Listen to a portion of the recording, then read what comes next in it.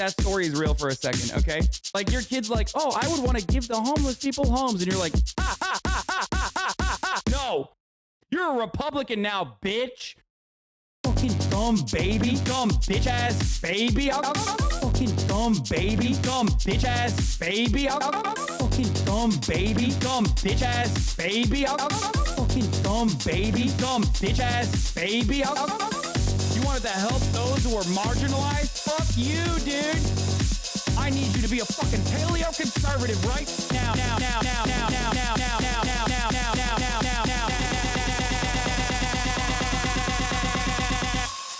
Fuck you. Oh, fucking own. Guess what I fucking own? My dumbass daughter who's 6 years old, dude. Stupid fucking baby. You dumb bitch ass baby. Fucking dumb baby. Dumb bitch ass baby. Fucking dumb baby. Dumb bitch ass baby. Fucking dumb baby. Dumb bitch ass baby. I'll kick you in the fucking baby face. I almost got, you know, child labor going too. It was fucking tight. Fuck you. Oh, fucking own. Guess what I fucking own? My dumbass daughter who's 6 years old, dude. Stupid fucking baby. You dumb bitch ass baby. Fucking dumb baby. Dumb bitch ass baby. Fucking dumb baby. Dumb bitch ass baby. Fucking dumb baby. Dumb bitch ass baby. I'll kick you in the fucking baby face. What's going on, everybody? I hope everyone's having a fantastic evening, fantastic afternoon, fantastic pre-noon, no matter where you are in the world. I'm Hasan Piker, and this is the HasanAbi broadcast coming to you live from yet another rainy day here in California, Los Angeles, folks. We're live and alive, and I hope all the boys, all the girls, and all the MBs are having a fantastic one because today's a beautiful day. Today's a wonderful day. Today is Thursday. That's right. It's Thirsty Thursday, ladies and gentlemen. It is Thursday, one day out from Valentine's Day, February 13th, 2025. We are almost 1 month into the Burger Reich, the new administration, our new overlords, and things are getting worse every single day. Now, of course, having said that, the rain has not stopped. There's no fun, no gaming, no Valentine's. Must be the HasanAbi broadcast. You're wrong. There will be some fun and maybe even some gaming as well. Calm down. Calm your tits. Okay? Cool it. I got to get on Abby Phillips' show. I know. I think I have an easier shot with Caitlin Collins than Abby Phillips, though, because, like, I don't know if Abby Phillips fucks with me like that. But I think Caitlin Collins does. My tits will not remain calm. No, my titties are also out of control. Don't worry about it. My titties are not calm either. Anyway, folks, this is part of the broadcast where I tell you about my personal news about what's going on in the world of HasanAbi Piker. I finished Mashal. Second season. I've been watching Sakamoto Days, which is pretty good. Lots of anime. I also officially deleted Twitter from my phone again because I feel like it was making my brain worse. In terms of all of the social media platforms, I feel like Twitter has like the absolute worst, like lowest common denominator appealing content. It's just so bad. I feel like it is truly hurting my brain. Even like the stuff that's not political, right? Even when I watch stuff that's not political, like videos that pop off on the website, I feel like out of all of the social media websites, it is truly the worst. Like even the videos that bang on that, or bang as in like even the videos that go viral on that website are just so bad, dude. I feel like the only website that's worse than Twitter is Facebook because it's all AI slop, and I suspect that Twitter will inevitably move in that direction as well.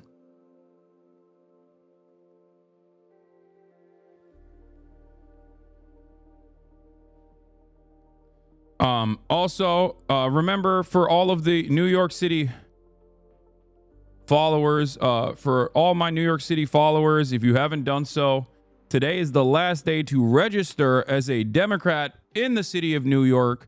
And the reason why you must register as a Democrat in the city of New York, even though you're a revolutionary communist, Marxist, Leninist, vanguardist, is because Zohran Mamdani is running for mayor. And you have a unique opportunity to vote for him in the primaries. And you can't do that unless you are a registered Democrat. So go and register as a Democrat in the state of New York, in New York City, for your mayoral race. All right? Remember that. Remember that. This is important. Vote for Zohran Mamdani. Zohran Kwame Mamdani. He's dope. And we'll get into that a little bit today as well. So check out Mastodon. No, dude, I don't want brain rot in the opposite direction either. P blows. Thank you for the 10 community give the subs.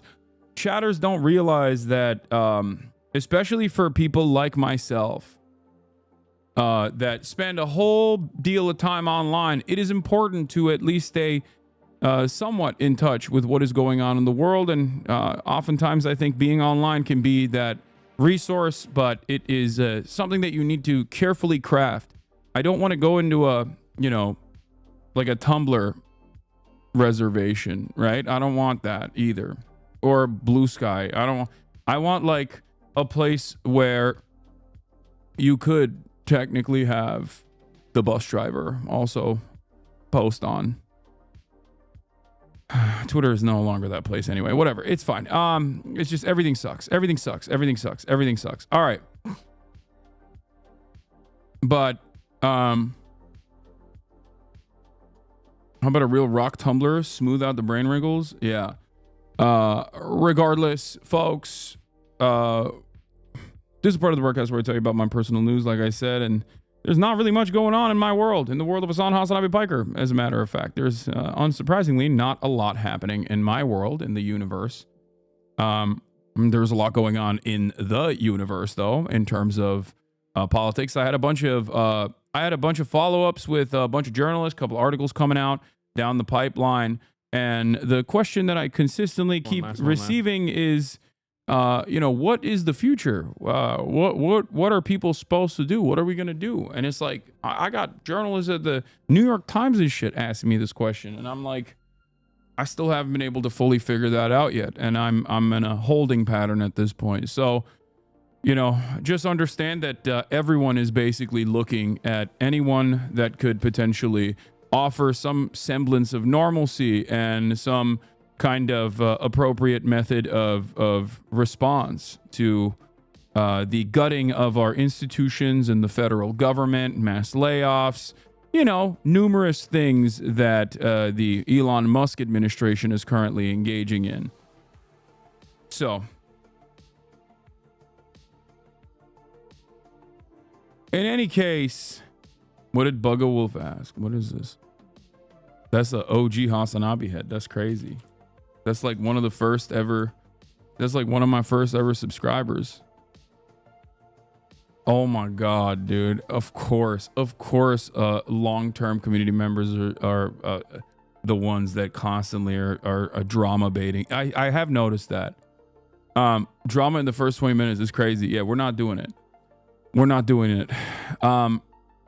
Do you usually encourage people to get out and protest, or is it illegal? No, I, of course, encourage people to go out and protest. It is, as it stands, currently not illegal. Even if it were to become illegal, I would still probably urge people to go out and do that regardless. I would find different ways of maybe communicating this desire, but... So, in any case, we will... How are your rain gutters? I don't even know if I have rain gutters, dude. I have no idea. Hank Pecker stocks are booming. This has 42 likes. Wouldn't say that the stocks are booming. But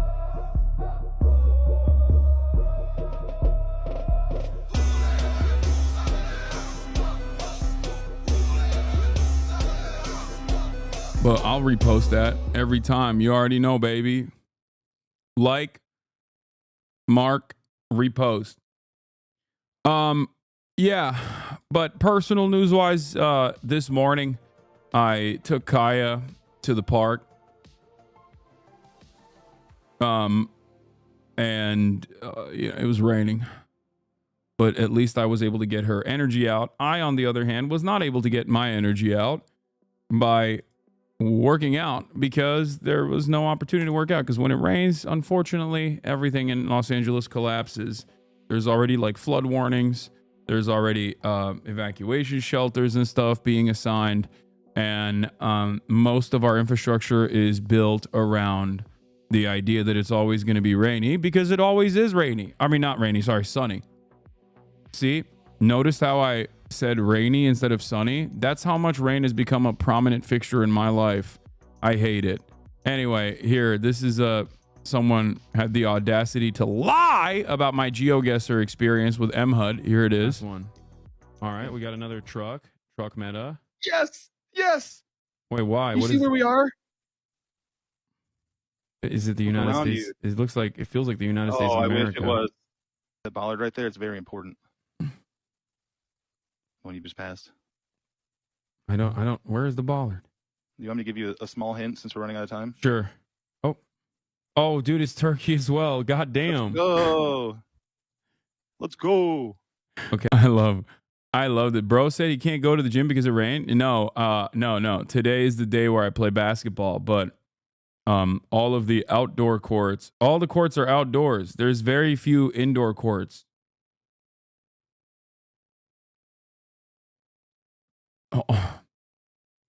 Okay. This edit is devious. Yeah. HasanAbi Greek confirmed.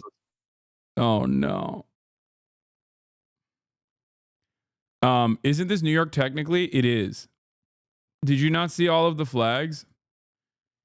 There's no way you looked at this video and thought that this was actually the GeoGuessr video that I was looking at. The joke is that everywhere in Turkey is plastered with Turkish flags. That's one aspect of the joke. The second aspect of it is that I was looking at a random street, not this, obviously, as a Turkish man and couldn't figure out that it was Turkey fast enough. That's crazy. The level of intellect in my community is also diminished, but it's good. We're getting used to the Trump administration, I think. We're getting there. Aren't you a little old for outside course? They started hurting my knees at like 20. I have a video of the class today. Yes, dark gooner misogyny, the gooner to alt-right pipeline. Ooh, that's interesting.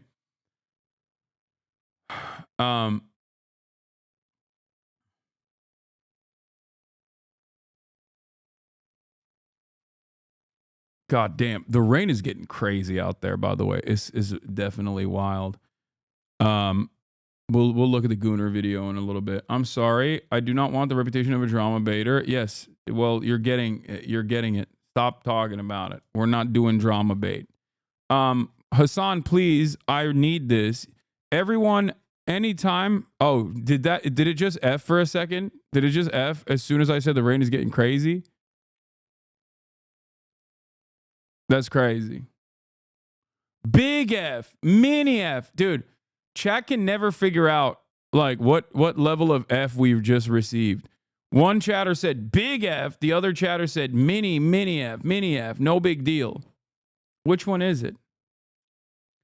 25 centimeters of rain in Toronto. Don't cry about the rain.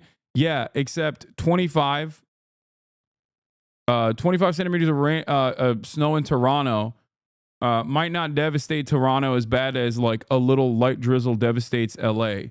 We just don't have the infrastructure for it.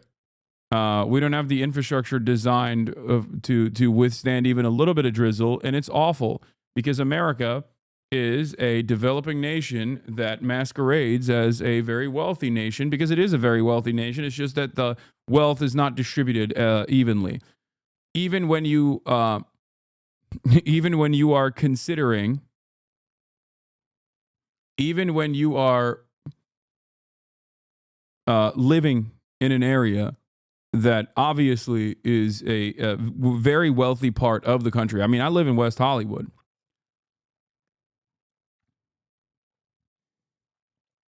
I live in one of the worst housing markets on the planet, okay? I own a home in one of the worst housing markets on the planet. Think about that. And yet, the infrastructure is still not built to withstand light drizzle here. That's the problem. It's not developing at all. That's the problem. Yeah, we need a new term for America. It's not a developing nation because it's not developing at all. It's a nation that's no longer even stagnant. It's just like crippling. Sticking out your gat for the drizzler. Oh my Lord. You're so skibbity. We're a wash nation. We're a regressing nation. We're not an underdeveloped nation. We were a developed nation at one point. We are now in reverse. We're regressing, rotting, decaying, devolving. Those are terms I would explain. No, it's not a developing nation. Please, bro, it has its problems. But as someone who lives in a developing nation, USA is developed. And LA is a desert. Of course, it won't withstand rain. I don't understand why people have the audacity to come to me and say, no, your current experiences are invalid because I live in a developing nation. Okay, I lived in a developing nation too. What are you talking about? I saw what it's like when you are living in a developing nation. I saw what it's like when you live in a developed nation. And I know what it's like when you're living in a decaying, rotting nation. Okay? My point is, it's an unimaginably wealthy country, and yet we do not use any of the wealth or resources on fixing stuff. We are devolving. It's crazy.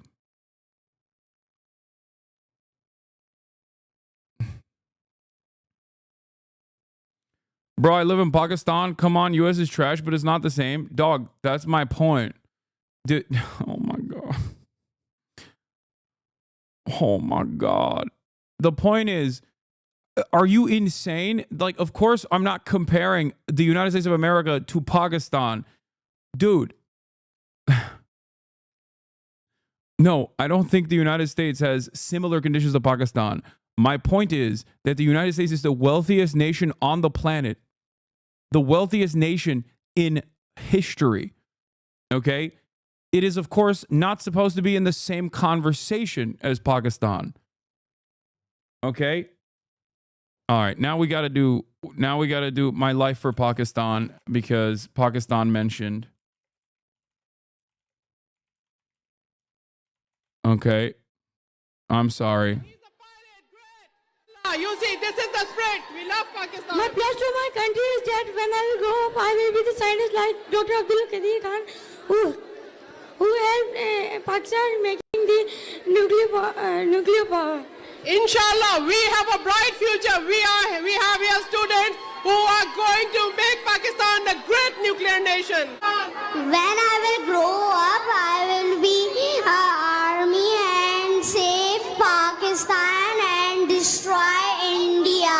Yes! Army, wow, great! Whoa! My pledge is to help people who need for like people money and all this.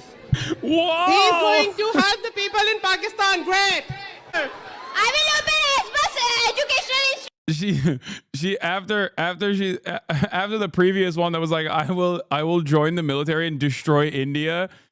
This guy being like, I'm gonna help people. She's like, oh, okay, cool, move on. You're like, all right, get the fuck out of here, kid. What do you mean help people? I will destroy India. I will sacrifice my life for Pakistan. institution as possible, and I'm proud to be a Pakistani. The next generation of Pakistan is going to make Pakistan literacy 100%. My pledge to my country is that I will finish all corruption, and so we will prove to Pakistan is not less than any other country. Pakistan Zindabad. Pakistan Zindabad. I will be a soldier, and I will die for my country. Yeah, we have soldiers who want to live for the country and die for the country. Dude, that's amazing. Oh God. Nationalism is a disease. Okay, man. Yeah. Just let the meme sit. Okay. Can you just enjoy shit without immediately being annoying? Like, calm down, man. Jesus Christ. My plan is to, when I will grow up, I will help the poor people by giving their homes, by giving them homes. Inshallah, he is going to give homes to everyone. When I will be a point, I will reduce illiteracy. That is my first goal. And my second goal will be to help the poor. Long live Pakistan! In the war. Oh, Jesus Christ. Anyway, long live Pakistan. Pakistan Zindabar. I will die for the Pakistan military. I will blow up India. Anyway.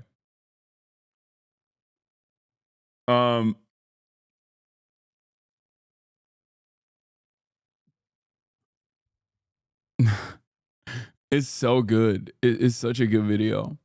My Indian roommate just asked me what the fuck I'm watching. I'm indoctrinating you guys into Pakistan nationalism. We are committed soldiers of Imran Khan. Okay? This community is committed to Imran Khan, who will save Pakistan, who has been undermined by the American empire for the crime of eliminating corruption in Pakistan. Okay? And once again, we stand tall, loudly and proudly in support of the political prisoner, the real political hostage, Imran Khan. Pakistan will be number one once again. By the way, Donald Trump is holding a press conference, and we're going to get into that after I blast off, or rather, pretty accurate. I'm going to get into it right now. A country in Russia's position could allow them, just in their position, could allow them to join NATO. So let's do it! And long before President Putin, Did Tamasia send a playlist? Russia was very strong on the fact that I believe that's the reason the war started, because Biden went out and said that they could join NATO, and he shouldn't have said that. As soon as he said that, I said, you know what? Weirdly enough, maybe Trump will save Imran Khan. Who knows? This is a war that would have never happened if I were president. You don't think it's President Biden's fault, not President Putin? I mean, he's the one. I think Biden is incompetent, and I think when he said that they could join NATO, I thought that was a very stupid thing to say.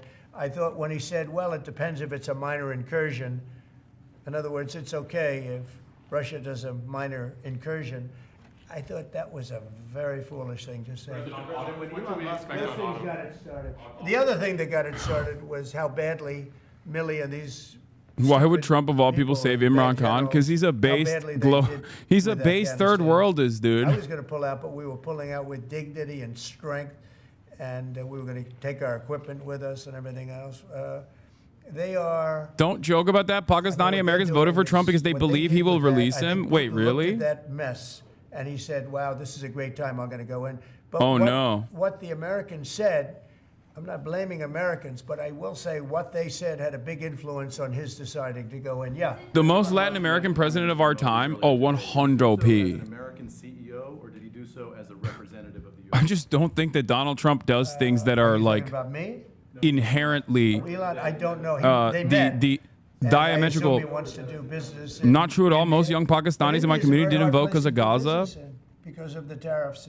They have the highest tariffs just about in the world, and it's a hard place to do business. Wait, hold I would on. imagine he met. Let me blast off real quick. Because, he's running a company. He's doing this as something that he's felt strongly about for a long time, because he sees what's happening, and he sees how the country is really being hurt badly by all of the fraud, waste, and abuse. Yeah. So how does Modi know whether he's meeting with a CEO or meeting with a representative of your government? Well, he's meeting with me in a little while, so I'm going to ask him that question. All right? I'll ask him that question. Yeah. On auto tariffs, what should we expect, sir? You mentioned obviously steel and aluminum and pharmaceuticals. What are you thinking about auto tariffs? We haven't talked about that. I think autos are coming soon. I think they're all coming more or less at the same time. And it's not going to be a big shock to the system. But what it's going to do is it's going to bring pharmaceuticals back to our country. Much more important than the money. It's a lot of money, but it's going to bring pharmaceuticals back to our country. It's going to bring chips back to our Remember country. to end Turkish hate. It's going to bring. We will never end Turkish hate. Turkish hate will always be. Turkish hate will always thrive in this country. Okay, here.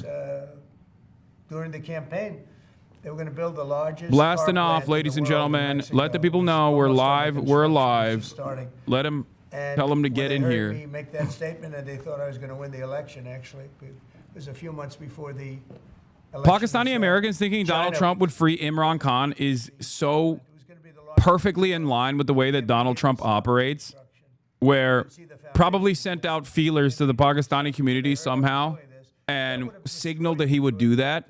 Okay, so every old Pakistani American immediately locked onto it. Okay. It's no different than him going to Dearborn and being like, I'm gonna finish it. I'm gonna finish the Gaza stuff. I won't tell you what I will do, but I'll finish it. You know what I mean? I say it, and I say it Like that's classic Trump. Just like, you know, giving federal recognition to a Native American tribe and then permanently locking them as Trump supporters, like that one specific tribe. It's always he does this stuff all the time. 4 or 5. To me, it's the most beautiful. And I'll tell you what, I think really reciprocal tariffs, those 2 words, reciprocal makes tariffs really fair. Yeah, reciprocal No tariffs. exemptions, right? It would be all auto imports? Any exemptions now, because you don't need to. With reciprocal, you don't need to. What does that mean? Fox Radio. Do you have a update on the TikTok negotiations? And Yeah, we have a lot of people. Timeline's running out, isn't it? Sure, well, I have 90 days from about 2 weeks ago, right? And I'm sure it can be extended, but let's see. I don't think you'll need to. We have a lot of people interested in TikTok, and I hope to be able to make a deal. I think it would be good. You know, people have learned it's very popular, and we'll have to probably get approval from China to do it. But we have a lot of people that are interested, and a lot of people. I think China will be interested because it's to their benefit too. So I look forward to that. But we have a lot of people that are interested in TikTok. Quite a few. Mr. President, Super popular. Doge workers arrived today, Gavin Klager and others arrived today at the IRS. Do you expect to close the IRS, or what are you expecting? No, to I don't happen? expect You it, talked but about the ERS. but I Someday. think that the Internal Revenue Service will be looked at like everybody else. Just about everybody's going to be looked at. So it's they're doing a hell of a job. It's an amazing job they're doing. And you know that force is building. These I call it the force of super geniuses, but it's building. And you know they go up and they talk to some of the people about certain deals, and the people get all tongue-tied. They can't talk because these people get it. They're very smart people. We need smart people. Yes, Brian. On tariffs, sir. Yeah, Brian. Yes, sir. Mr. President, I know that during the campaign, it was huge in Pennsylvania as far as bringing back manufacturing. Have we talked to any CEOs since the tariffs were announced on steel and aluminum? What's the feedback from those guys? They are in love with it. As you know, in Pennsylvania, U.S. Steel is through the roof. They're all through the roof. That's why I didn't want U.S. Steel to make a deal with Japan or anybody else. I think it's going to do great. But I think maybe more than anybody else, the steel companies and aluminum companies, they're in love with what's happened. And this will eventually be the car companies and chip companies. We have to have chips made in this country. Right now, everything's made in Taiwan practically, almost all of it, a little Sell bit in Texas South to Korea. Japan, Pog. But everything, Yes. almost all of it is made in Taiwan. And we want it to be made. We want those companies to come to our country, in all due respect. You know, they took the business away. Taiwan took our chip business away. We had Intel, we had these great companies that did so well, and it was taken from us, and we want that business back. We want it back in the United States. And if they don't bring it back, we're not going to be very happy. And you Sir, on mentioned tariffs, are you- pharmaceuticals as well in China. That's national security to bring that back. Yeah, China and other places. We want to get the pharmaceutical and drug business back into the United States, where it should be. Right? Sir, on tariffs, are you concerned that the countries that would be most affected, like India, would just shift their trading to China? No, I'm not concerned about anything, really. I mean, I'm just doing what's fair. This is a very fair thing. This should have been done a long time ago. I would have done it, but then COVID hit. I was getting ready to do this years ago, and first time we had the most successful economy in history, and then COVID hit, and this was going to be the thing that I was most waiting to do. But it was awfully hard to do this with Italy and France and Spain and all those people were dying, and then we put tariffs on. See, I have a big heart. Sir, on Ukraine, when Putin says that he really wants peace, do you believe him? Yeah, I do. I believe he wants peace. I believe that President Putin, when I spoke to him yesterday, I mean, I know him very well. Yeah, I think he wants peace. I think he would tell me if he didn't. I'd like to see peace. Do you trust President I Putin? believe that, I believe that he would like to see something happen. I trust him on this subject. I think he'd like to see something happen. I think it could have happened a long time ago. I think Biden, number one, it shouldn't have started, but it did. And now all those cities are knocked down, like demolition sites. All those beautiful golden towers are knocked down. There's nothing going to replace them. But much more importantly, you lost millions of people. A lot of soldiers, but you lost millions of people. When they knocked down those cities, and they're all laying down on the side, they're laying down just in ashes and all crumbled up concrete. They literally look like a world-class demolition site. And many of them, almost all of them, but many of them, and this should have been done by Biden years ago. This should have never been allowed to happen. I know he's a friend of yours. But couldn't Putin just withdraw his He's a friend of troops today? CNN. That's why nobody watches CNN anymore, because they have no credibility. Okay, who else? Yes, please. Sir, if you can find a buyer in the United States for TikTok, do you think Xi Jinping will authorize the sale of it, or will I'm going to make it worthwhile for China to do it. I think so. I mean, I got to know TikTok because during the election, I ended up with 36% higher than my opponent with youth. Okay, that never happened before. I beat, that's always been a Democrat thing, youth. It became a Trump thing. And I think TikTok, I think Joe Rogan was a part of it. Some of the great people that I did interviews with were a part of it. But I think that TikTok was I think it was a big part. Look, as you know, we were up by 36% with youth. The Republican was never up with youth. And I focused on TikTok, and I found it to be amazing, actually, and very fair. And I think the image of TikTok is different than it was before the election. I think people saw it, and they view it as a positive, not a negative. I think it'll be to China's no one advantage. saw it as a negative, dog. That was the just deal be made. that was not a thing. What money do you think you'll raise from tariffs on an annual basis? That's the most interesting question. I think it'll be a staggering amount. He keeps saying that when he literally lost the youth vote. Yeah, he's wrong, of course. He didn't win the youth vote by 36%. He got 36% of the youth vote, if I'm not mistaken. And that is a significantly larger percentage of the youth vote than he had gotten prior. He still lost the youth vote, but there is a significant number of Gen Z voters that voted for Donald Trump. It's true. It's a dangerous trend line if you are worried about Republicans winning elections, for sure. Important things. Space Force, the biggest tax cuts in history. This could be one of the most important things that we've ever seen. I mean, there are very few things that Donald Trump says that are correct. Or I guess sometimes he will say the truth. Oftentimes he'll say the truth when it's like something that people get very mad about.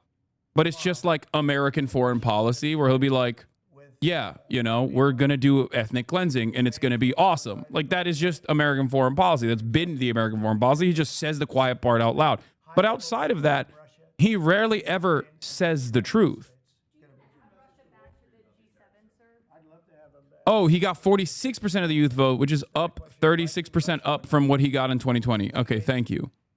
I got the numbers wrong, but I mean, he did not get the majority of the youth vote. I think Putin would love to be back.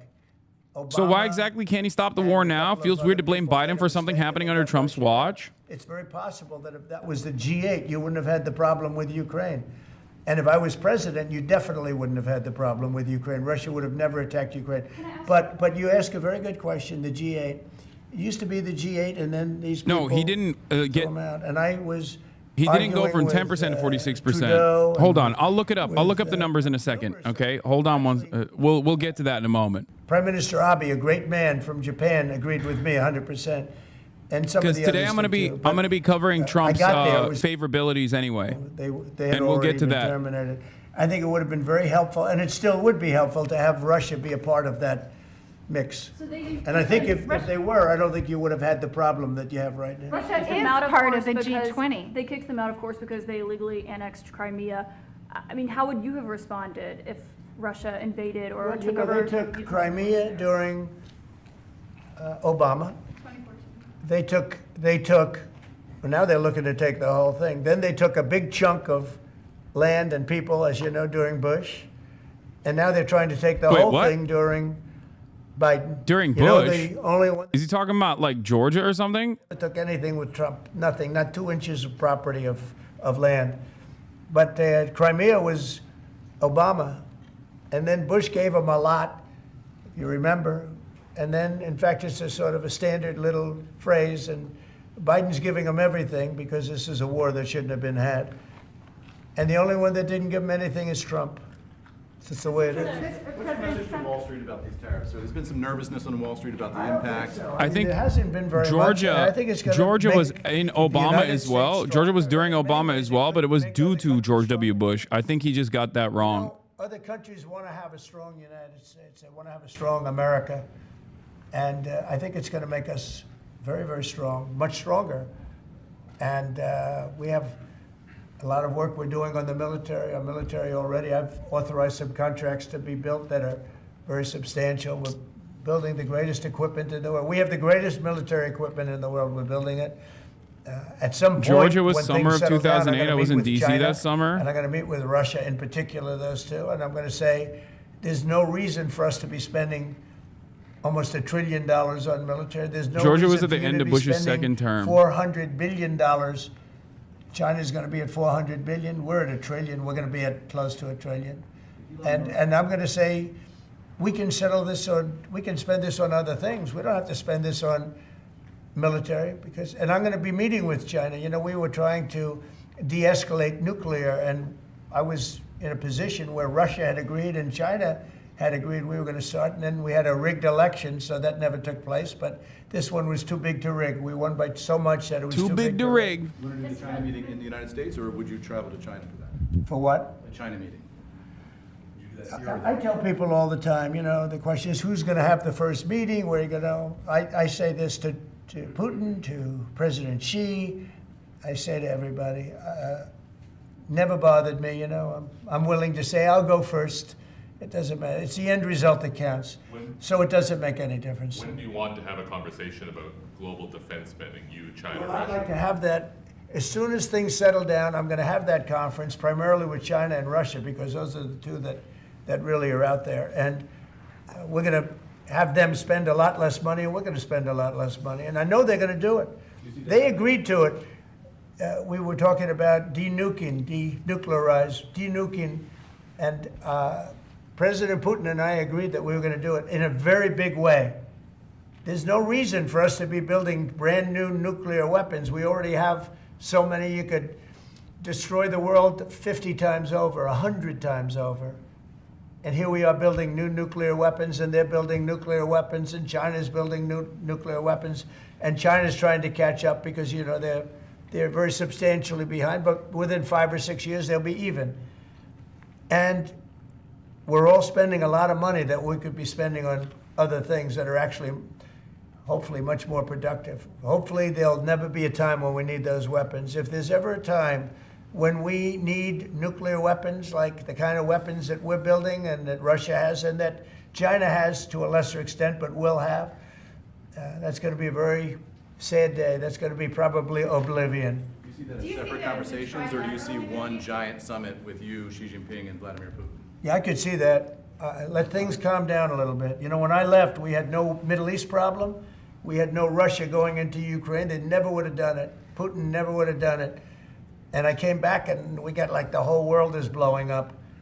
So when we straighten it all out, then I want to have one of the first meetings I want to have is with President Xi of China, President Putin of Russia. And I want to say, let's cut our military budget in half.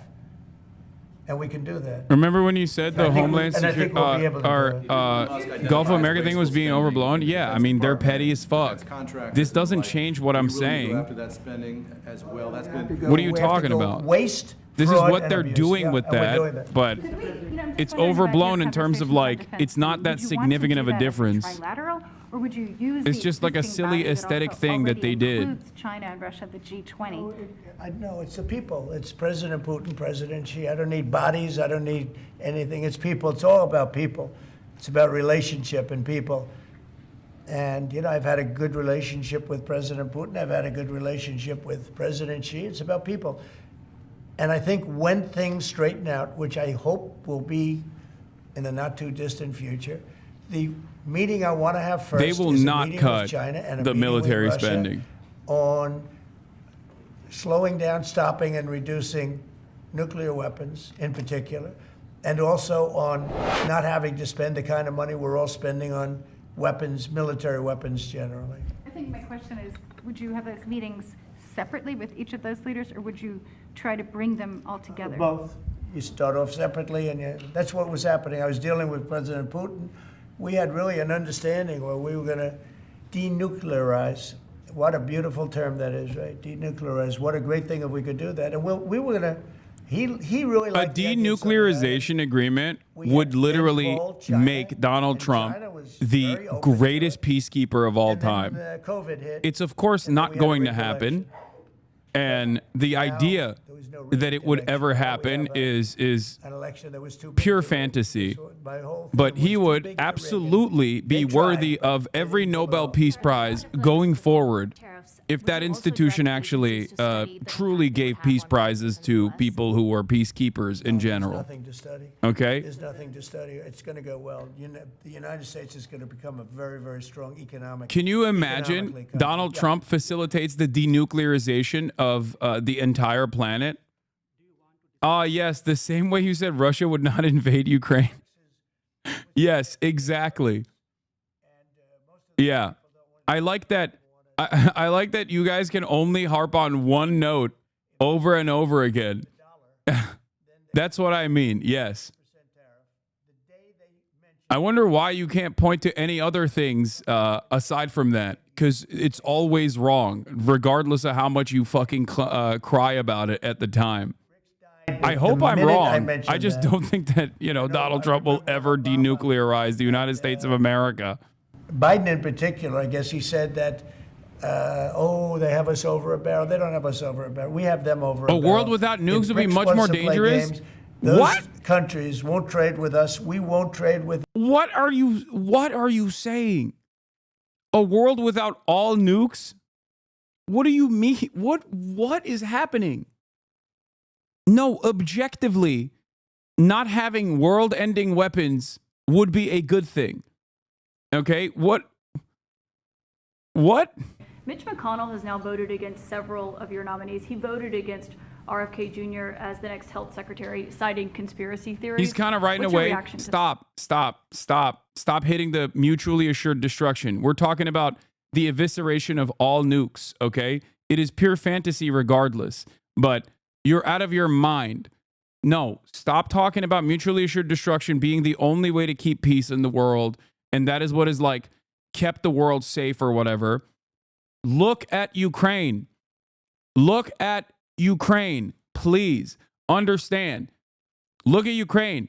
Russia has nukes. America has nukes. There's a reason why Russia and America never actually engage in straight battle. Okay, what's the difference for the people of Ukraine? You make it seem as though countries do not engage in war with one another because they're nuclear powers. Okay, that still doesn't change the dynamic of war. I mean, I guess it changes the dynamic of war a little bit in terms of like countries getting into battles with one another. But the notion that without nukes, Russia and the USA would have gone to war, USA would have suffered 1 million casualties in Japan. Oh my God. Oh my God. It is, no, I disagree with you. I disagree with you across the board, okay?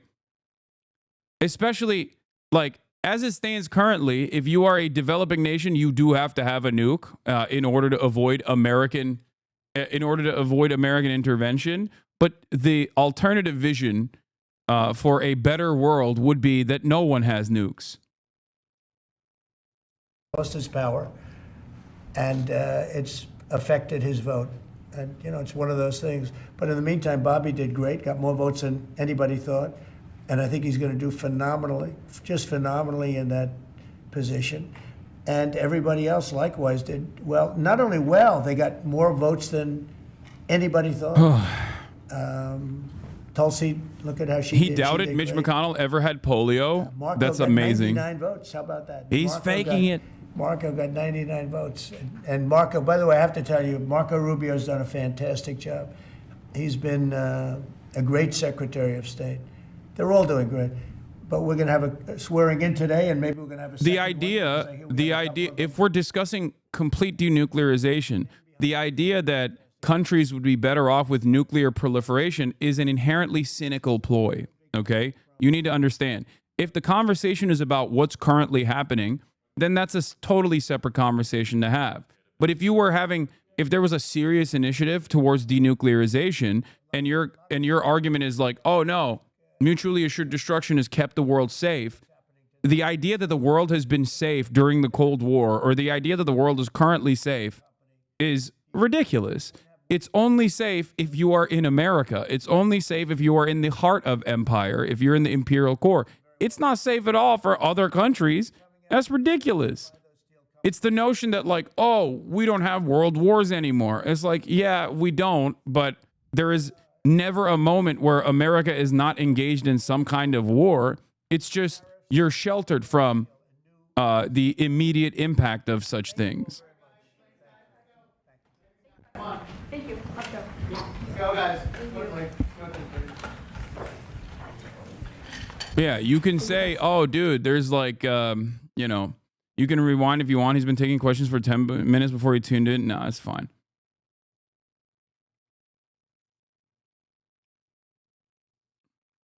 Especially because nuclear proliferation being the one thing that stops global powers, like superpowers, from fighting one another is ridiculous, because you have this cynical approach then where you automatically assume war is a constant. It is an inevitability. Like nuclear deproliferation would be, or denuclearization would be, one very unimaginably significant point towards global peace.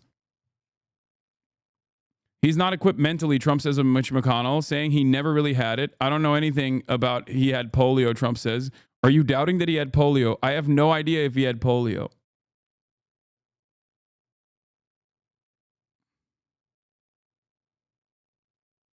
Delusional, out of touch LA millionaire take. That's amazing. Yes, I am a delusional, out of touch LA millionaire.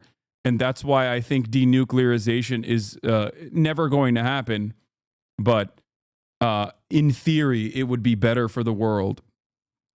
07? Oh, you're going to be banned for this brave take? No, you're not. I'm not going to ban you, little man. Don't worry. War is a constant. We are violent by nature. Come on. Okay. Yeah. You don't understand. Okay. You don't understand. We always have to constantly engage in war with one another. Mankind has never actually engaged in the collaborative effort.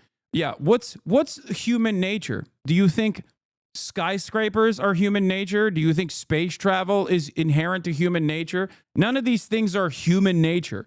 Okay. It's ridiculous. Get out of here. I think explaining nukes aren't a deterrent is a hard thing to describe to people that believe it, because it's tied directly to the belief that many people have had that the world runs on being selfish and rugged individualism. I know. Yeah. It is a, unfortunately, incredibly cynical way to approach the world, especially if we're having a conversation about, especially when we're having a conversation about an alternative that will never exist regardless, but we're having a conversation about an alternative vision for the future. Okay?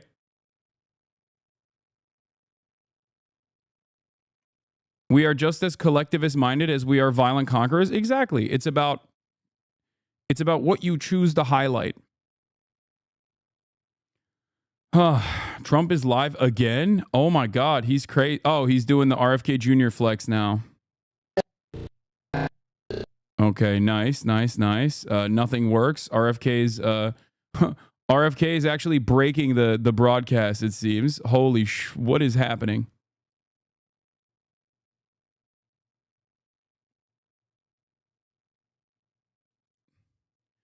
RFK has bricked the broadcast. What is going on? What is happening? It's going to be a real honor for me. Oh, there it is. Cheryl Hines is right there too. The oath of office and officially become.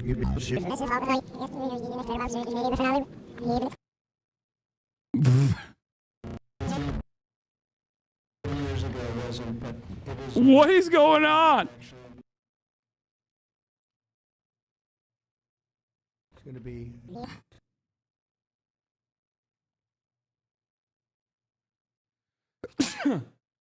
Oh, they're rewinding the tape. Is there another feed? The RFK's alien brainworms are bricking the broadcast. It's over.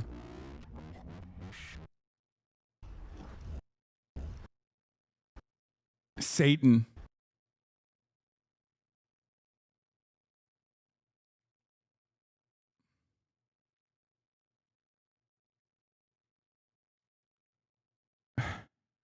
RFK Jr.'s broken containment. This is not a drill. Oh, yeah, it's over.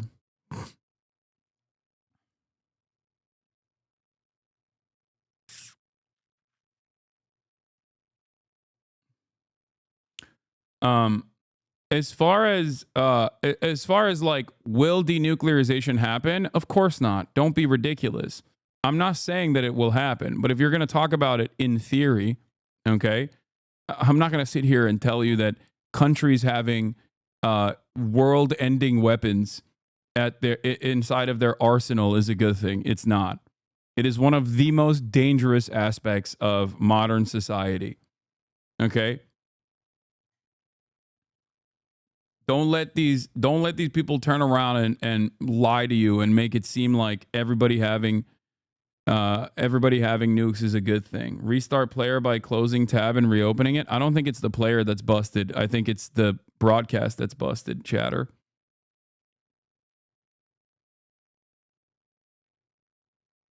Everyone else is having the same issue.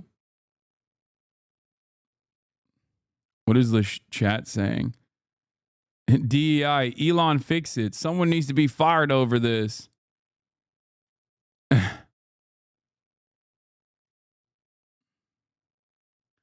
This take goes against the HasanAbi doctrine. Yes, the HasanAbi doctrine is a totally separate conversation. Okay?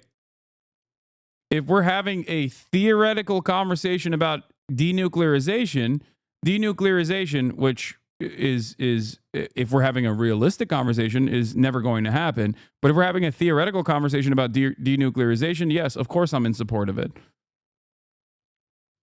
There's a difference between what is the reality and what is theoretically better. Oh, it's working now.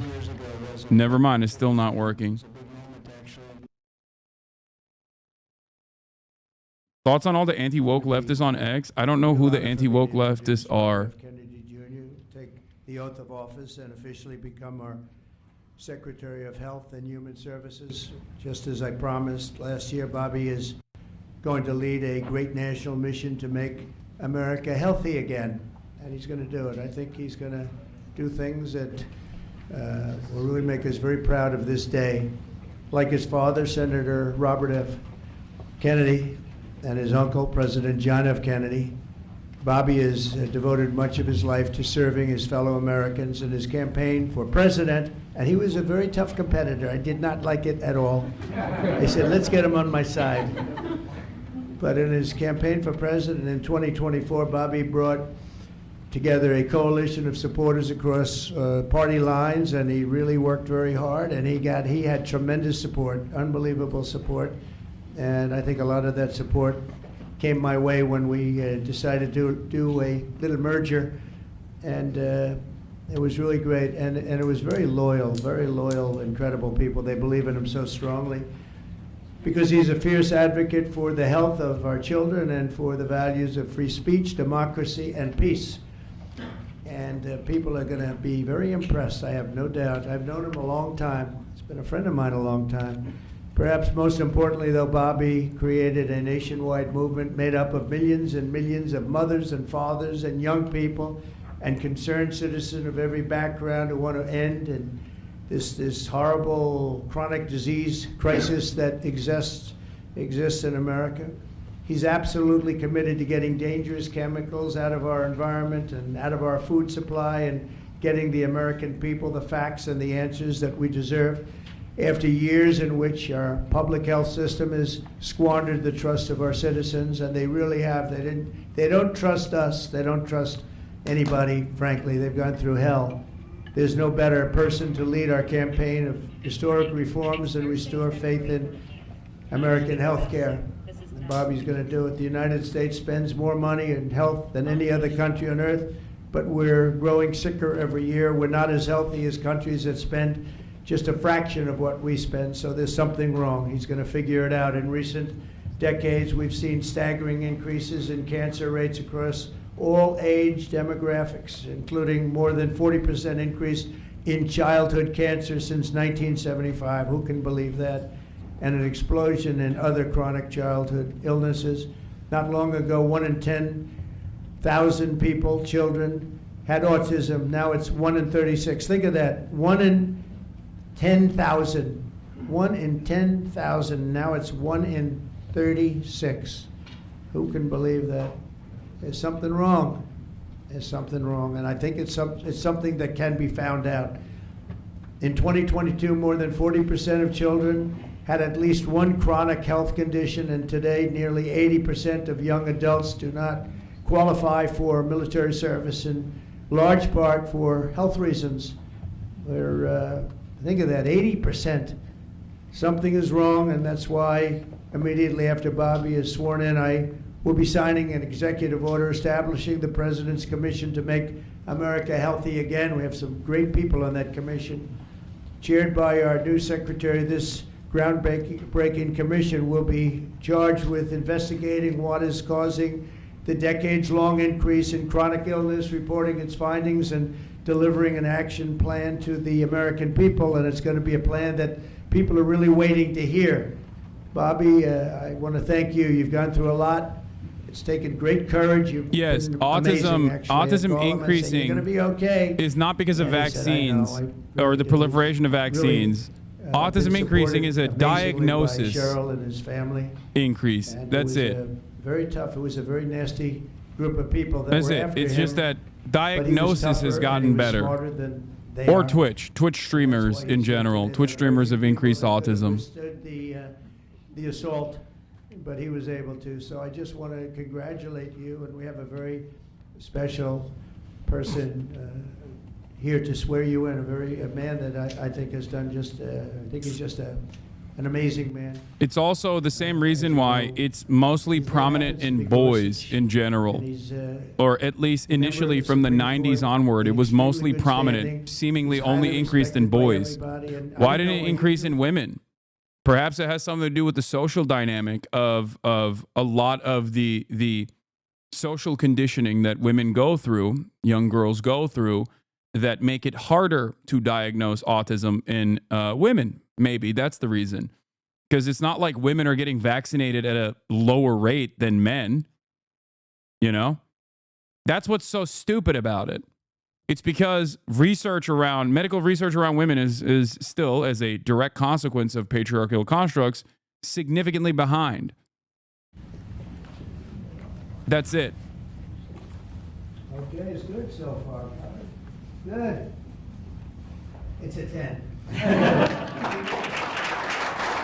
It's just a theory, though? What do you mean it's just a theory? What could it...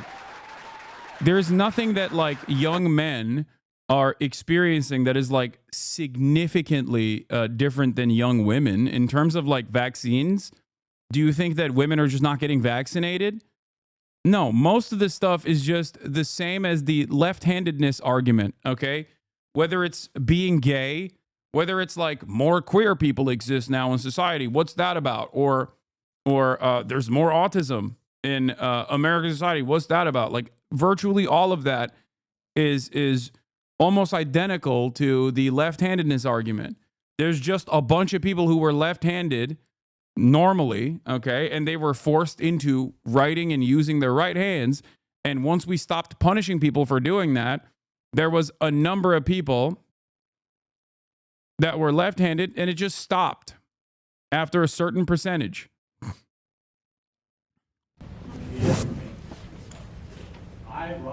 Yeah.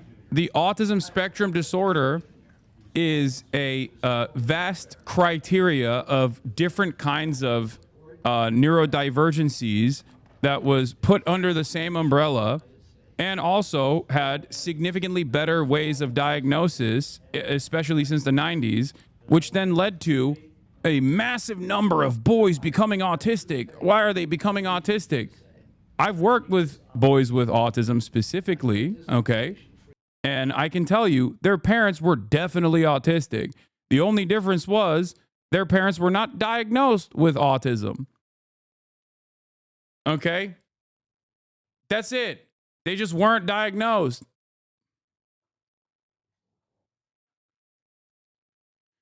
The notion that there is a ginormous disparity. Yeah, some might say I still work with a lot of men with autism now, but the notion that there is this gigantic disparity between men catching autism versus women catching autism immediately undermines the vaccination argument. Okay? That's it.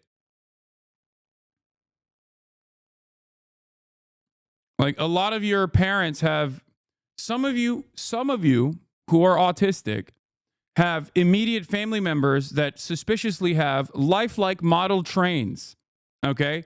They have an entire room dedicated to model trains, and that doesn't even ring any alarm bells in your mind about an autism diagnosis for your uncle, okay? Or for your dad. What the fuck do you think is going on? Yeah, that boy is autistic as hell, okay? The only difference is he grew up in the 60s, 70s, 80s where he wasn't diagnosed. Oh, no, you don't understand. He's just quirky. He just quirked up. He's just got his, key interests. Oh, yeah, okay. Who was president then, where we talked about the environment. He was involved deeply, as we all know, in restoring physical fitness to this country. He challenged at one point during his administration, he challenged Americans to do a 50-mile walk, which I ultimately did. Have you ever seen a severe case of autism like nonverbal? Yes, his walk, I have. And yes, the parents weren't nonverbal. Up at Camp David, and my father came in after 18 I know. hours walking on the CNO towpath and with his feet bleeding and blisters on them. My father had one of his best friends was Al Lowenstein. And Al Lowenstein ultimately was a congressman from New York who was assassinated. Me and my wife actually got invited to a study about genetics and autism because both of our kids are diagnosed autistic. I got pretty high on that test too. Yeah. Get rid of President Johnson and end the Vietnam War. And at the time that he started it, people just thought it was a fool's errand. And ultimately, he asked my father to run for president against Johnson. My father wouldn't do it at that time, and he asked Gene McCarthy. McCarthy did it, and he joined that campaign. And my father ultimately ran, and Johnson then dropped out. So Al Lowenstein succeeded. And although Al Lowenstein was on the other side now, running against my father with Gene McCarthy, my father wrote him a note, a quote from Emerson, where he said, if a single man plant himself firmly on his own ideal and there abide, the whole wide world will come around to him.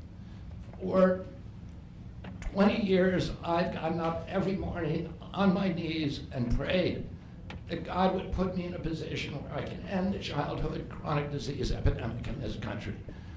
On August 23rd of last year, God sent me President Trump. All right. And he gave me...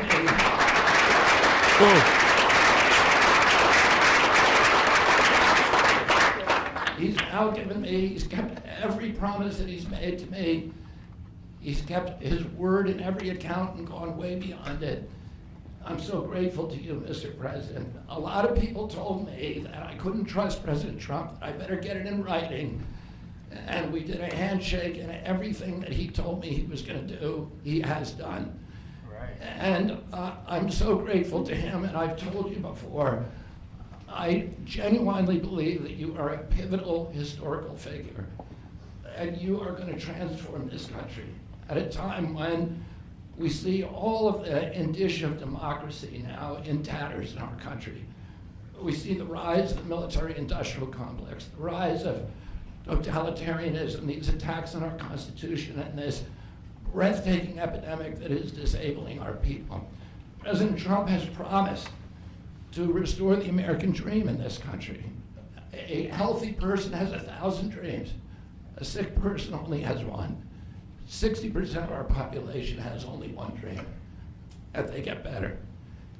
President Trump has promised that he's going to restore America's strength. But we can't be a strong nation if we have a weak citizenry. I love that this man is the beacon of health, okay? I need you to understand what you're seeing right now. This man on screen, okay? This man right here, that's the beacon of health. We need a man on a white Do you understand me? We need somebody He's the healthiest who boy is that has willing to ever fight existed. and has the spine and the guts and the strength. The reason why he looks like a rotisserie chicken that has been left out for too long is part of the reason why he's so healthy. It's the drugs that he took. President Trump has shown again and again that he is that hero. And most recently, I greatly appreciate, and I called you the day that you announced the termination of USAID. My uncle started USAID in 1961 for humanitarian purposes, to put our country on the side of the poor. It has been captured by the military-industrial complex. It has become a sinister propagator of totalitarianism and war across the globe. And very few people understand how sinister this agency really is. And President Trump saw that, and he stood up to it with a masterstroke. And we want to do the same thing with the institutions that are stealing the health of our children. We need a revolutionary figure, and you are that figure. And Yeah, I'm very grateful that's for right. you for The giving revolutionary figure of Donald Trump. I want to recognize some of the allies that I've had in this battle for a long time: Senator Rand Paul, Senator Ron Johnson, Senator Roger Marshall, Marjorie Taylor Greene, Thank God. and Buddy Carter, who've all been champions of the Maga agenda before I even came along. And I'm very grateful for you for standing strong. Thank you very much, President.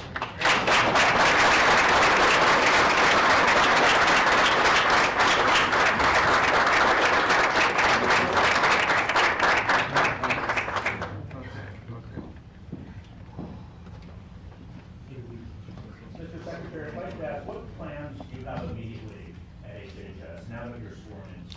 He's going to be running it. He's going to do a great job. What would you like to That's see my him do plan. first? We're going to find out a lot of secrets that have been maybe kept from us, but he's going to come up with some solutions to some big, big problems. So Could you please explain why this administration is making a show going after the military-industrial complex? I don't remember anything like this during the election, and it seems like the Republican base won't support it. They're not. They're not. I'd be shocked if they actually did. Okay? Virtually everything they've done thus far is not about undermining the American military-industrial complex at all. If you look at where they're making cuts, it's shit like the NIH. Okay? They're not making cuts on anything. They're not making any cuts on, like, think about it this way, chatters. They quite literally also sanctioned they signed off on additional weapons to Israel. That was one of the first initiatives that this administration has made. I can't think of something that is more wasteful in terms of spending. When people actually hear what I think about vaccines, which is common sense, which is vaccines should be tested. If they ever cut funding to the military, it will be for veterans, okay? They'll say that they're undermining, the American empire or whatever. Or at least that is how it will get presented in mainstream news. But the only thing they'll ever cut is veterans, spending on veterans' health care, things of that nature. Spending on veterans' housing, veterans' health care, maybe even college. As far as like what they talk about in terms of like the American military is so wasteful and we have to cut it, that's just populist sentiment, okay? They understand that a lot of people recognize the American military as a incredibly costly initiative.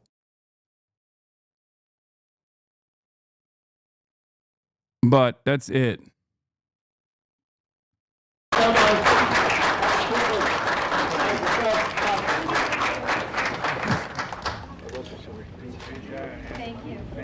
Thank you, guys. Let's go quickly, please. Quickly, guys. Come on. The only other thing that I can foresee them doing in terms of like military spending cuts, I think, would probably come in the form of what are they doing with the nose thing? That's weird. Would probably come in the form of like maybe hiring more private contractors and outsourcing existing military operations to mercenaries. That's it. I don't think that they would offer significant cuts to the military because the military is attached to the hip to the military industrial complex, and it's a massive sector. It's there's too much money to be made. Anyway, yeah, from here on out, anyone who wants to set healthcare policy for America needs to be able to bench press their body weight past the law Congress. First of all, RFK Jr. can't bench press his body weight. We saw how much his bench looked. We saw what his bench press looked like. And it's shocking. It's been shocking because I think so many people, even in the physical fitness industry, have been captivated by the way he looks and hasn't really looked into the functionality of RFK Jr.'s muscles. Because the irony, no, he's not Natty. He does TRT. He's Mr. TRT. Okay.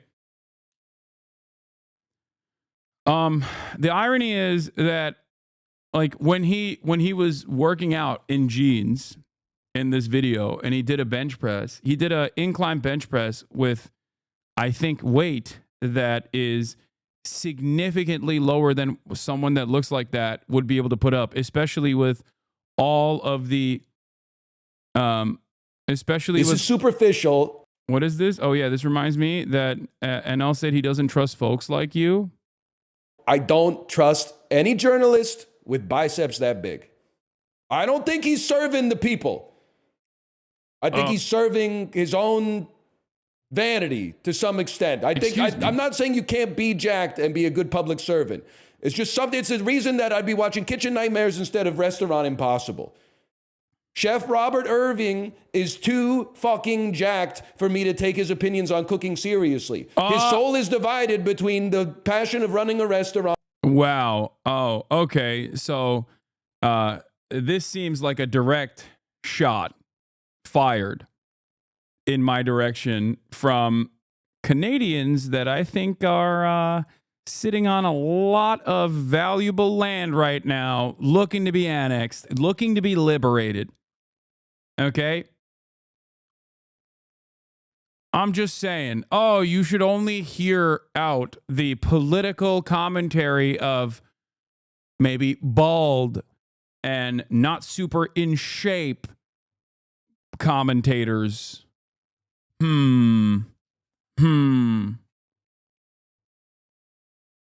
Yeah. You know what?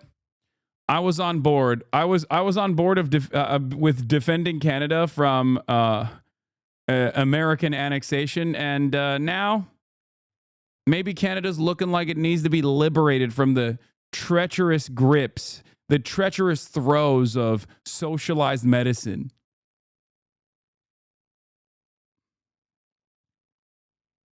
Please, if you try to come near Canada, the first snowflake would take you out. You doubt the Peloton? Passion of running a restaurant and the passion of taking steroids. Now, Gordon takes his shirt off every episode in Kitchen Nightmares. He's in good shape. He's obviously, I think he's showing off a little bit, but he's not like, you know, Hugh Jackman jacked. He's like middle-aged man who exercises jacked, okay? There's a difference between that and the vascularity of someone like a Chef Robert Irving. This is a direct attack, comrades. This is a direct attack against the HasanAbi community. This is a direct attack against me, HasanAbi Piker. Okay, I am under attack. I'm under attack. I saw this already. I saw this earlier. Hasan stream titles be like, huge news, new Zelda, impending civil war. Yeah, we're going to war with the Lion of the North, okay? Double shots fired. Okay, one of my 2025 goals is to do a collaborative stream with Northern Lion before America permanently annexes Canada. Okay, we have to do this. We have to do this to instill the brotherly bond between our fellows up north and the American proletariat. This must happen. We have to do it. I mean, I love Northern Lion. You guys know this, all jokes aside. And yeah. I'd rather die than learn French. Brother, I don't think you would have to learn French.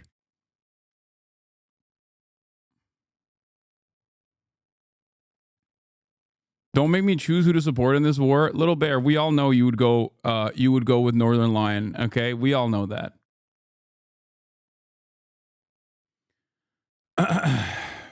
Bro, you need some trap muscles. You kind of blank there. Dog, I have an incredibly wide frame. It makes it all the more difficult to have beefy trap muscles.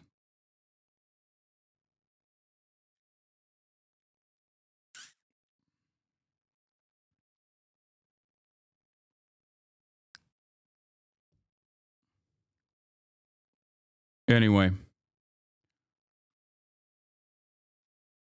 Are you a partisan of the FLQ? I am. If America tries to annex Canada, you don't understand how hard I will be in the tank for Quebecois separatists, okay?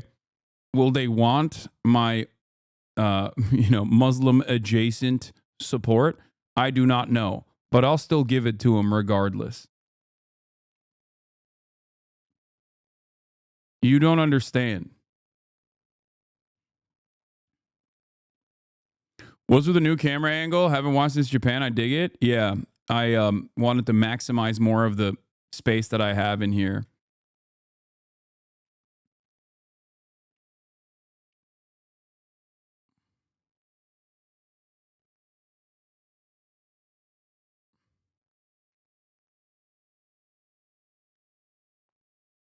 It's a bad camera angle? I disagree. Okay, all jokes aside. I am in support of the Quebecer separatists in their effort to decouple from the horrifying Anglophone oppression. It's doubly horrifying if you consider the American Anglophone oppression that could happen. Okay? Yes. I offer full support. All right.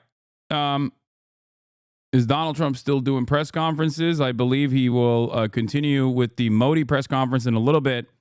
But let's get started on Ukraine. Donald Trump coming in hot and doing things about Ukraine that European leaders feel sidestepped on, seemingly. On Russian television, they could scarcely contain their glee. В Кремле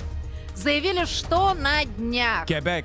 Against the backdrop of an American prisoner released from a Moscow jail this week, the anchorwoman asks, has Russia been promised Kyiv or Odessa? President Trump, she says, has an excellent friendship with President Putin. And what about the Northern Line is not acknowledging your comments. Disrespect is real. He can disrespect me if he wants. I still love him. Ukrainian president visiting a proposed nuclear power plant? President Trump called him after speaking to President Putin last night. It's important that everything does not go according to Putin's plan. He wants to make all his negotiations bilateral between him and the United States, but we, as a sovereign country, simply will not be able to accept any agreements taken without us. But this was Trump on Ukraine a few days ago. Like, the difference between Trump and Joe Biden or any Democratic leadership is that a Democrat will never actively say, will never openly say the truth. They'll never say Ukrainian autonomy is insignificant in this process. They will, as a matter of fact, consistently say we are behaving in the interests of our incredibly important allies. But the reality of the matter is, what Trump is saying. It doesn't matter what the Democrats say. What matters is what the Democrats do. Just like it doesn't matter what Trump says, what matters is what Trump does. Okay? So while Democrats will maintain the aesthetics and maintain civility, yes, of course, they also did not listen to the demands made by Zelensky on numerous occasions. Zelensky kept asking for more weapons. Zelensky kept asking for different kinds of weapons, air support. Zelensky wanted to do a flight-free, like they wanted to create a security zone above Ukrainian airspace. Okay, they wanted to do a no-fly zone. This would require American and NATO forces to constantly fly over the area and blow up Russian flights, blow up Russian air cover. Okay, this would have been a direct. This would have obviously been a hot war between nuclear powers, NATO nations, the United States of America, and Russia. They never did that. Okay, Biden gave billions to Ukraine. What the F are you talking about? My point is, regardless of what Ukraine's demands were, no matter how moral or how just, so giving Ukraine to Putin is the same as not supplying every request by Zelensky. What the F is this take? Okay, you are failing to comprehend the point I'm making. The point I'm making is that Ukrainian interests in this process. I'm gonna walk through this slowly but surely. Okay, there were plenty of needs that Ukraine had after the invasion. Okay, the Democratic administration did not abide by all of those needs. The Democratic administration did not turn around and give everything that Zelensky asked to Ukraine. Okay? They never would turn around and be like, Zelensky doesn't order us, we order him. They would never say the truth of the matter. Okay? And some of you, I think, were you fell for this consent being manufactured. You fell for this idea that like the Democrats actually did care about all of the emancipatory needs of Ukraine and that it was actually a moral interest that America had. It was not. And I kept repeating this over and over again. Okay? Donald Trump turning around and saying the quiet part out loud does not change the dynamic. Okay?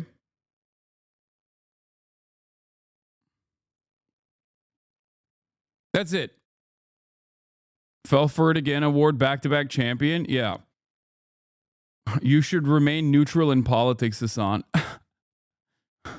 Thank you. You know, they may make a deal, they may not make a deal, they may be Russian someday, or they may not be Russian someday. The new US Defense Secretary at NATO today may not aim to have Ukraine as... This is the difference between Donald Trump also undermining U.S. aid. Okay, yeah, I should stay neutral like Asmongold. I should stay neutral in politics like Asmongold. Which would require me to just watch Donald Trump and go, yeah, that's pretty based. Yeah.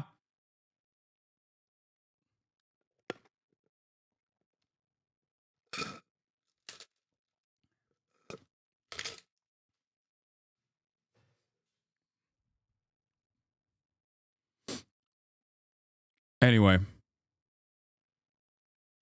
you should just tell people you are a centrist while holding all the same views. Yeah, I am. I'm a centrist.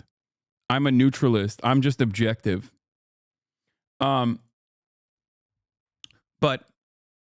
something that a lot of people fail to consider here is that the situation in Ukraine is not, at this stage, the situation in Ukraine and what will happen in Ukraine is dictated by the terms of the battlefield. Okay? As in, there's two different options here. Will Ukrainian will Ukrainians living outside of Ukraine right now, Ukrainian men living outside of Ukraine right now, be forcibly deported back to Ukraine in order to be conscripted into the military and basically reinvigorate the Ukrainian defense forces because they need manpower more than anything else? Or will there be a land swap agreement, an inevitable end or an inevitable cessation of hostilities?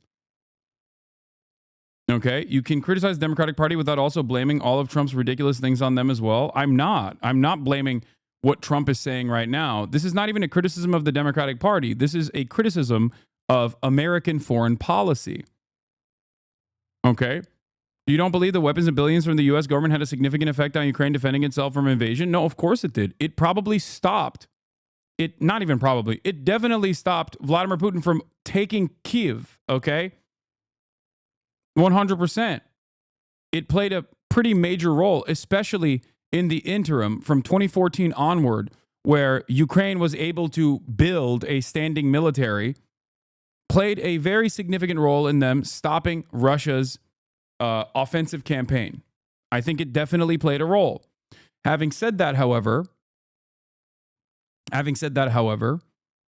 after that fact, there was one instance where they talked in Antalya on a 15-point plan that fell apart, and ever since then, Russia has been able to take more and more space in eastern Ukraine, move up eastern Ukrainian positions, annex key parts of eastern Ukraine in sham symbolic annexations and like ridiculous elections that they're holding, okay? While simultaneously destroying Ukrainian farmland, mining the shit out of eastern Ukraine, and hardening their positions. I thought you were pro-Russia. No, I'm not pro-Russia. Why would you think I'm pro-Russia? I've never been pro-Russia. Please stop relying on drama content creators who have no understanding of politics whatsoever. Okay? Jesus Christ. I can't believe we're 3 years into this. And people still come in here and they go, oh my God, I can't believe Hasan is not pro-Russia. That's so shocking to me. I thought he was.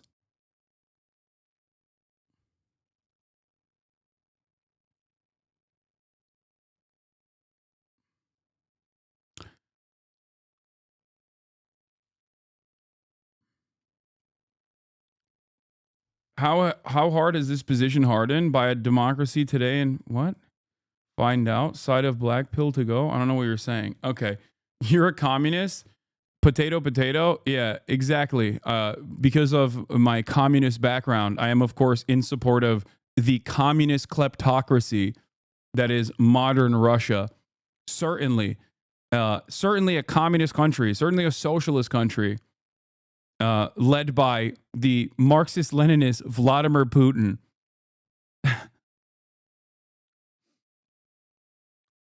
Famous communist.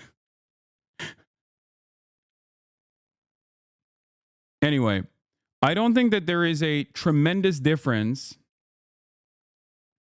I don't think there is a gigantic difference between what any administration would do in this process. The only difference here is that Donald Trump will, again, say the quiet part out loud and defend it, even though it is indefensible. But that is because American foreign policy is often indefensible. The aesthetic differences are identical to the U.S. aid gutting. Okay? Now, Donald Trump says he's going to completely undermine U.S. aid. In which case, is he actually going to stop clandestine operations overseas or stop sending aid to other countries? Yes, he will most likely stop key aspects of aid going into other countries. But in reality, they are most likely going to centralize U.S. aid and still continue U.S. aid style operations. It's just that America is responding to its standing around the world changing, okay? As the global hegemonic superpower, as the cop, as the universal police force of the planet, America has lost a lot of soft power capabilities, and Donald Trump is accelerating that change to all hard power, all military, all stick, no carrot. That's it. Okay? I think this is a genuinely dangerous change. Can you explain what soft power versus hard power means? Yes. Soft power is when you do nice things for other countries and therefore garner goodwill. I'll give you an example from China. China sending Sinovac to the Philippines is an example of soft power. Okay? Soft power works hand in hand with American military might and American military capabilities. Okay? It's the carrot versus the stick. The carrot plays a pretty big role because it causes, or at least it creates an environment where 800 military bases all around the world in foreign countries is not seen as 800 separate American military invasions, but rather a security cooperation and a security partnership. The Ukraine-Russia line has mostly been fixed since 2022 to 2023. Russia gained 4,000 square kilometers of territory in 2024, which was largely meaningless, so it's currently a stalemate at enormous cost to both sides, of course. Russia gained 4,000 square kilometers of Ukraine in 2024. How many soldiers did it lose? Verifying casualty figures for soldiers in Russia-Ukraine war is difficult, as experts call it a war of narratives. What is clear, Russia has lost more troops than in any war since World War II. Yeah, it is endlessly costly for Russia to consistently engage in permanent war in Ukraine, and it is, of course, also endlessly costly for Ukraine. The problem between Russia and Ukraine is that while Ukraine is backed by the entirety of the Western world, they simply have less people.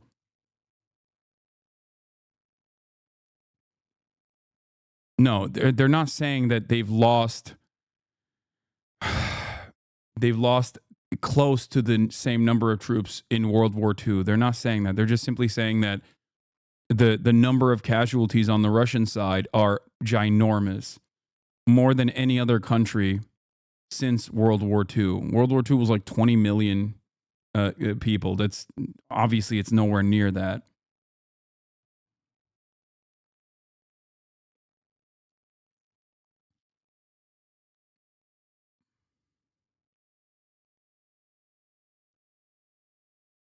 Okay. Doge is already dismantling the NED. This is good for the global south as a whole. We do not want your color revolution, says Top G. Yeah. Once again, I think the difference between what America will do in the future versus what America has done for the past almost century is that they just won't try to masquerade what they're doing as like a good thing. Okay, a thing that everybody wanted. Only when you witness the unstoppable march of 1.4 billion patriotic volunteers will you finally wake up from the pitiful stupor forced upon you by living in the imperial core. But a fake socialist like you will never visit China. You will remain an ostrich with his very small head buried in the sand. First of all, Don't threaten me with a good time, okay?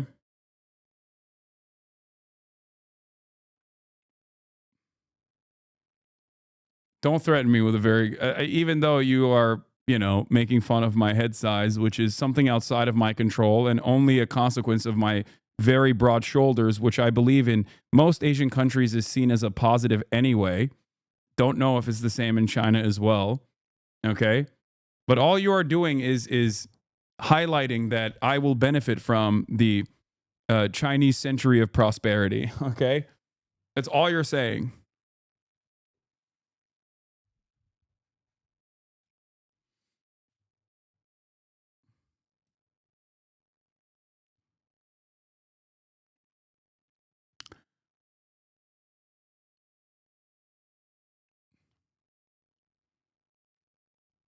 Anyway, if given the chance, would you visit China? I really want to. I want to visit China this year. Not exactly sure when I would do it, but I do want to do it. That is a certainty. You're a smart guard. Do you really think Kamala would have pushed for a ceasefire in Ukraine? Biden's deal was muscular liberalism, and Kamala was about preserving his legacy. I think muscular liberalism aside, the only thing that would be different is the aesthetics and how it is presented. Because once again, and I repeat this position over and over again, and I think I will have to repeat it over and over again, the only difference would be how it is packaged. Because the situation in Ukraine is not dictated by simply just like American interests or Russian interests. It is more so dictated by the terms of the battlefield. And if Ukraine is simply running out of manpower, as I've reported over and over again over the course of the past couple of months, and as the appetite towards more war is waning, regardless of the moral position that many Ukrainians maintain in emancipation from Russian invasion, okay? At the end of the day, there's a desperation that sets in when you simply don't have enough manpower. So unless you send in American mercenaries or something by the tens of thousands beyond the Foreign Legion, okay, and try to change the dynamic of this, battle with no severe Russian response, no like nuclear Russian response or whatever. Running out of manpower is such an AI way to say such a grim thing. Yes, running out of manpower means Ukrainians are dying. Okay, that's it. That's what that means. I think the reason the U.S. is letting go of its soft power is because U.S. is now unable to use access to the dollar and Western markets to control governments. China is a far better market and they do better deals. Washington knows it's not the global hegemon. I'm afraid they will try to start a world war to stop China's growth. They just know trading isn't working anymore.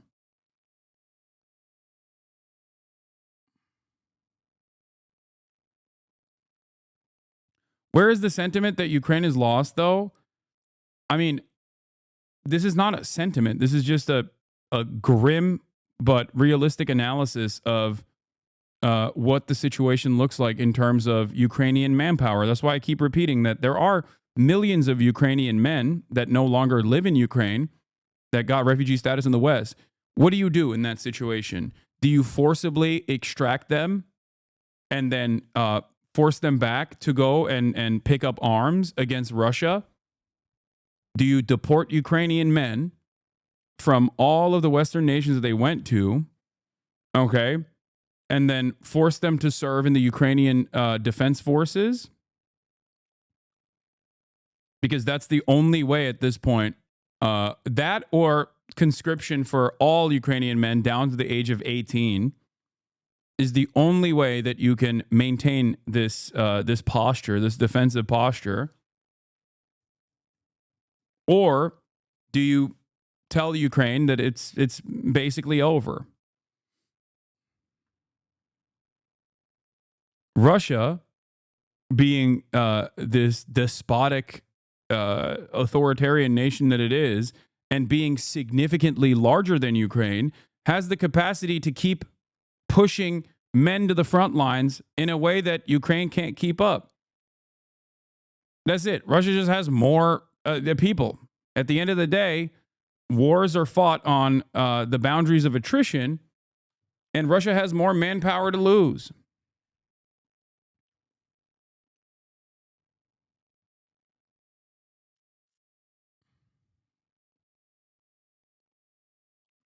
They're not even using their own people. They're using North Koreans. No, I think that's more so aesthetic partnership with North Korea, saying like North Korea also has a say in this, or North Korea also is involved in this.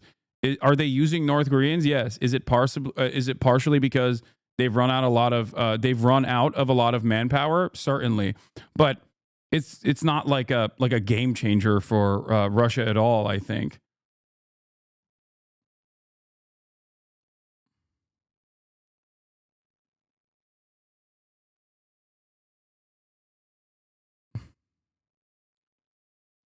Anyway, honestly, Ukraine has to convert into an attrition, anti-occupation, guerrilla war. Open field wars will always be in Russia's favor. Give them territory, then give them hell. I mean, as a Ukrainian, I can confirm your point that Ukraine has no more men. But from here to say that Ukraine has lost, it seems to me a somewhat pessimistic vision. However, the Ukrainians will not give in to Russia's demands if they do not at least concede something to Ukraine. I think the general feeling is better to all die than to surrender. In terms of loss overall, I think that both sides have lost a lot in this process, for sure. Like Ukraine has had, I guess, somewhat of a Pyrrhic victory, in terms of being able to stop the Russian forces. And there's a tremendous number of Russian combatants that have been slaughtered in the process as well. The problem there is, when one side just has less people,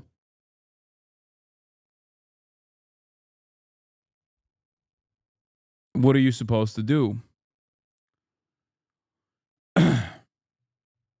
Is there actually any proof that there are DPRK soldiers in Ukraine? All I've seen are articles citing the Ukrainian and South Korean intelligence.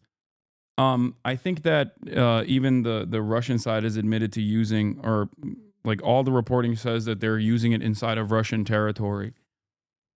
In terms of like internal defense in Kursk and whatnot. Some of it is like the Asian Russians, which exist, but they have captured some DPRK forces, from what I understand. I don't know if they're in the front lines on Ukrainian territory, but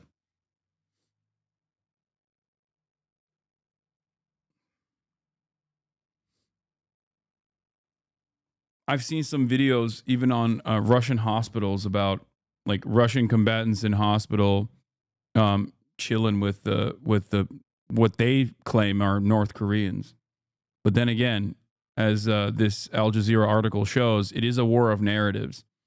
Not that it ultimately matters, because once again, it's not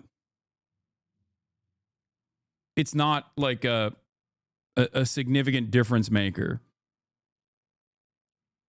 It's more like, I would go so far as to say that getting artillery shells from DPRK for Russia was more significant in this conflict than the actual troops. Because I think a lot of people on the pro-NATO, pro-Ukraine side look to that and say, oh, it's because like Russia has incurred tremendous loss, which is true, they have, without matching that up against what the current Ukrainian defense forces look like. I think it's more so just a partnership that Russia has with the DPRK and reaffirmation of said partnership than anything else. There's a lot of FPV drone footage showing a lot of Asian combatants. I know, but Russian forces also have a lot of minority populations in Russia. There's ethnic Russians that are still Asian. So drone footage doesn't necessarily show that they're definitely North Korean. Not saying that there aren't, by the way.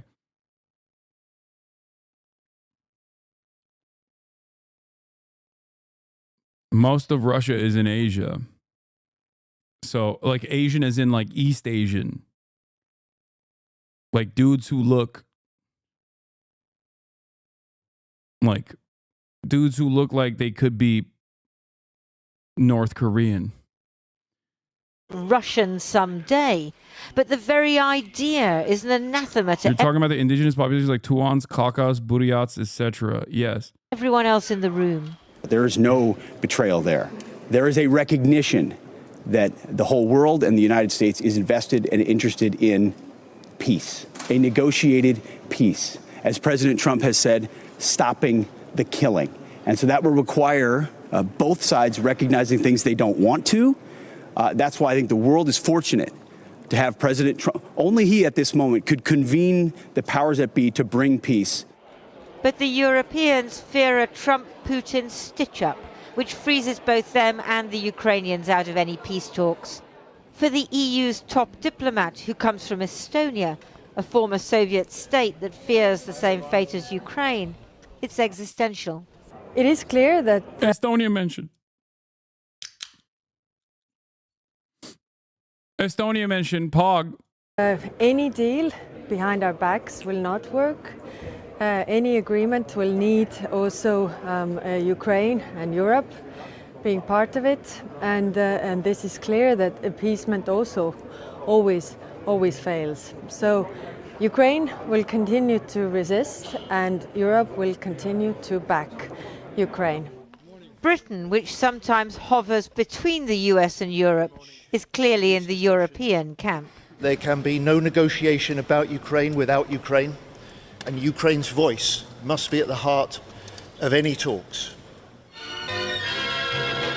Some might recall a meeting exactly 80 years ago, when the Soviet, British and American leaders, Stalin, Churchill and Roosevelt, met at Yalta in Crimea to carve up the world after World War II. War-ravaged occupied countries had no... What's your favorite Houthi musical? What's your favorite bar from a Houthi musical? Play a Houthi musical for chat. It would probably be that... it would probably be the one that I showed Nick, where they were talking about how the... American-backed Saudi coalition forces were doing a genocide in Yemen. And they were saying, send us more weapons if you want. We will never stand down. That one probably is my favorite. Yeah.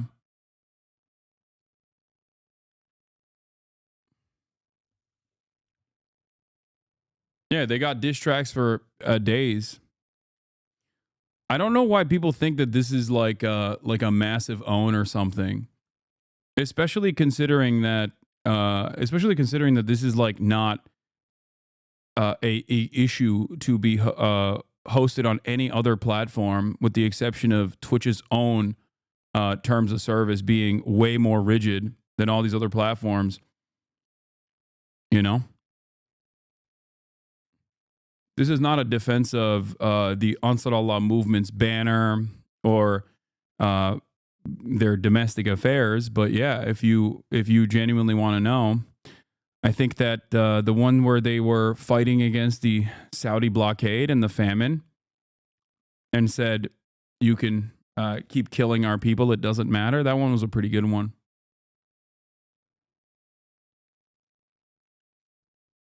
You've been cutting your oil with whiskey? Oh, for Saudi Arabia?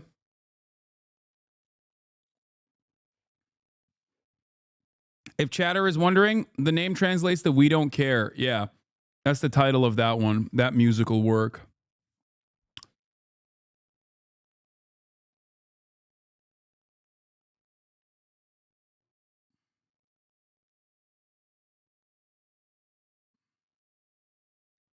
It came off like he's saying you're a fake fan. Name 3 Houthi songs. Yeah.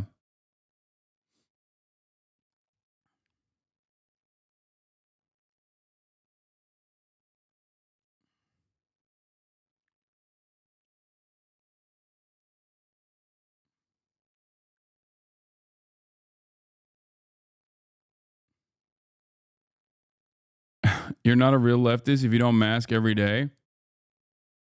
Okay. Don't know why you're bringing that up right now. I'm in my own house.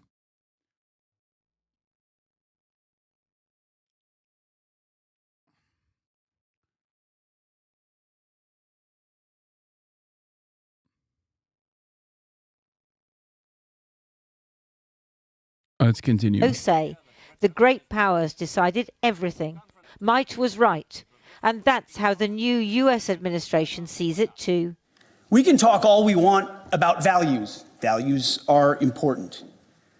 But you can't shoot values. You can't shoot flags, and you can't shoot strong speeches. Wow, bold. There is no replacement for hard power. That's he's really spitting.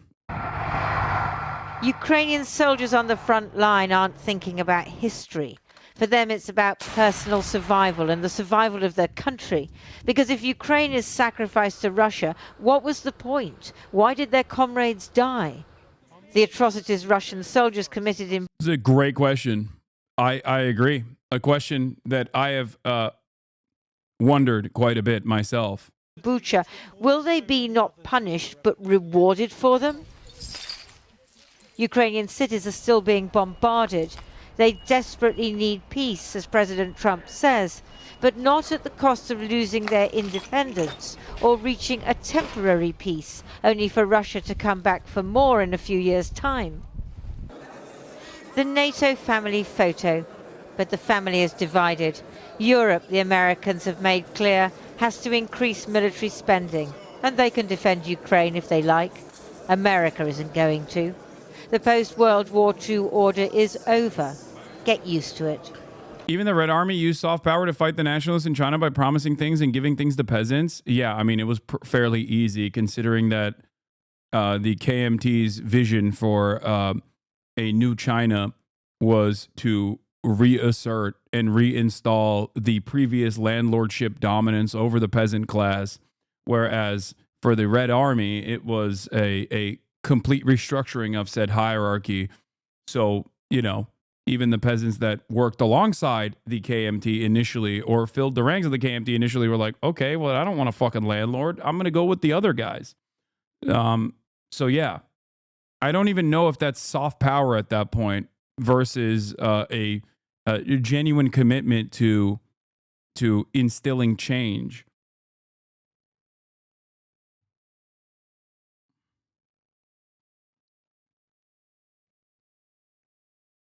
Chiang Kai-shek was anti-landlord?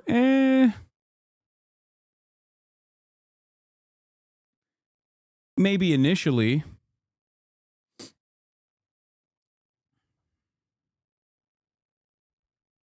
No, I mean, there is truth to the KMT's initial formation looking somewhat similar to, well, I mean, I wouldn't say similar to communism or anything like that, but like, yeah, at first, the nationalist movement was also a movement of change,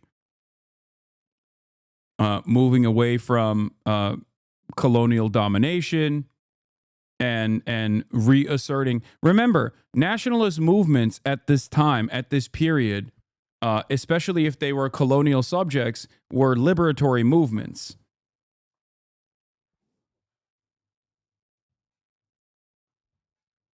So the attitude presented, or even the initial reception, is going to be different.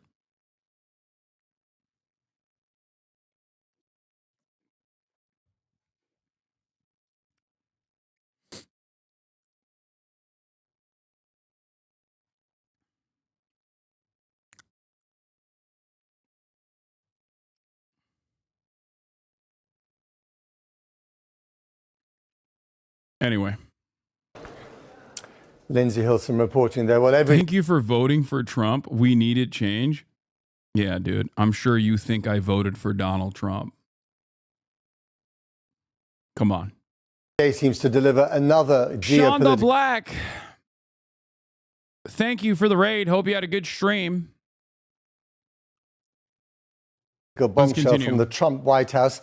Let's get more from our Washington correspondent, Siobhan Kennedy. Siobhan. Well, no bombshell. Houthi banner being an issue is literally diluted Western moral panic. Palestinians and Yemenis living under occupation, genocide can't be anti-Semitic to Israelis. Maybe only the other Jewish Palestinians and Yemenis, but not to their oppressors. Like slaves can't be racist to slave owners. I think regardless of the ways in which like I think Norm Finkelstein has a really good take on this, and I stand by his analysis on the issue, but it still doesn't change the banner being a curse upon the Jews. You know what I mean? And it's funny to say this because I suspect that they will most likely change it regardless, just like the Hamas charter changed as well. Like, yes, on that side of the world, Jew and Zionism is a substitute for one another because of their experiences with Israel masquerading as a Jewish force and doing this for Judaism. Having said that, considering that the Hamas charter also changed in an effort to be more modern, in an effort to be broadly received as an emancipatory force rather than like a terror cell, which of course that didn't really happen. But I think that will be a similar situation with like the Ansar Allah movement as well. Now, of course, they would the Ansar Allah movement would have probably had an easier time talking about normalized relations with the Western world in the initial steps of the Biden administration as Biden moved to take them off the terror list, which he did, only to put them back on the terror list when Operation Prosperity Guardian started. You know, it's probably not going to happen anytime soon. Don't know why we're talking about this, though. Yeah, Matt, but it was interesting last night. Donald Trump in the White House was asked on multiple occasions if his peace talks with Putin would include Ukraine. And I have to say, he was non-committal. Even if you rewrite the definition of racism like that, it's still prejudiced and wrong. What? No, anyone can be anti-Semitic? Oh my God. I don't disagree with you, chatter. I understand. But you're doing an anti-white racism is real argument right now, which is weird. Like, the fuck? And also, there's never been a moment where I've defended the Ansar Allah banner anyway. That's not the point. I do think it's indefensible. And not just from, like, the Western perspective. But if you want to understand the context in which these sorts of opinions manifest, I will also explain that to you as well. All right, can we just continue with this conversation? At best. At one point, a journalist pressed him on the matter. Do you view Ukraine, he was asked, as an equal partner in the peace process? The president looked stumped. It was as if he hadn't thought about that question. That's an interesting question, he said after musing for a while. I think they have to make peace, President Trump said. That was not a good war to go into. No sense from President Trump that Ukraine had no choice, that it was attacked by Russia. He was also asked at one point whether or not Ukraine would have to cede territory to make peace. And he said that Zelensky is going to have to do what he's going to have to do. And then at one point he said, yeah, I think they're going to get some of the land back. I think they will. Well, I was up on the Hill earlier trying to gauge reaction from senators as to the developments. As you could imagine, the Democrats are furious while the Republicans were torn between trying to be supportive of Ukraine and trying to be deferential to President Trump. Let's hear what some of them had to say. Is America betraying Ukraine? President Trump, not America. Please make some distinction between the two. Secretary Hegseth has apparently said in a meeting that the door for Ukraine to be admitted to NATO is closed and that they will not be able to recover their sovereign territory. If you go back and read Donald Trump's Art of the Deal, you don't give up the most important negotiating points before you begin negotiations in earnest. For us to concede those as a country, for the Trump administration to concede those, would be a betrayal of the thousands of Ukrainians who have fought so bravely and died for their country's freedom. But what about the concessions? Europe is saying, why give up things before you've even started the negotiation? That's a betrayal. In my conversations with President Trump, he wants Russia to lose, he wants Ukraine to win, and he wants the war to end. So I know he's working hard to make that happen. So the negotiations will definitely include Ukraine at their heart? Oh, absolutely. Absolutely. I believe that. Okay, at what point, like, why would you even believe any of that, by the way? It's like, are the conversations featuring Palestinians and their needs? No. Are the conversations featuring, the conversations never feature the people that are outside of the American, outside of the American allegiances. Okay? They just don't care. I think it's crazy to think that, like, to act like what Trump says and what Trump does are directly in line with one another. I think it's silly to assume that they're going to give a shit about Ukrainians at all and what their actual opinions are or what their actual needs are. It never was the case. And I think that there is some cold hard truths to the way that Trump is operating, as is the case with many of the things that he says when it comes to American foreign policy. Something that I think I will have to repeat over and over and over and over again, as I did the first Trump administration. It's not correct, it's immoral, but it's the truth about American foreign policy. The only difference is it's stripped of the aesthetic reasons. It's stripped of the aesthetic permission structure that it creates for liberals. That's it. The greatest example that I use to this day is when Donald Trump turns around, when Donald Trump famously turned around and said, yeah, of course we're going to keep giving billions of dollars of weapons to Saudi Arabia. Who's going to buy the weapons? Do you have $1 billion? Of course I'm going to keep giving Saudi Arabia weapons. At the time, Saudi Arabia was doing a genocide in Yemen. Many of you probably didn't know that, but or at least the HasanAbi heads in here that have been around for a while were familiar with this.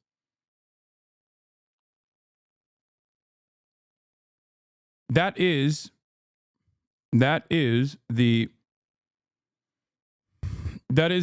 position of the American State Department.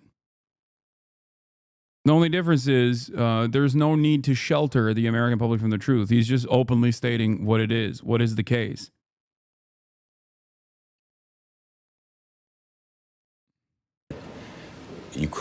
That Ukraine can win, that it can push back to regain territory, but the message yesterday was, you don't have the United States.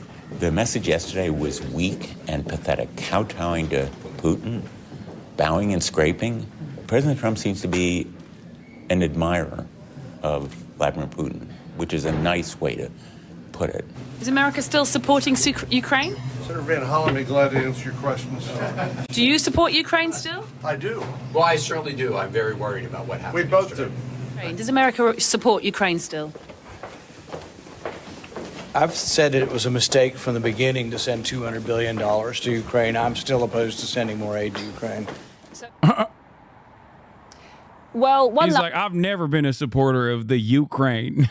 Why are you asking me that? Last thing, President Trump reiterated that he does plan to meet Putin in Saudi Arabia. He said that Putin would also come here to Washington, D.C., and that he would go there to Moscow. He was asked at one point whether or not he would meet Zelensky in... I think my most controversial opinion on this is that not dissimilar to what I've said about the Biden administration, knowing full well that the Trump administration was going to take the reins, or even the danger of the Trump administration coming back into power, the Biden camp should have packed all of this shit up. They should have packed it up in their own vision if they chose to do so, whether it be with Israel or whether it be with the Obama administration the first time around, ensuring that they put a Supreme Court appointment up there, no matter what the cost, considering that there was a likelihood that Trump might actually win and then do whatever he wants with the Supreme Court. Major mistake from the Democratic Party. Major issue with oversight. So even if you're a Dem, even if you're a NatSec Dem, okay, I certainly am not. But let's say there are some national security Democrats out there, okay? There's plenty of pro-NATO Democrats out there. There's plenty of NatSec Dems out there, okay? How do you look at this? How do you look at the situation and think, Well, the Biden administration probably should have packed all of this stuff up to ensure that the Trump administration couldn't come in and actually seize the reins of power and deal with it in the way that they want to. Okay? That's it. Same with Ukraine, same with Gaza. Especially with Gaza, because there is a lot more power and influence that we have over Israel, as opposed to power and influence that we have over Vladimir Putin, okay? A foreign adversary with his own needs, own material needs, and violent ambitions.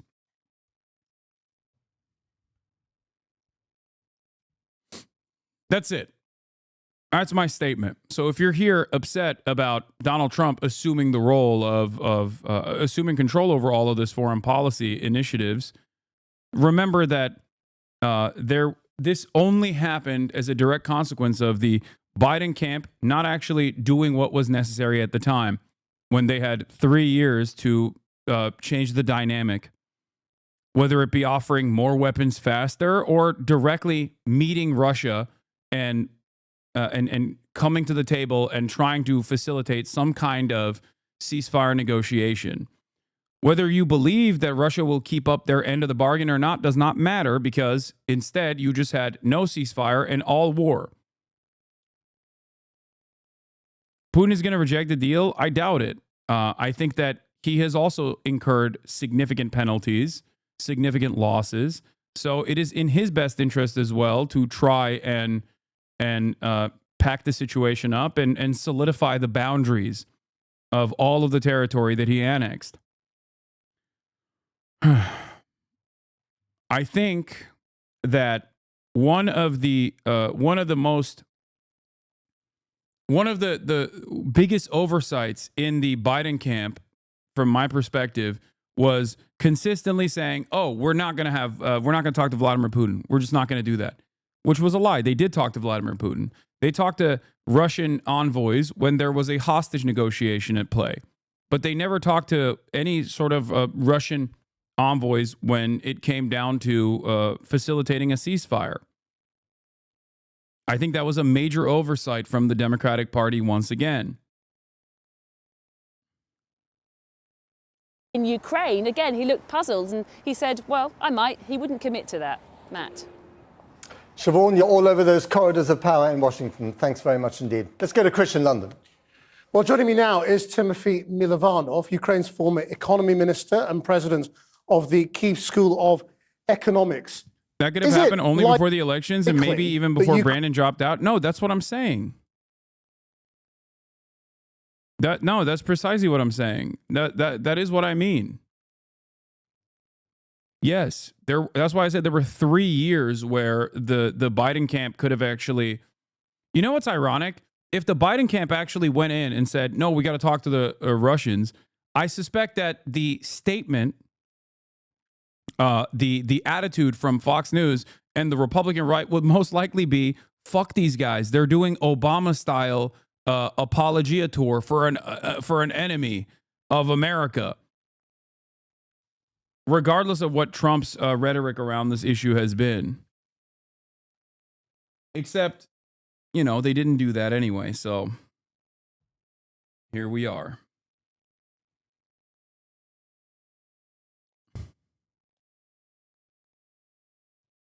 Anyway, this is still coulda, woulda, shouldas, and there's a lot of that, but it doesn't matter.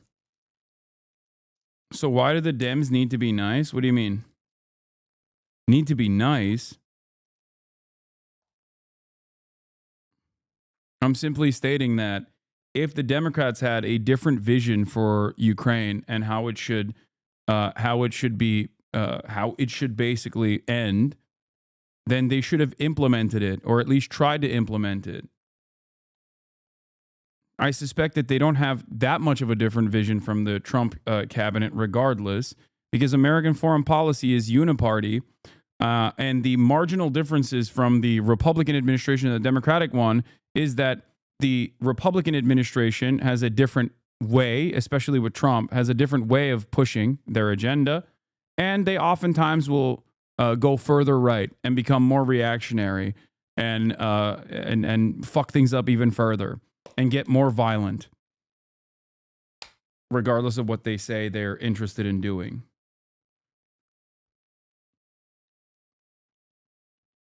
The only way that any kind of conflict ends is if it's an inevitability due to the conditions of the battlefield. Afghanistan withdrawal is a great example of this as well. Negotiated by Donald Trump, implemented by Joe Biden. Donald Trump turned around and shit all over Joe Biden. Joe Biden pulling out of Afghanistan while following the conditions set forth by the Trump administration. Why did we pull out of Afghanistan?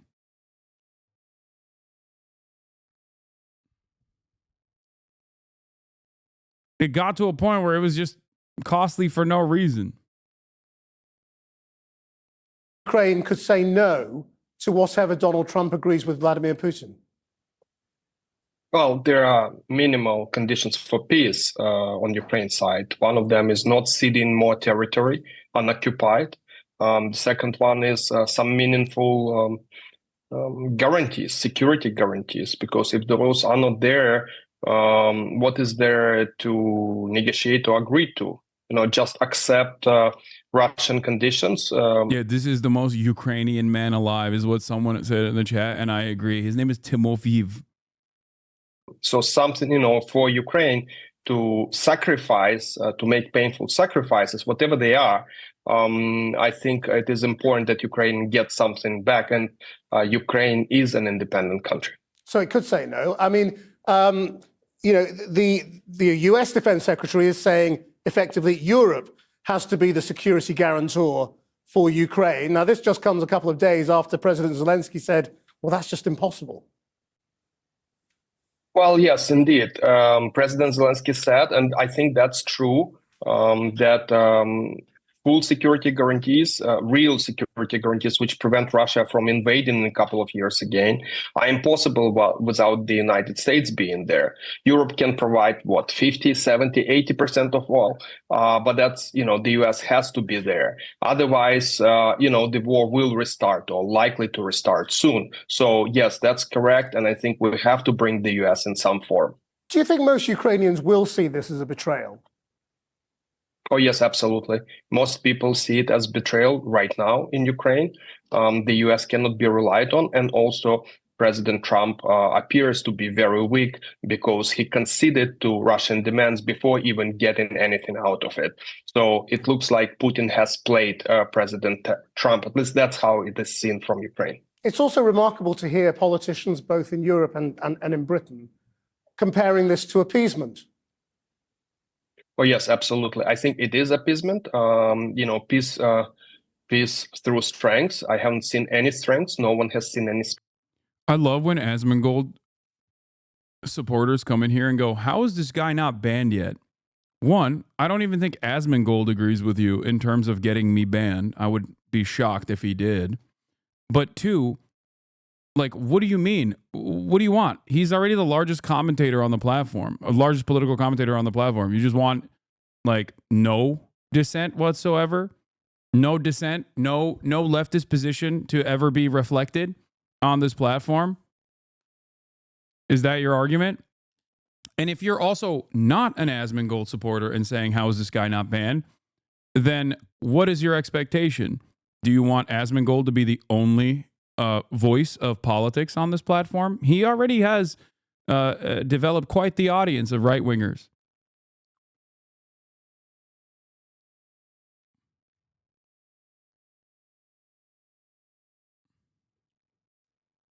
What happened? I thought you guys hated cancel culture. Saying you are a leftist is a massive stretch. Who is a real leftist in your estimation?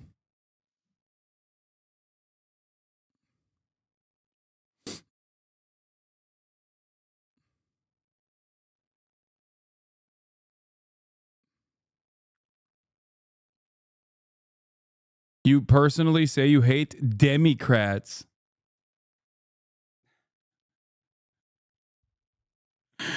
I love doing political commentary. the anti-capitalist leftist Democratic Party in the United States of America as a person who is a critic of the Democratic Party for demanding that they do something, anything really. I myself am, of course, not a real leftist. Real leftists are the pro-Kamala, pro-Biden coalition that is currently doing what? Yelling at their base of support for demanding that they do things.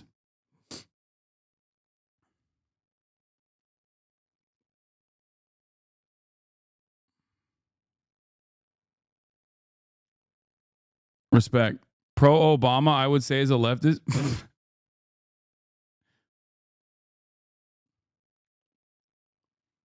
M. Hud. Andre the Balkan, you are too stupid to navigate this type of conversation. Return to soccer talk and having a T-shaped hairline.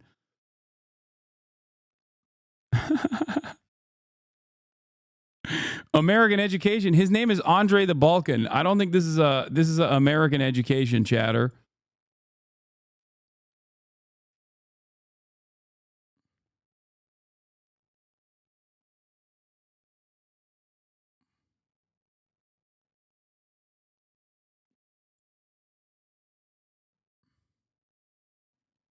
I have a full head of hair, man. Okay, the fact that he only responded to that means that he definitely has a T-shaped hairline. Respect. You can convert him here. He thinks the Democrats are leftist, dude. Okay, I don't think I can convert him. He thinks Obama is a leftist. Strengths. People have seen weaknesses only in these negotiations, so to speak, negotiations, quote unquote. So we'll see what brings, what tomorrow brings. Maybe it's some kind of very complicated and brilliant strategy to appease Putin in terms of rhetoric, but then in practice provide Ukraine with real security guarantees. I think this will become very clear very soon. But is there a realistic alternative to accepting whatever Trump negotiates, given how reliant Ukraine is on the United States to wage its war? I mean, could Ukraine go back to war without America? Well, Ukraine is in war right now, and what the U.S. is offering is basically nothing, or Russia is offering. I'm actually not even convinced that Putin is willing to stop the war, or he's negotiating in any good faith. What is clear, I think, de facto to everyone, and President Zelensky has spoken about it, that getting territory back at this point is not realistic. It has to be done through some other measures in the future. Then NATO, frankly, even under the Biden administration, that has not been on the table. I think here, President Trump and Secretary Haggis, they basically say what they say what the Biden administration has been saying behind the doors, but not publicly.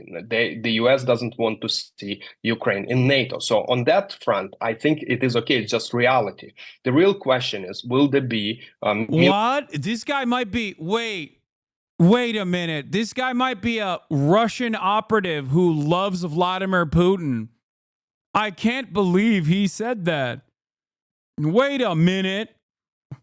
This guy, but all of the drama farmers have told me that anyone who says those things is a Vladimir Putin supporter, like HasanAbi Piker, who's the #1 Vladimir Putin supporter of all time.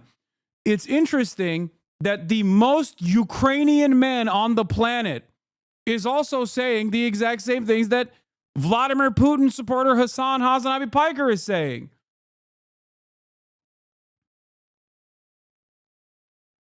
Hmm.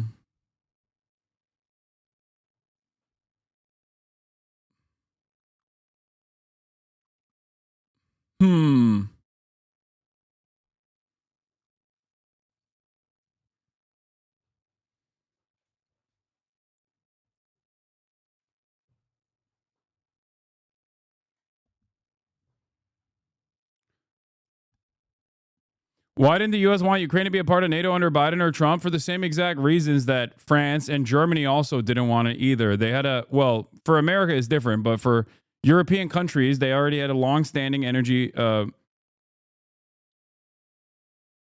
they had a long-standing energy partnership with Russia.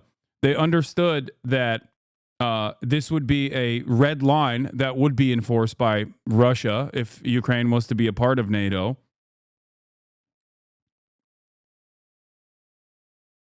Like, there is a level for global powers. There is a level of like how much they can enforce their will around the world.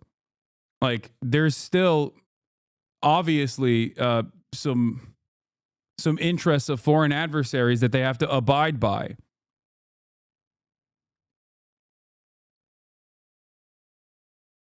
Like, that's it. Minsk agreements? No, that part doesn't really matter. Nobody ever fucking followed through on the Minsk agreements. People are so dumb, man. Why is asking the Ukrainians or the Palestinians what they would want be such a novel idea? That's never a point of consideration.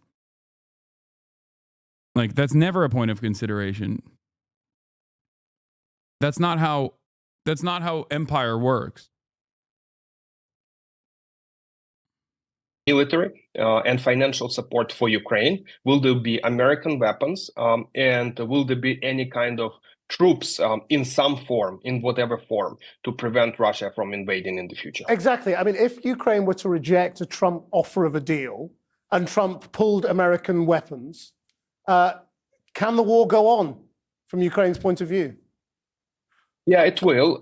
More people Trump will is live die. with Modi, by the way, and we'll get to that after this video is over. I think Russia will make some gains, but those will be incremental. I don't think there is any chance Russia or Ukraine will make any major movements on the front because the nature of this war with this asymmetric technology, with actually very cheap drones, is that making large advancements are very, very difficult, close to impossible. So I think even at a very low support level from Europe, Ukraine will be able to resist, but Russia will be making advancements.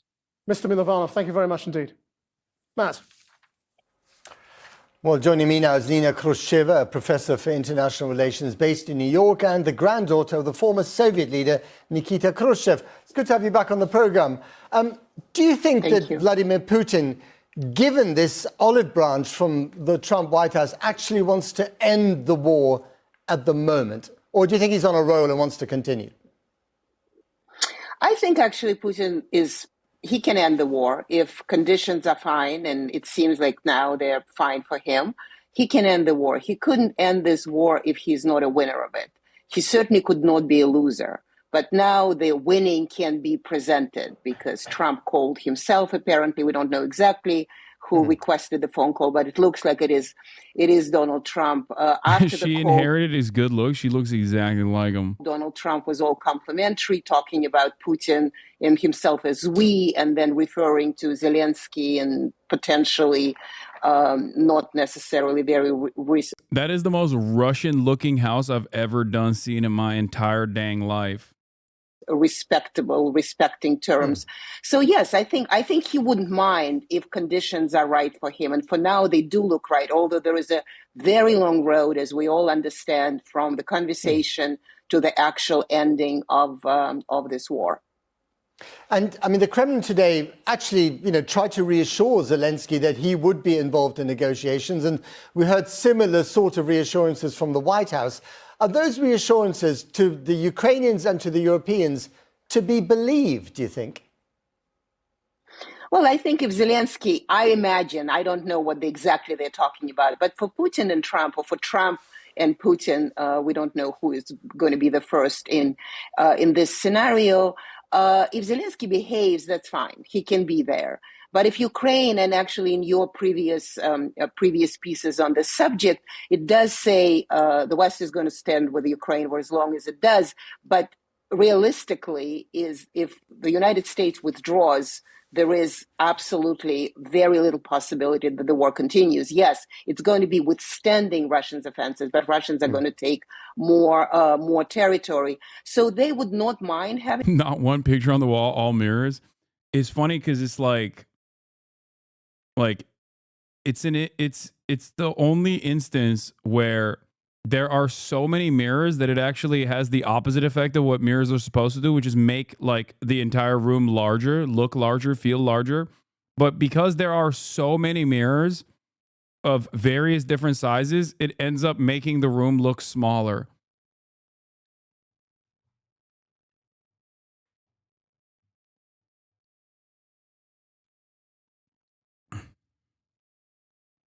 Zelensky, but at the same time, we already heard Keith Kellogg saying that Ukraine needs elections. Is it a step to say that when we get to negotiations, it needs to be something else because Zelensky is too war president? He cannot be president of peace. So do you think by calling for elections, they're kind of hoping that he would be voted out of office and someone more pliant might come in? I would imagine, yes. I mean, I don't know what exactly they're thinking, but I would imagine that, if you insist on democracy, why are you not democratic? Why there is no elections? We even hear from Ukraine is that, Ukrainians themselves are now kind of concerned about Zelensky legitimacy, not in ideological way, the way Russians present it, but they themselves. I mean, because the war is not going too well. Zelensky promised that it will, and now it didn't. And, obviously the president will be guilty. So yes, but I'm not sure in pliable, but somebody who is realistic, somebody you can have a conversation with, potentially Valery Zaluzhny, the Ukraine ambassador in London. Right. I mean, the Europeans feel very kind of weakened by this. They feel as if they're the victims in this great power game. But they do have a card, don't they? They could fast forward Ukraine's EU membership, which is something that Vladimir Putin presumably would absolutely hate. Well, the Russians said they wouldn't mind. I mean, I'm sure they mind it, but they really wouldn't mind because it's better than NATO. Yes, they can fast forward the EU membership, but then again, how realistically the country at war can be admitted into the European Union. So there is some card. But I mean, I have to say the fact that Europeans are so beaten up about the fact that Trump said what he said and the story goes the way it goes, it's kind of shocking to me because clearly they're not thinking, or they're living in la la land. What did they think is going to happen? Trump is going to come in and say, oh, have all the weapons in the world. And they themselves really are not contributing as much as Trump would want or America would want. And then they say, oh, no, but we are with Ukraine. Fine, be with Ukraine then. I mean, that's what Trump is saying. Be with Ukraine, do it on your own if you're all so brave. Nina Khrushcheva, thank you very much indeed. Thank you. We could be at a turning point in the war in Ukraine. President Trump says that he and Vladimir Putin have agreed to start negotiating the end of the conflict. After speaking with Trump, Ukraine's president says no one wants peace more than Ukraine. Nancy Cordes is at the White House with the latest on this. Nancy, good morning. A lot of people are wondering if President Zelensky is involved in these conversations with Donald Trump and Vladimir Putin. Right, and President Trump left some question about that yesterday in the Oval Office, Gail. He did say he is serious about brokering a peace deal to end the war, but he also suggested Ukraine would have to make some big concessions and give up some territory, even though it was Russia that invaded unprovoked 3 years ago. I, Tulsi Gabbard, do solemnly swear. At the swearing-in for his new director of national intelligence, President Trump said he and Russian President Vladimir Putin have big plans to meet and start negotiating. We expect. Watch Trump take Ukraine, the war stops, and 2 years later gives it to Russia as some sort of deal he made with Putin. Definitely something I can see Trump do since Ukraine isn't a part of the talks, it seems. No, I don't think that'll happen. I think what'll happen is what he's been saying, which is that there will be some kind of security cooperation with Ukraine where I don't know if it'll be like mercenaries or private contractors or something. And he will extract as much natural resources out of Ukraine as possible in the process, which I think corresponds to the American agenda, the foreign policy agenda across the board in Ukraine, no matter who's in charge. 1 + 1, 11 and not 2. And this is the power of 11 that is going to work for the welfare of the What the fuck? मैं राष्ट्रपति Trump का America अच्छे मित्र का हृदय से आभार व्यक्त करता हूं कि हम फिर से एक बार प्रगति की राह पर नई ऊंचाइयों को छूने के लिए चल पड़ेंगे.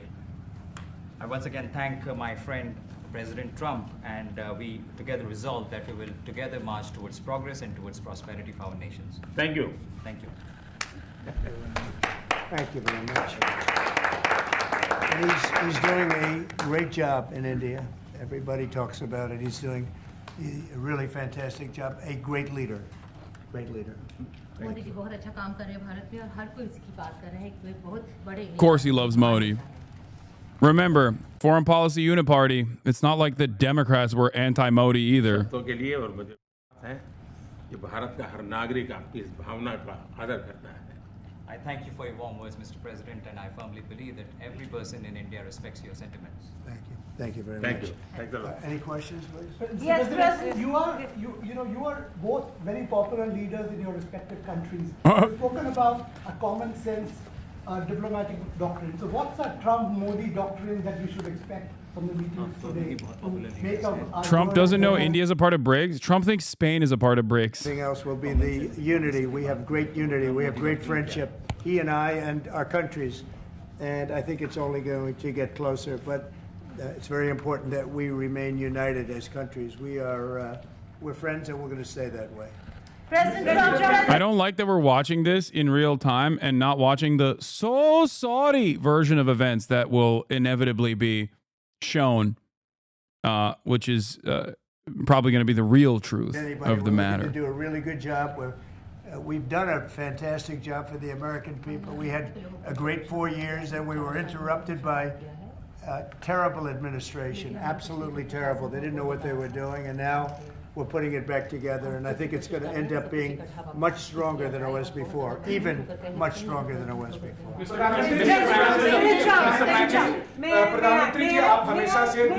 May I? Yeah. President Trump, first of all, congratulations for the fantastic 24 days of your presidency. Historic and unprecedented decisions that you made, transformational reforms. I'm particularly impressed by the expose on USAID. And I would like you to share with us if you think USAID had a role in election interference in the US in 2020 and Indian elections in 2024. So it could have had a role.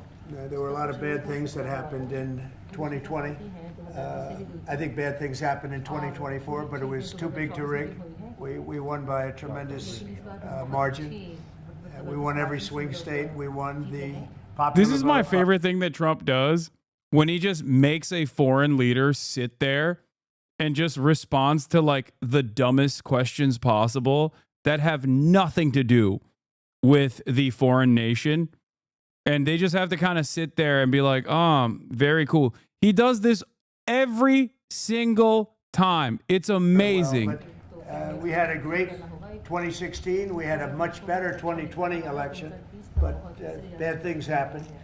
And we had the best of all. We had, they say, the most consequential in history, 129 years, most consequential. So it was a great election.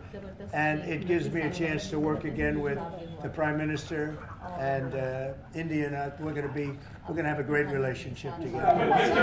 Prime Minister, Mr. Prime Minister, Mr. Prime Minister, Mr. Prime Minister, प्रधानमंत्री जी कल president Trump ने president Putin से बात की है और युद्ध को रोकने की बात करी है. आप हमेशा से Do you see India playing a role in your plan to broker a peace in Ukraine? And if I could ask you about a development in your hometown today, the U.S. attorney has resigned over the DOJ's request to drop the case into Eric Adams.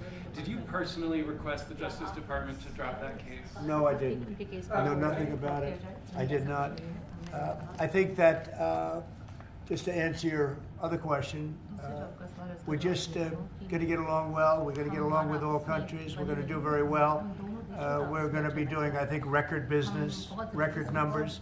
And we're going to work with India also. We have some very big trade deals to announce in the very near future. Mr. Prime Minister, कल president Trump ने president Putin से बात की है. आप दुनिया के अकेले ऐसे लीडर हैं जिन्होंने प्रेसिडेंट पुतिन से मीटिंग की है, प्रेसिडेंट जेलेंस्की से मीटिंग की है, पहले प्रेसिडेंट बाइडेन से मिले और अब प्रेसिडेंट ट्रंप से मिले. आपको लग रहा है कि जिस शांति की बात आप करते आए थे, उसमें अब भारत रूस और यूक्रेन को युद्ध खत्म कराने के लिए अमेरिका के साथ. India is not at all involved in Ukraine is a crazy thing to say, considering that anytime there's sanctions, India becomes a secondary market to you know, basically continue trade with the recipients of said sanctions. So no, they play a very formative role. Soros, and what is the role that the deep state played in the situation in Bangladesh? Well, there was no role for our deep state. It was Yeah, India is buying Russian oil to sell to the West, and the West is okay with that. Exactly. For a long time, and has been worked on for hundreds of years. Frankly, I've been reading about it. But I will leave Bangladesh to the Prime Minister. Oh, he's doing the Illuminati hand gesture chatter. You're right. Stay woke. रूस और Ukraine के बीच का लड़ाई का सवाल है. मुझे खुशी है कि राष्ट्रपति ट्रंप ने शांति के प्रयासों का इनिशिएटिव लेते हुए कल राष्ट्रपति पुतिन से बात की है. दुनिया का एक सोच रही है कि भारत न्यूट्रल है. भारत न्यूट्रल नहीं है. भारत का अपना पक्ष है और भारत का पक्ष है शांति. हम पहले दिन से ही, और मैंने राष्ट्रपति पुतिन को उनकी मौजूदगी में मीडिया के सामने कहा था कि ये समय युद्ध का नहीं है. और मेरा एक कन्विक्शन है कि समस्याओं का समाधान युद्ध के मैदानों में नहीं निकलता है, वो टेबल पर चर्चा करके ही निकलता है. As far as the Russia-Ukraine conflict is concerned, I'm very happy that President Trump has taken initiatives to restore peace and had telephone calls with President Putin and President Zelensky. The world had this thinking that India somehow is a neutral country in this whole process, but this is not true. India has a side, and that side is of peace. From the very first day, I have been talking about the importance of dialogue and diplomacy and a peaceful solution. And when I met President Putin in the presence of media, I had told him that this is not the era of war, and I have firm conviction that problems cannot be resolved on the battlefield. You're actually wrong. Our Sir Modi, Vishwaguru ji, actually stopped the war in Ukraine by telling both Russia and Ukraine that war is bad. My bad. My bad. He did do that. Can you let him? The BJP ran a campaign during the 2024 general elections where they said Modi stopped the war between Ukraine and Russia. He did. Dang, this chat is so racist. Wait, what's racist about? And I think we went a long way toward getting a solution to the horrible war where so many people are being killed, especially soldiers on the battlefield. I think you guys are misunderstanding. My chatters are making fun of the fascist hogs in India by explaining what the Modi campaign did that was a lie. Tomorrow there's a meeting in Munich, and then next week there's a meeting Also, in Saudi there's Arabia. Indian HasanAbi heads in here, including Arun. Top officials, and Ukraine will be a part of it too. And we're going to see if we can end that war. That war is a horrible war. It's a vicious, bloody war. We want to end it. To your other question, that U.S. attorney was actually fired. Also, saying that this community is hateful towards Indians is pretty funny. When, you know, this is one of the few communities, as is the case with everything else, that actually tries to the best of their ability, combat anti-Indian sentiment. Anywhere else on the internet that you go to, as many of the Indian HasanAbi heads will openly admit, you can't even show an Indian person without literally the entirety of chat saying the most heinous, hateful shit possible. Like, it's crazy. Big elements today of success. I call it an element of success. Reciprocal tariffs, so that somebody charges us, we charge them the same amount. which has never been done in our country before. We've always been taken advantage of by other Some countries. Indian We hogs allow think that Trump to is a happen. secret Muslim. Oh, I love that. We can, we're not going to allow that any longer. So I think we're going to do very well. We've been doing they say the last 3 weeks was among the best 3 weeks. That Nokia phone ringtone is basically bringing me back to my childhood. I haven't heard that shit since I left Turkey, dude. Even the Prime Minister mentioned it. I think Almost other all of countries my are phones looking at were it. Nokia. I just want to thank everybody Growing for up. being here. This is a terrific man. We're going to make some wonderful trade deals for India and for the U.S.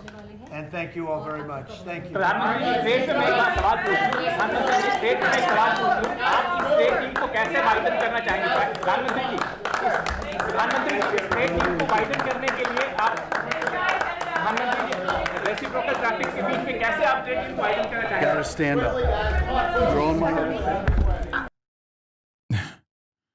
Are a lot of haters just people with a punish king who can only pay attention to the news if a daddy figure is yelling at them during it? Yes.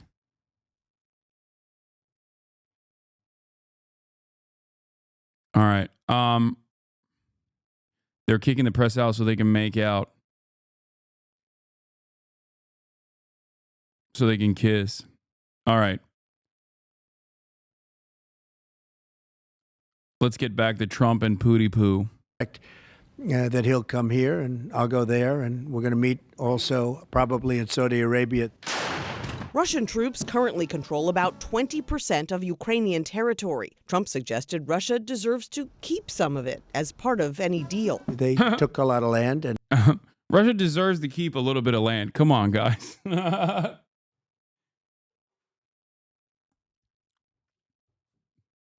Once again,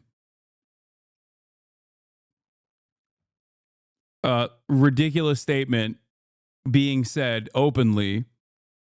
The quiet part out loud. That's it.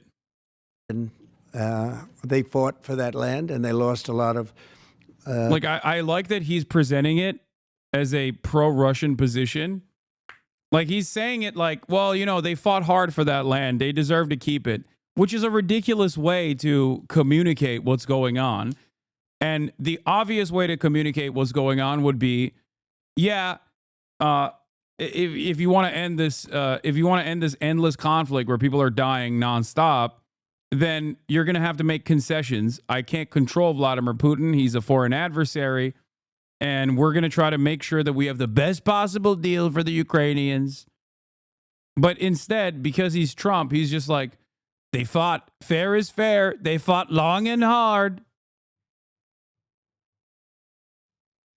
At least he stays consistent being pro-Russia and pro-Israel. I mean, true. He's like, yeah, might is right, folks. Lame ass take. You clearly don't have any respect for the long-lived institution of finders keepers. Yeah. Like he could just be like, listen, it's a fucking meat grinder, and the incredible amount of territorial seizure that Russia engaged in is completely unjustifiable, but there's nothing I can do about it. At the end of the day, you know, I don't want more Ukrainians to die, do you? That could be a reasonable position that he could arrive at. Instead, him being Donald Trump turns around and says, guess what? Russia fought really hard for this land, and they called dibs. So we're going to give it to them. They lost a lot of soldiers. It was a big shift from his predecessor's public position. I want to be very clear about this. The United States will never recognize Russia's claims on Ukraine's sovereign territory. Speaking in Brussels, Defense Secretary Pete Hegseth dealt another blow to Ukraine's ambitions. The United States does not believe that NATO membership for Ukraine is a realistic outcome of a negotiated settlement. Like, this is not a blow. That's not a blow at all. That's just a reaffirmation of the truth. It's like if you presented Anthony Blinken coming out and saying that Taiwan is a part of China, which is the long-standing American position, okay? And then being like, this is a real blow to the liberatory efforts in Taiwan. Like, what are you talking about?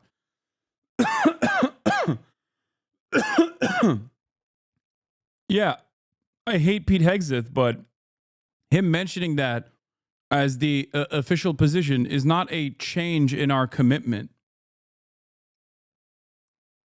That's not, it's ridiculous. Democratic Senator Chris Coons argued all of this hurts Ukraine's bargaining position. Secretary Hegseth should reread The Art of the Deal by Donald Trump because it is the worst possible negotiation. Yeah, I think they're mostly angry on the aesthetic grounds. Like, look, walks back his statement yesterday that a negotiated settlement is not likely to end Ukraine and NATO. These negotiations are led by real Donald Trump. Everything is on the table. In his conversations with Vladimir Putin and Zelensky, what he decides to allow or not is at the purview of the leader of the free world, President Trump. So I'm not going to stand at this podium and declare what President Trump will do or won't do, what will be in or what will be out, what concessions will be made or what concessions are not made. But him openly stating that at most is causing anger and division amongst the national security apparatus, because they're like, well, why are you saying it out loud? That's it. That's it. Even though they have said it on numerous occasions through both back channels and also openly to the media.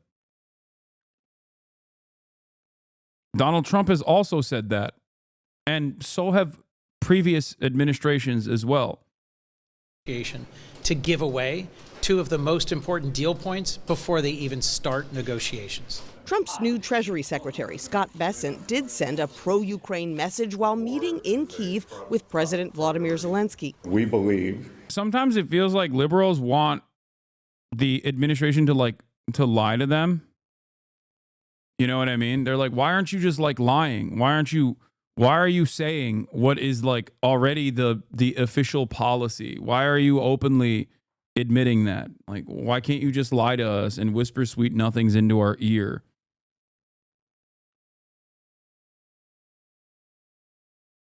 I wanted to clarify, I'm an Indian HasanAbi head too. The racist comments were referring to some of the chats about the interpreters' accents and why Modi doesn't speak English. Modi does speak English. Many Indians speak English, Modi included. He just doesn't speak English in that official setting, I suspect. Modi probably speaks better English than 50% of Americans. Most Indians speak better English than most Americans.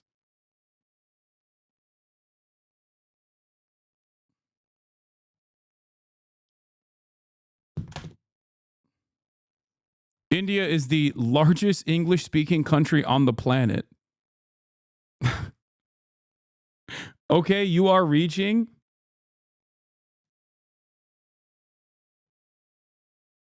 I mean, Modi speaks significantly worse English than his predecessors. Lots of Indian leaders don't speak English well, and that's fine.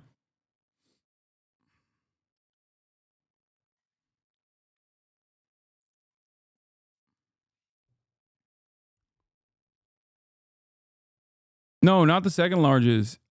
India is the largest English-speaking country on the planet. It's a second language, obviously. That's a reach. I'm sorry. Wait, what? No. No, I think there are more English. There's a larger English-speaking population in India, even though it is the second language.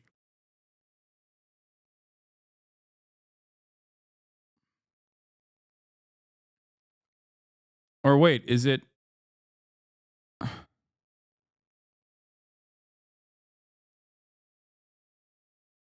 Total English speakers? No, this is. No, not as a. I think there's more. I don't think this is correct. I think there's more English speakers in India. This is rigged. They're lying. They're lying and claiming that there's less Indians that speak English. I don't believe this. By total numbers, I thought India was the number one. Some dumbass just said British. It's British English, so it doesn't count. Okay, that wasn't a dumbass. That was correct. You were just given the facts. I don't believe it. Okay, it's fake news. Guess what? Guess what? Figures are from the 2022 American Community Survey, 5-year estimates by the U.S. Census Bureau for persons ages up to 5 and older. 2024 estimate figures for population in first, second, and third languages. English as a first language is only spoken by 259,000 people, as a second language by 182 million, and as a third language by 45 million.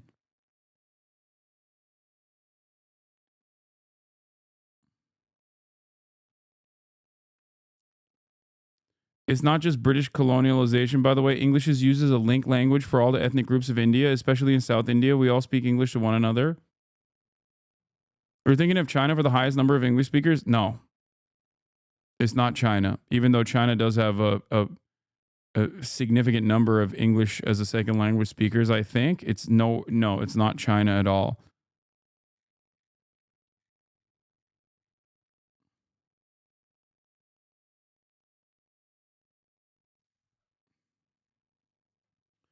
It's mixed. It is mixed. Plenty of Sri Lankan and Indian immigrants here in Japan speak either English or American English, depending on their home schools.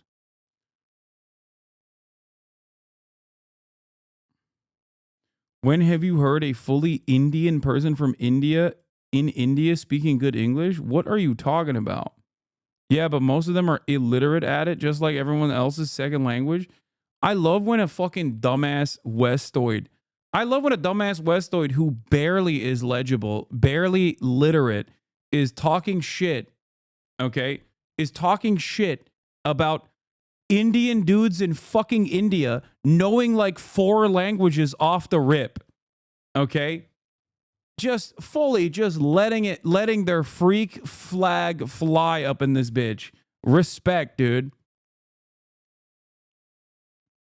Jesus Christ.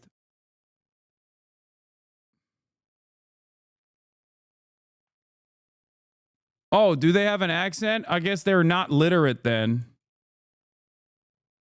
That's what he means, by the way. Is that the dudes have an accent. So they're not actually literate in English.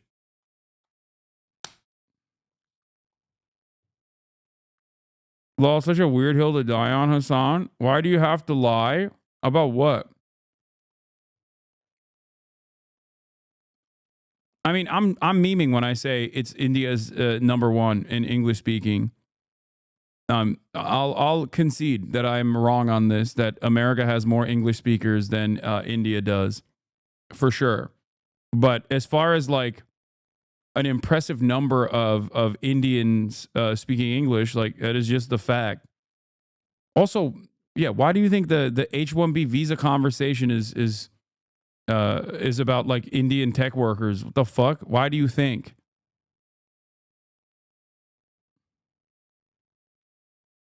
It's because a shit ton of Indians speak English.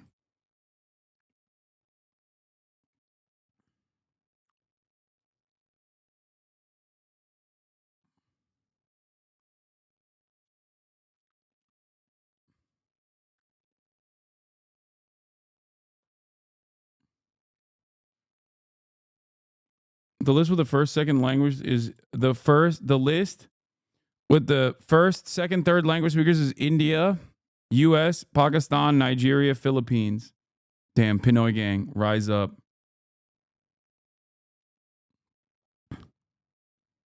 According to available data, around 12% of the Indian population speaks English. It is important to note that English is not the first language for the majority of Indians. It is primarily spoken as a second language. No, English is not the most spoken language in India. Hindi is the language with the most significant number of speakers, making 43.63% of the population. However, English remains an important language in India as an official language and is widely used in education and politics.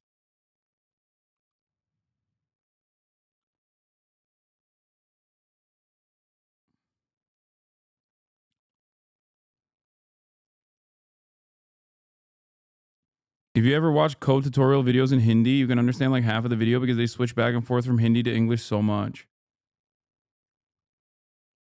Robin Banks, thank you for the 10 gifted subs, by the way. That Hindi statistic is also misleading. It's not actually 46%.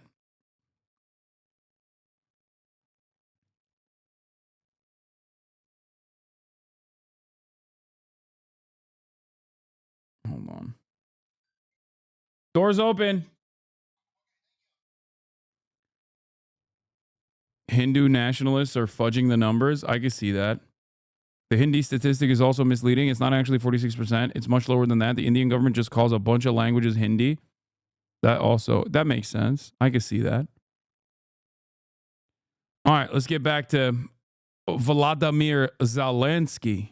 That this is an important signal to the world, to the Russian leadership, that we stand together. But back in D.C., Trump was non-committal when asked if he viewed Zelensky as an equal partner in negotiations with him and Putin. What do you say to people who think that Trump is a Russian/Putin's puppet? I say to them that they should keep believing that, because then they won't recognize that he is actually Xi Jinping's puppet. You had wrong information. Modi did not finish school, bro. That's why he doesn't speak English. And if you look at literacy rates in India, it varies by a wide margin on state-to-state basis. Even those Indians study English throughout school, verbal communication through English is very bad. I'm saying this as a South Indian. You had wrong information. It's an interesting question. I think they have to make peace. Their people are being killed, and I think they have to make peace. The White House yesterday revealed more details about the deal that led to the release of American schoolteacher Mark Fogel from a Russian prison. In exchange, we now know the Trump administration has agreed to send convicted money launderer Alexander Vinnik back to Russia. Vinnik was arrested in 2017 on charges of fraud using cryptocurrency. Tony? Nancy, thank you very much. Vladimir Putin responds to strength. In 2014, he invaded Crimea, not during the presidency of Donald Trump. Over 4 years, there was no Russian aggression from 2016 to 2020. In 2022, Vladimir Putin took aggression on Ukraine. Once again, not while President Trump was president of the United States. So any suggestion that President Trump is doing anything other than negotiating from a position of strength is on its face ahistorical and false. So when you look at what he may have to give or take, what's in or what's out in those negotiations, we have the perfect deal maker at the table from a position of strength to deal with both Vladimir Putin and Zelensky. No one's going to get everything that they want. Understanding who committed the aggression in the first place.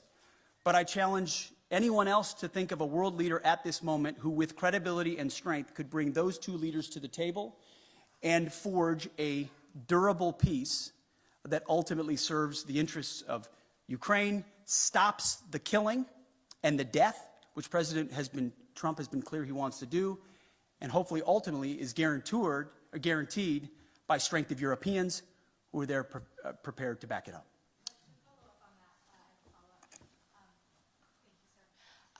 Why not invoke Article 5 then for the NATO peacekeeping forces that could potentially be deployed? How does that deter President Putin?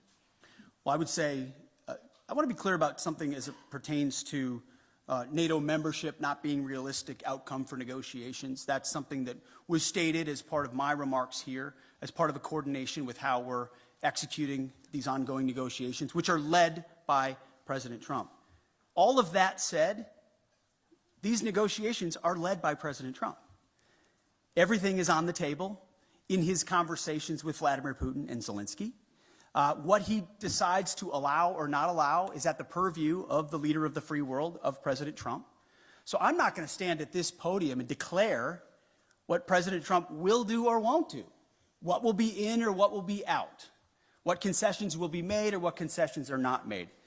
I can look, as our team has, of what's realistic, likely on an outcome. I think realism is an important part of the conversation that hasn't existed enough inside conversations amongst friends. But simply pointing out realism, like the borders won't be rolled back to what everybody would like them to be in 2014, is not a concession to Vladimir Putin.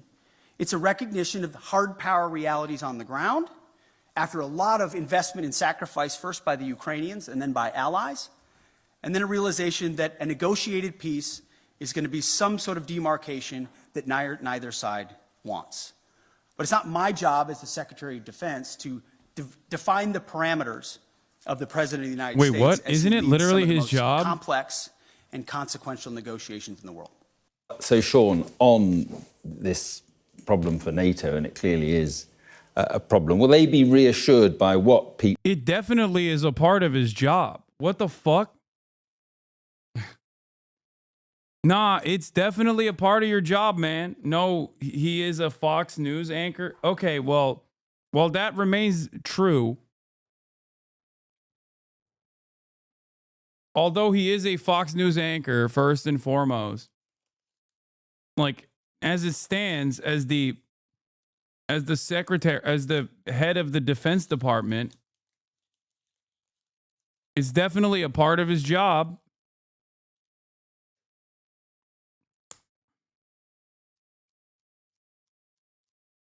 Damn. Well, this is what happens in a DEI-free zone, you know? Thank God we abolished DEI so we could put competent and effective leadership in charge so that they could say stuff like, oh, it's not my job. It's the job of the president, who is the glorious supreme leader.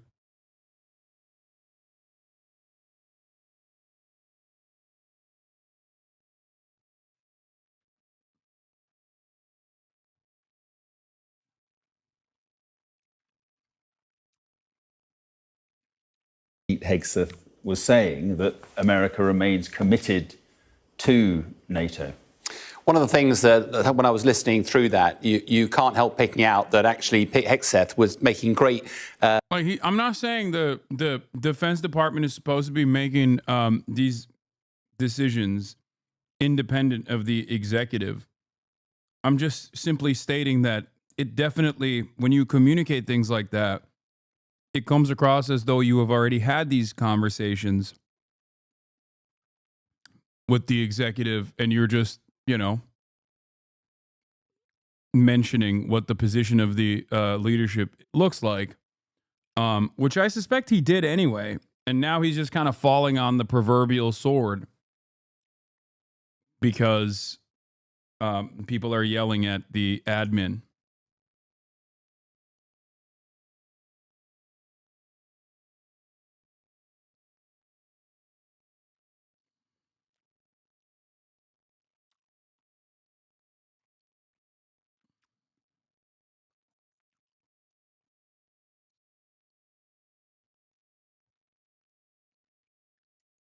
So yelling works? I mean, yelling is definitely worse to a certain degree with this administration that responds to negativity.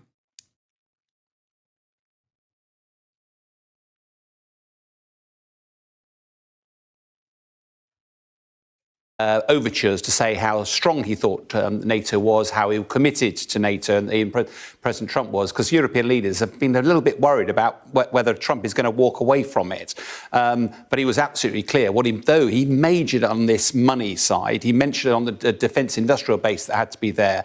I'm less worried about the 5% number that was going out there. President Trump's famous for doing stretching the elastic band pretty hard. And actually, even when he was asked about that in the news conference, he backpedaled about 5% and said, America's spending a lot more than this. But I suspect 3% is the actual number. The trouble is I'm a veteran of the Cold War, and however much the European nations may worry about a number that's north of 2.5%, we were spending over 4% in the Cold War, and it feels like a more dangerous world.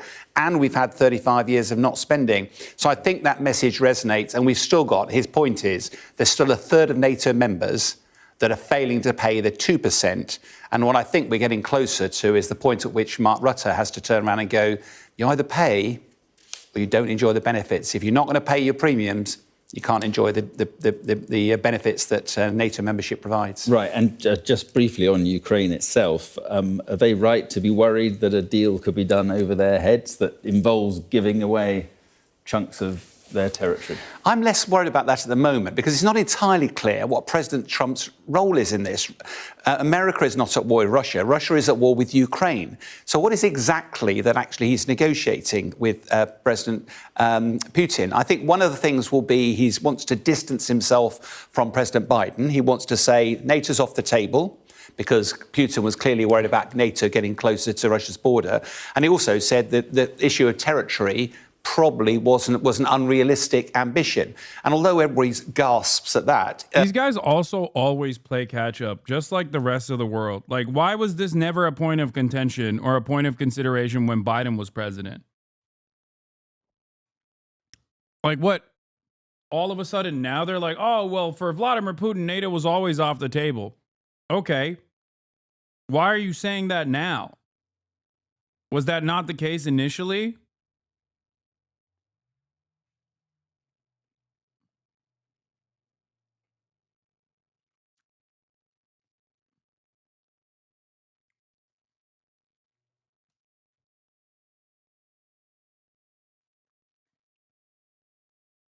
I don't understand.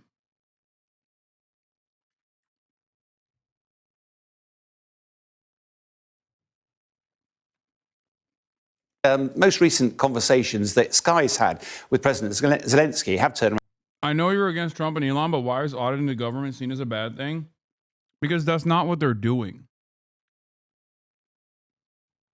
Okay? If you think that they're, quote unquote, auditing the government to find like wasteful expenditures and fraud, you've fallen into the marketing campaign that isn't even like that good, really. Why is it that so many people refuse critical thinking or the very simple notion that your government officials, no matter what their background is, are most likely fucking lying to you when it's a goddamn Republican in charge?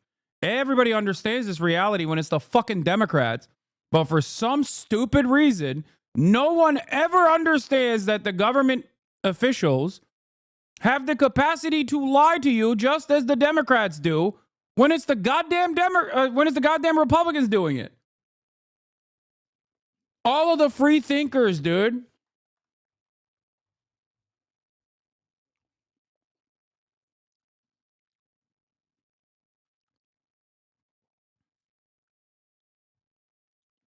This is before we consider that there is already a pre-existing service that audits the government regardless and is way better equipped at finding inefficiencies than a bunch of random dudes who are 19 years old on Adderall, fucking keyword searching woke and DEI.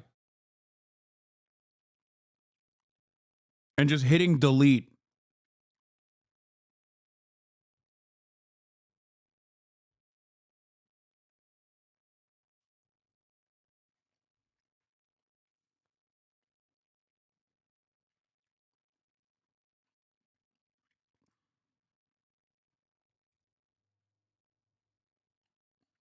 Around and said, look, he doesn't think that's reasonable. What I was a little bit concerned about was that Trump seems to have given away a few of his negotiating cards already. And I suspect that, you know, President Trump has been making big overtures about Panama Canal, about Greenland, about Israel and Gaza. I suspect we've got to look beyond the rhetoric. And all of this, I suspect, is just using it as America focusing on China, UK and the EU sort out the continent.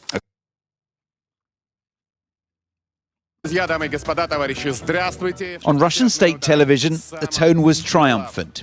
An historic shift in relations was how this anchor described the phone call. Another told viewers to feel the difference. But officially, at least, Moscow's not celebrating yet. Russia's foreign minister even suggested the world has overreacted. I was struck by the fact that the entire world has fallen into a kind of stupor. They were stunned when a normal, basic conversation between two well-mannered, polite people took place. It's not that polite to invade your neighbour, but it seems Vladimir Putin will be rewarded, securing concessions on territory and NATO membership before peace talks have even begun. And then there's the prospect of another face-to-face meeting. Helsinki before, Saudi Arabia next, we're told, and then possibly Moscow.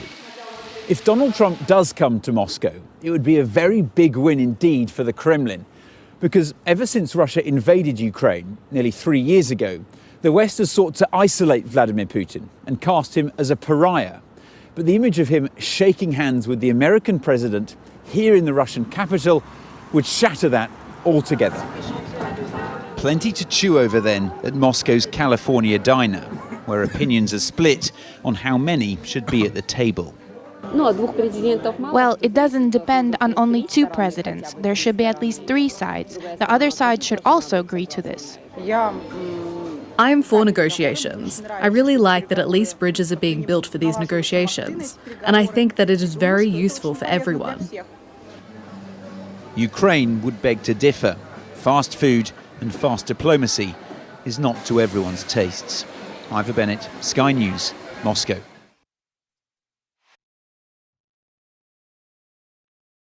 Just after the morning rush hour, central Munich. Scenes that pour fuel on Germany's political disputes over immigration, with the far right soaring in the polls, ahead of the most significant general election since reunification. A child's pram and a shoe lie crushed in the street. 28 people rushed to hospital after someone, later confirmed to be a failed Afghan asylum seeker, had rammed his car into a crowd. A car crashed into the back of a demonstration. We saw the whole thing. They were walking along the whole street, and when they crossed the intersection, a car drove into the back of the crowd. As an arrest video emerged, the German Chancellor was forced to comment on the divisive issue currently haunting German politics. The alleged attacker, who'd come to Germany as an unaccompanied minor, reportedly had his asylum application rejected nearly a decade ago. So why was he still in the country? This perpetrator cannot count on any leniency. He must be punished and he must leave the country.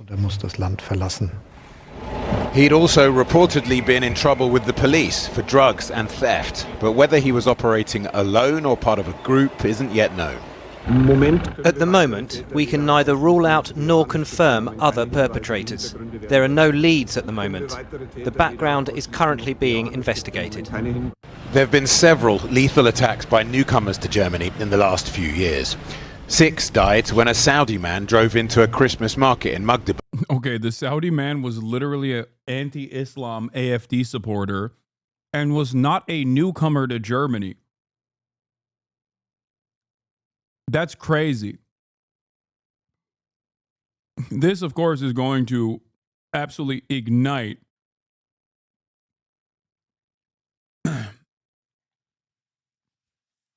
the same fear mongering that already existed, which is truly beneficial for AfD's purposes in general.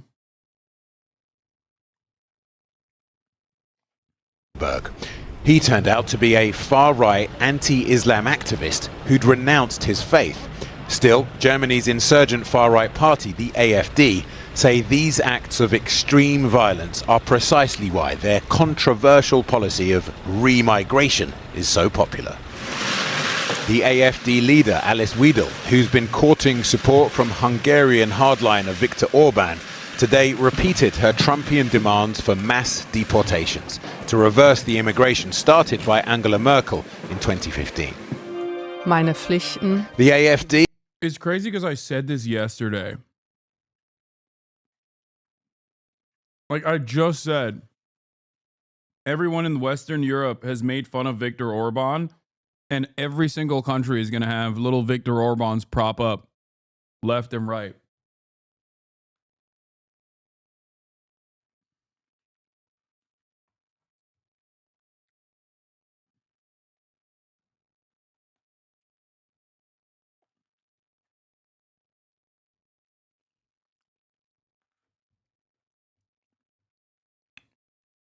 Terrifying predicament.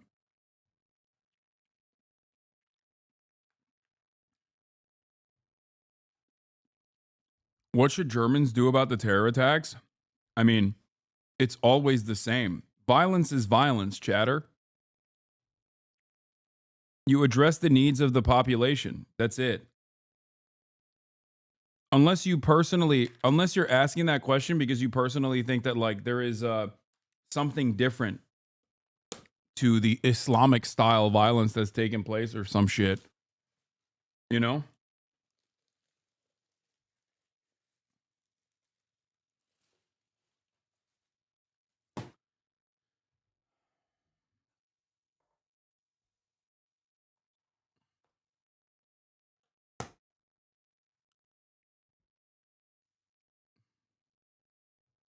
Contrary to the initial information, the suspect had a residence and work permit. This was reported in German media at 8:17. This deportation agitation in German media was completely off the rails today.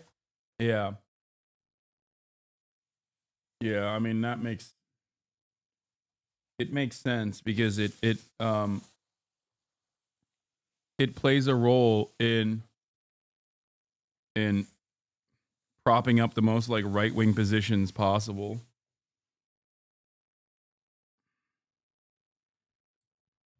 The media loves hitting the panic drums. Social Democrats have failed to fight fascism. In many cases, helped accelerate it while being the most smug, out-of-touch people on the planet. Yeah.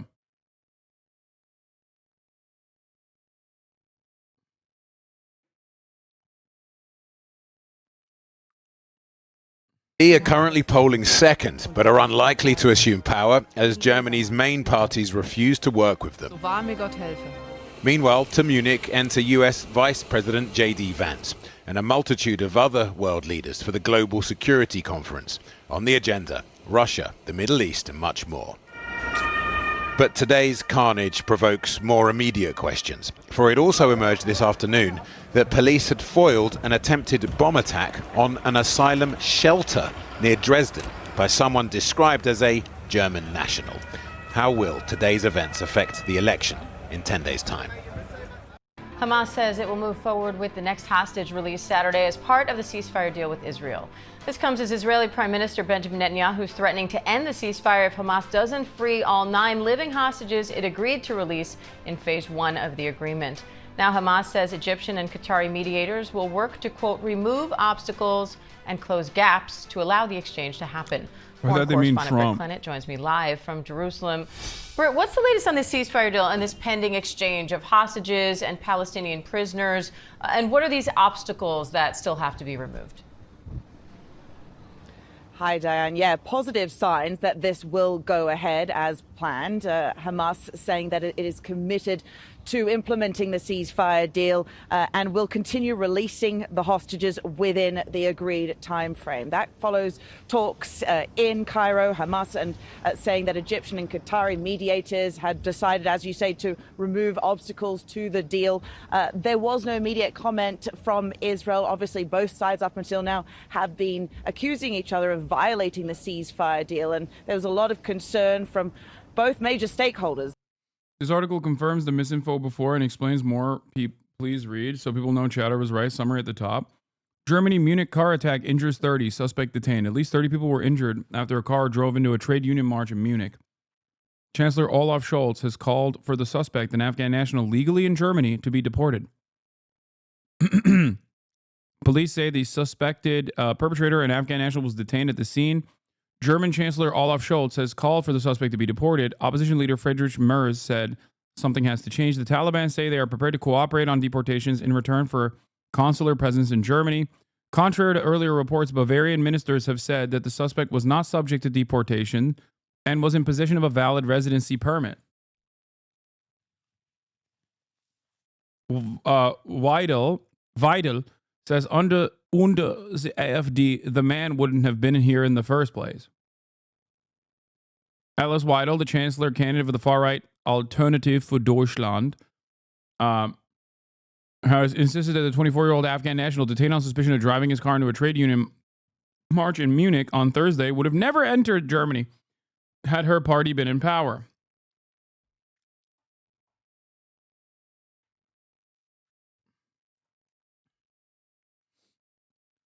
Weidel placed the blame for the incident at the door of the Bavarian premier, Markus Söder, saying the question which politicians need to face, especially Söder, is what was the man even doing here? These guys, I think, get so horny anytime an instance of mass violence occurs. They're like, oh, hell yeah, it's time.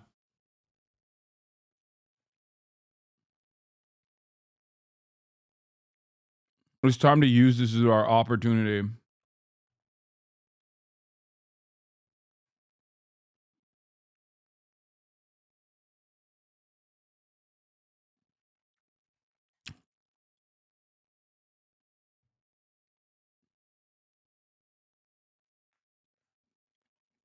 Why didn't the media cover the Swedish mass shooter? Because he was white.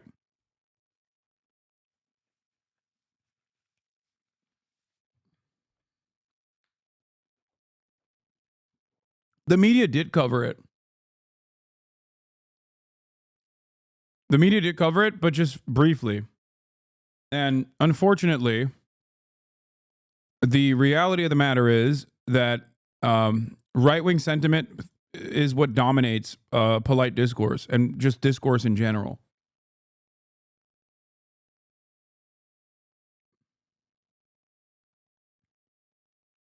Yeah.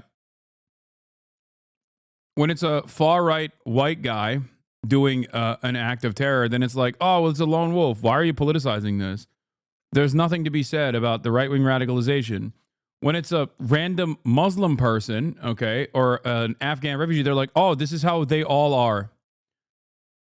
Notice that nobody says this is how they all are about white people, obviously, because that's not the case. Just like that's not the case for the millions of Muslim refugees that work and live normal lives in Germany every single day, in spite of the anti-Islam sentiment that you hear from many German politicians.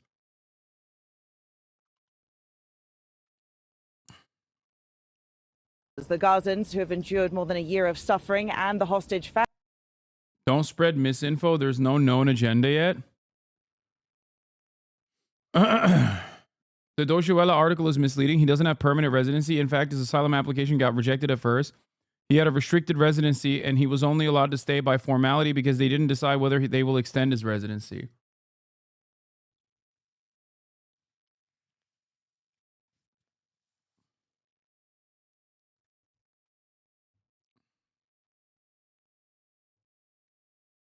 Yeah. The Swedish fellow disappeared from the news. Yeah. The initial coverage also had like photos of like a random Arab looking person too.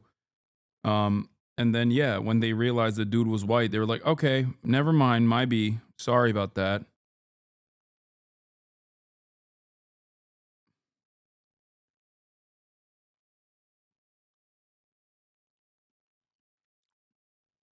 Anyway.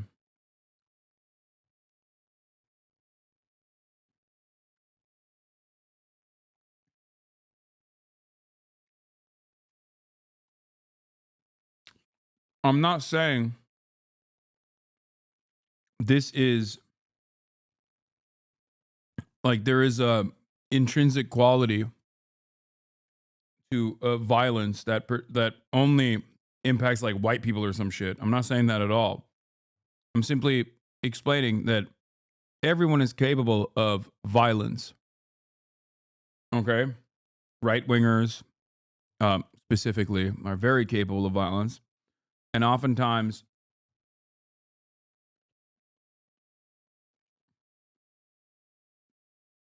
what? Can you address repeating mass murders in Germany without calling people racist, fascists? This is becoming disrespectful for non-immigrants. White people are also humans, you know. I love that right-wingers pretend that the only solution to an act of terror is by being Islamophobic. Like that's, you're making it seem as though if you fucking say, you know, this is just Islam, this is how all Muslims are, then you magically solve this fucking problem. You're an idiot. What are you talking about? Yes. People ask me, how do you fix this problem? And I tell them it's the same principle. All instances of violence like this, with the exception of like the antisocial personality disorder caused instances of violence, are solvable through addressing the material problems that people have. Okay, this is not a unique position. This is just the truth.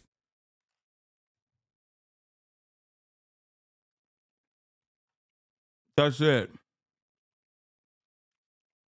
Also, this guy said white people are human too, as though I, a white man, don't think that.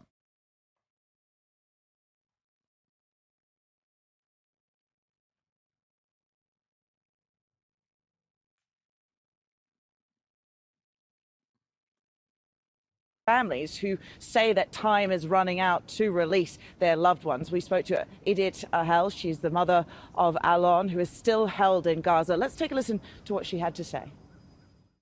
I feel bound by myself. I think I can't do anything with it. I have no control over that. I have to be positive for alone, and I am. Wait, it's not Muslims from India, Pakistan, Indonesia, etc. It's always Middle Easterners. Yo, this is my goat. Is this an Indian Muslim who says like violence only happens? This is a hyper specific. This is an advanced form of racism that I had not encountered before. Is this guy an Indian Muslim who says like, nah, you don't understand. It's only the MENA Muslims that do this shit. That's awesome. I mean, this is cool. I cherish this kind of thing. This new versions of racism when all the previous versions of racism are outdated. Respect. I love that.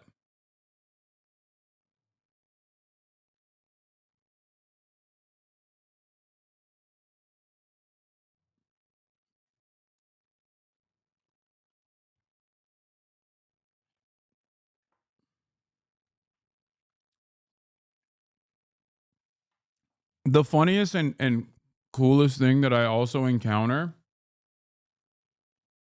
is that the overwhelming majority of like insanely white supremacist accounts are run by like Indian dudes or like dudes from Malaysia.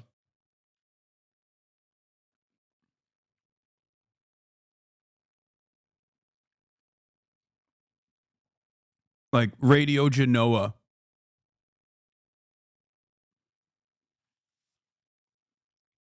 Being like, we need to make sure that the West maintains its white superiority. And the dude is just Indian. The dude saying that is an Indian guy.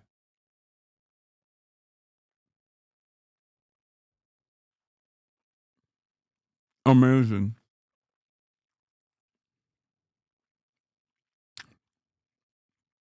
Wait, why'd you ban this guy? He's popping up. I want to hear more from this guy.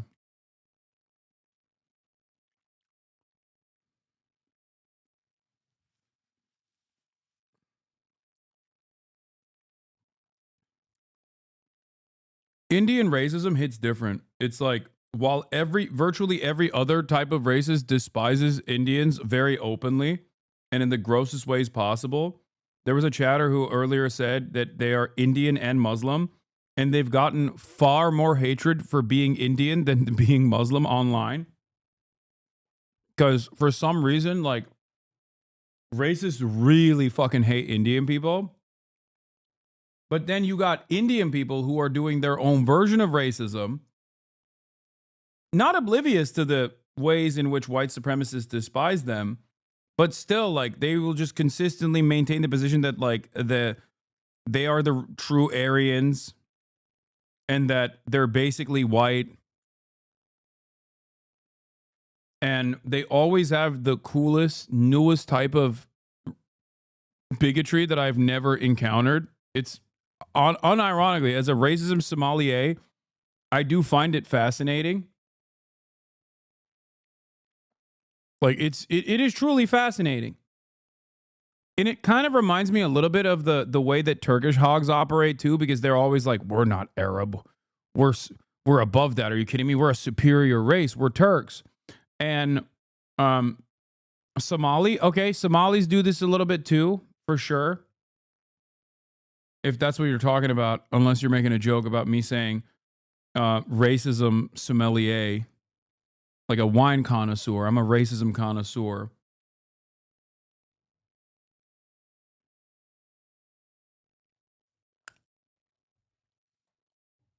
Turks do this all the time as well, not realizing that the Western world does not see them as white at all.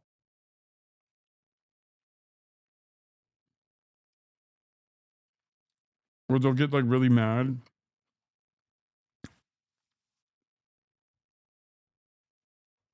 Really interesting dynamic.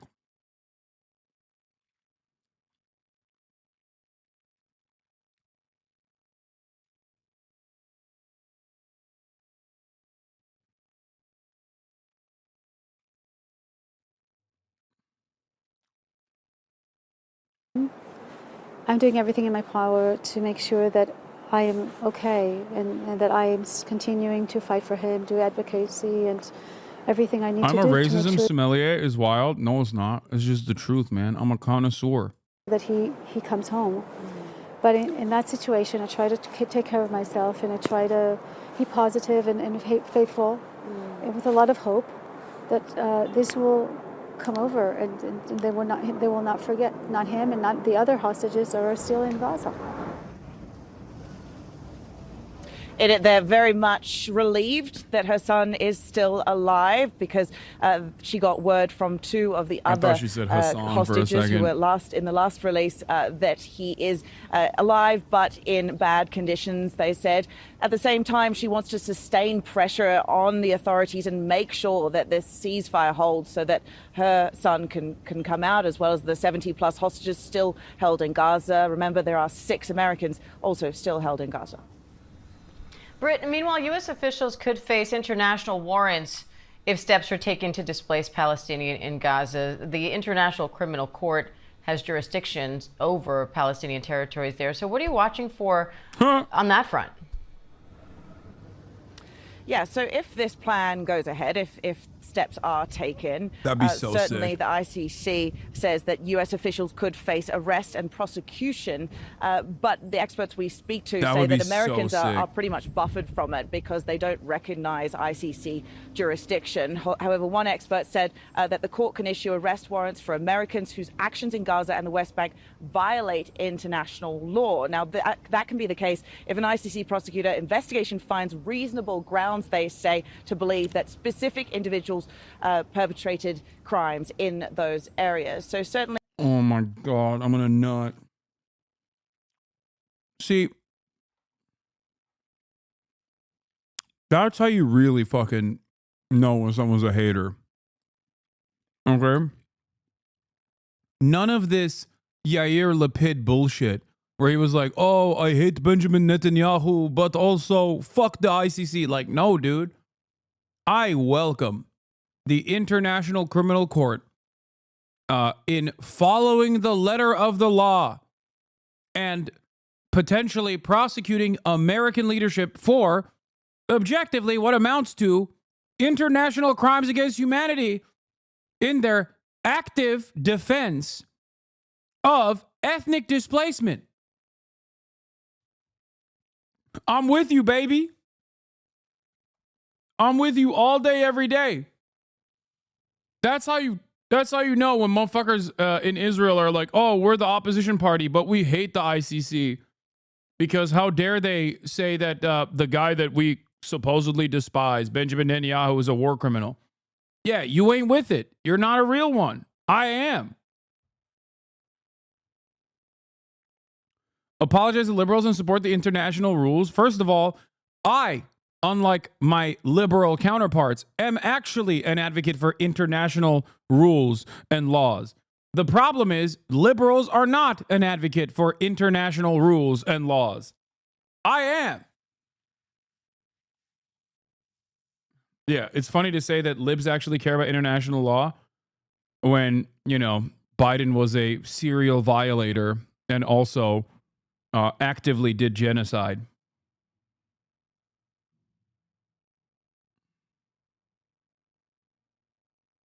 America already lost. The ICC would never do this 10 years ago. Oh, yeah, 100%. The ICC even like saying that they could possibly do this is crazy. Another layer of this, but the rights groups that we speak to say that really the concern should be on this being raised in the first place and the chaos that it's sowing here and how it is compromising the deal. All right, foreign correspondent Britt Clennett in Jerusalem, thank you. A judge has cleared the way for the buyout offer for more than 2 million federal workers, rejecting a lawsuit that had put that plan on hold, and scores of federal workers are already being fired. Senior political correspondent Rachel Scott is at the White House. Good morning, Rachel. George, good morning. Well, dozens of lawsuits have been filed, but this does mark the first major victory for the Trump administration. A judge declaring that buyout program can move forward, and this morning the offer is officially closed. Overnight, a stark message from Elon Musk. So what you do every day is stuff your face and spew out propaganda. This is what you have to be, guys, to make bread nowadays. Endgame dystopia. Even if you grasp the idea that peace can be achieved without ensuing chaos into it, you will still have a sour taste in your mouth. It can't just be that simple to be, right? What? Why can't you just operate on the fucking limitations of your brain processing power? Why do you have to act like you're much smarter than you actually are? Virtually everyone understands that you said nothing, okay? Endgame dystopia. Oh my God, this guy stuffs his face and spews out propaganda. Just speak normal, okay? As far as stuffing my face, yes, dude, I'm a human being. And within the hours of 2 p.m. Pacific to 4 p.m. Pacific, you can catch me eating food, okay? I'm live for 7 hours a day minimum, okay? And yes, in that 7-hour block, there's going to be moments where I'm eating. That's number one. Number two, in terms of spewing propaganda, what am I talking about? What have I said that you consider propaganda in a pejorative way? What have I said that you consider to be wrong? Why can't you address any of the things I'm saying and instead, I don't know, complain about me eating food? Do you think that the International Criminal Court should not actually try to hold America accountable? Do you think that the current American president saying we are going to forcibly displace 2 million ethnic indigenous Palestinians from their ancestral homelands is not, to the exact definition, a genocidal ambition? That's it. That's what it is. If that's not genocide, then there's no such thing as genocide. Also, he unfollowed, so he can't even say anything now.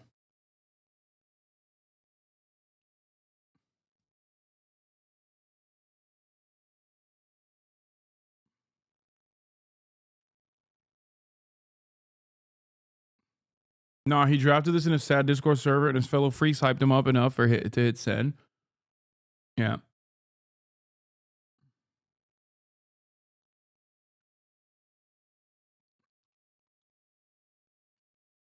Endlessly frustrating to have to contend with chatters that don't actually have like a discernible position on anything really, and they're just in here to shit spew. And it's not even the shit that they personally came up with. They're just basically reiterating something someone else has said, and they're not even remembering it correctly. It's very sad. Why won't more countries stand up against us? Because we're number one, baby. We're the most powerful nation on the planet.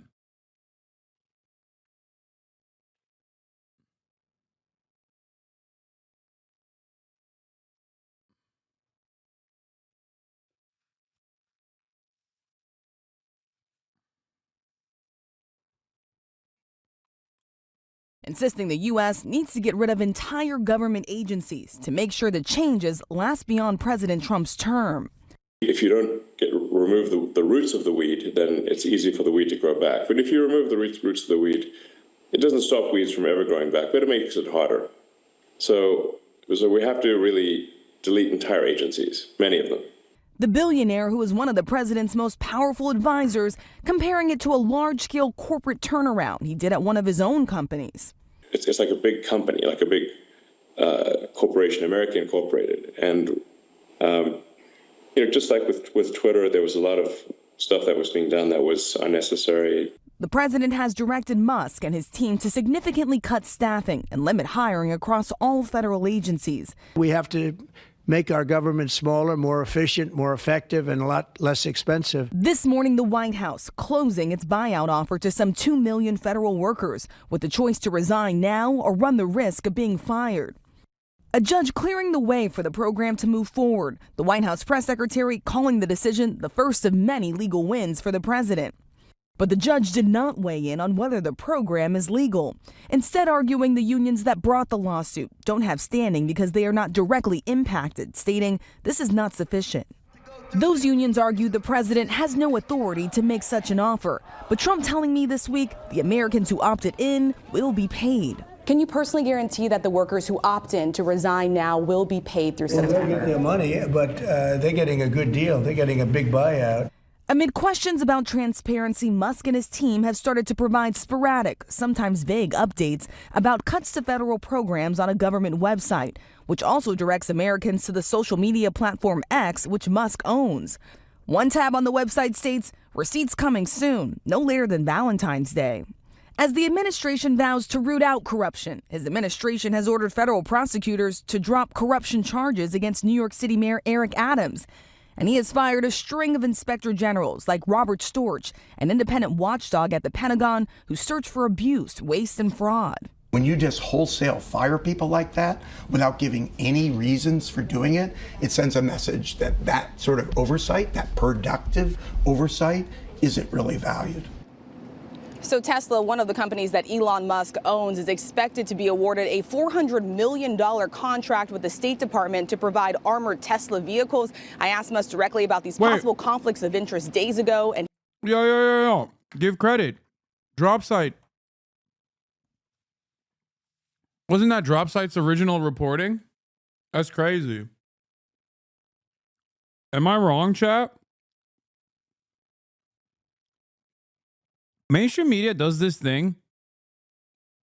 Mainstream media does this thing that I find very annoying when it's like independent investigative reporters that previously literally worked in mainstream outlets. When they break the stories, mainstream media will never give them credit. It is very annoying.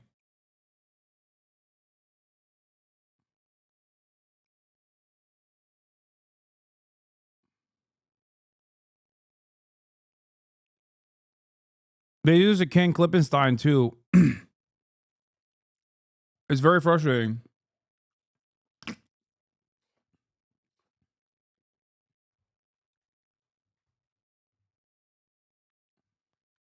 and he dismissed them, George. Right, but we've never seen anything like this before, Rachel. A private citizen with this kind of power and these kind of conflicts profiting from the government as he's ordering cuts across the federal government. Meantime, we have the Department of Justice. I think aside from like undermining America and like ruining America, one of the things that they're doing that is really frustrating for me is the transparent ways in which they are farming government coffers in broad daylight. And the dumbest coworkers you have are like, they're fighting corruption, they're fighting corruption, they're fighting fraud. Shut up, libtard. Why do you hate that they're fighting fraud? I bet you're paid by USAID to be gay.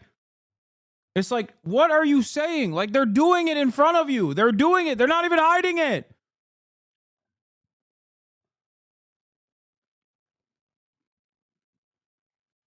It's so fucking annoying. Justice is also moving against New York. Yeah, George, this lawsuit has been launched by Attorney General Pam Bondi. She accuses the state of New York of prioritizing those who are entering the country illegally over American citizens. She specifically highlights this law in New York that allows people to obtain a driver's license regardless of their status in the country.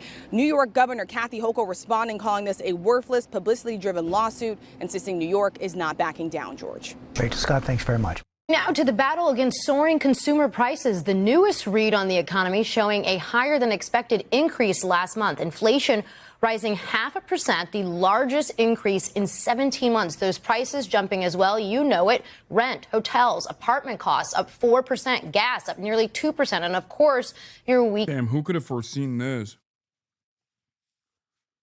Wait, you mean to tell me that the great deregulator is now in charge? And virtually every industry has immediately chosen to increase their prices. Some of that increase obviously is happening as a consequence of the avian flu. But make no mistake, it's not real as long as we just refuse to recognize it. Good thing that we're also undermining all of our regulatory agencies that are tasked with making sure that the food and the poultry that you consume is up to food safety standards. Good thing that that's no longer a thing, so you can actually get avian flu if you want. Oh, wonderful stuff. I love freedom. It's so joyous.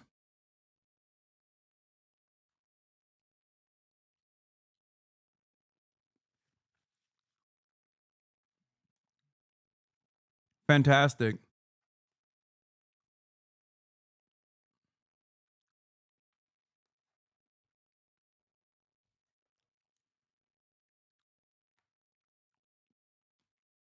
As a massive chicken and egg consumer, when I die, at least I won't have to fucking experience the awful nonsense and the stupidity that I'm exposed to on a daily fucking basis. Weekly grocery bills skyrocketing with the cost of eggs nearly double what they were just a year ago. Let's bring in our senior business correspondent, Christine Romans. Christine, good morning. I eat the same thing pretty much every single day. Okay? I eat chicken for lunch and I eat eggs at night. I make a breakfast sandwich. I make breakfast for dinner. A very famous breakfast sandwich, as a matter of fact. I've made one for Austin as well in the past because he constantly, whenever he stays over, sees me making this fucking egg sando. And apparently for months, he has also wanted to eat it.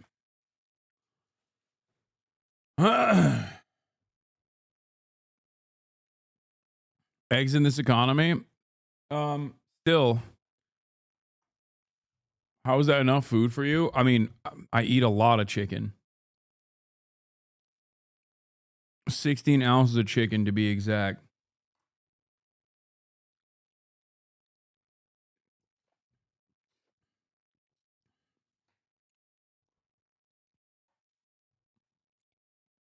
He wants higher prices, obviously. How does one make financial plans around this? Is this short term? Is this here to stay? You know, auto insurance, airfares, like you dig into these numbers, a lot of things are rising, and they're rising at an uncomfortable pace for a lot of people, and certainly an uncomfortable pace for the Federal Reserve, which wants to be lowering interest. Okay, let's look at these wasteful expenditures. His Doge team discovered that FEMA sent $59 million to luxury hotels in New York City to house migrants, and that they took this money from American disaster relief, and instead of spending it on Americans, they spent it on immigrants, and that they were taking it back. People got fired over this. This is all a lie. And if you want to get better at telling people why the things that they are reposting from people like Elon Musk are not true, follow along. So to start, he's claiming that FEMA sent money for migrants. FEMA, like every organization that is given money by the government, has very strict rules of how they can spend money. So I'm already suspicious of this. Let me look it up. So I want to know, what are some FEMA programs for migrants? And this is what I see, the Shelter and Services Program. Let's click on that. So I click and see that this program was passed by Congress in 2023 under the Consolidated Appropriations Act, and it's to provide shelter and related activities to non-citizen migrants. So there's Musk's first lie. He's claiming this money is being spent on illegal migrants and on illegals, when it's not. It's being spent on non-citizen migrants, and non-citizen migrants are someone who are here legally. Migrants are not the same thing. Okay, but you have to remember, undocumented versus documented is a designation that can change at any given moment, and it is entirely up to how racist the person saying it is. That's it. This is what I tried to explain to people when JD Vance kept talking about how the Haitian, illegal alien Haitians were eating cats and dogs. They weren't illegally in the country. They had temporary protective status. They were, quite literally, documented non-citizens. Okay? They had the documentation. They had the paperwork. And yet, overnight, seemingly, the government decided that they were no longer documented, because that's how it works. You can do it that easily. You can do it that easily when it comes to amnesty as well, by the way. That's the only difference between someone who is a documented immigrant versus an undocumented immigrant. The only difference is paperwork. And that can change. Not that it matters. Thing as undocumented immigrants, and the two are constantly used interchangeably when they don't mean the same thing. Migrants enter through a legal port of entry. They are here legally, and they are awaiting their case to be heard in the U.S. immigration system. CNN formal news conference is live, taking questions. Trump said he can't understand a word the Indian reporter is saying. We'll do a few questions, please. Please, go ahead. Please, go ahead. Yeah. Yeah, blue shirt. Thank you, Mr. President. People in India will naturally welcome your decision to extradite Abu Rana to India back home. In that context, I would like to ask you a question about, in last few years, we have seen several groups in the U.S. raising anti-India voice, calling about separation terrorism activities in India. Do you think that should continue here in the U.S. as well? You're going to have to go louder. Mr. President, people in India would be welcoming your decision to extradite Abu Rana to... I can't understand a word he's saying. May I, sir? May I? May I, sir? Oh my God! Go ahead back there. Mr. President, thank you. First, I want to ask Thank the you Prime very much. Minister a question. You and the President, you both spoke about combating ISIS. You both sounded very exciting about this. This got to be a excited Breitbart about this guy. partnership upcoming. And I was curious, how much more confident are you with President Trump leading this country that there will be peace through strength and you will have a successful partnership with the Dude, United I hate this new versus, formation! I hate Biden's it. They incompetence have these and like weakness over fucking the last random 4 years. Breitbart guys who are like, Mr. President, I'll have it on good authority that your dick is long and fat. Mr. President, can That's you your tell me question, but how I'll hard you answer can it. I blow agree out with my you. fucking back walls, dude? gross I'm with the incompetence. Nelk boys. We're going to have a fantastic relationship, and it has been, look, the whole world's been set back over the Literally tens of years, decades of fucking journalism down the goddamn drain, okay? Straight up. Room filled to the fucking brim with industry plants that are like, Mr. President, I'm with the doo-doo caca coalition. You just gave us press access and you kicked out those fucking losers over at Associated Press. Now I have the standing position here and I'm here. Sir, will you give me permission to do tricks on it? Okay? Will you blast sweet ropes into my butthole, Mr. President? I'll freaking love you, dog. I don't even have a question. I'm here to just tell you that you're the great white hope. It's literally insane, okay? They're going to have fucking Asmongold in there being like, Mr. President, sir, will you make titties in video games larger? That's what we're doing. That's the next step. Mr. President, sir, Korean titties are dominating the American marketplace. Can we make sure that Western titties are also fappable in video games? In India to bring him to justice. But there are many other elements in the United States of America, particularly Khalistani separatists who've been working against Indian interests. How is the United States of America going to cooperate on that front with India? There have been allegations that have been leveled against India. Will you let India assassinate Khalistani separatists on U.S. soil, just like we did in Canada, sir? Well, I don't think India had a very good relationship with the Biden administration. They wouldn't sell them oil and gas, which is rather hard to believe because, you know, it's a good thing to do.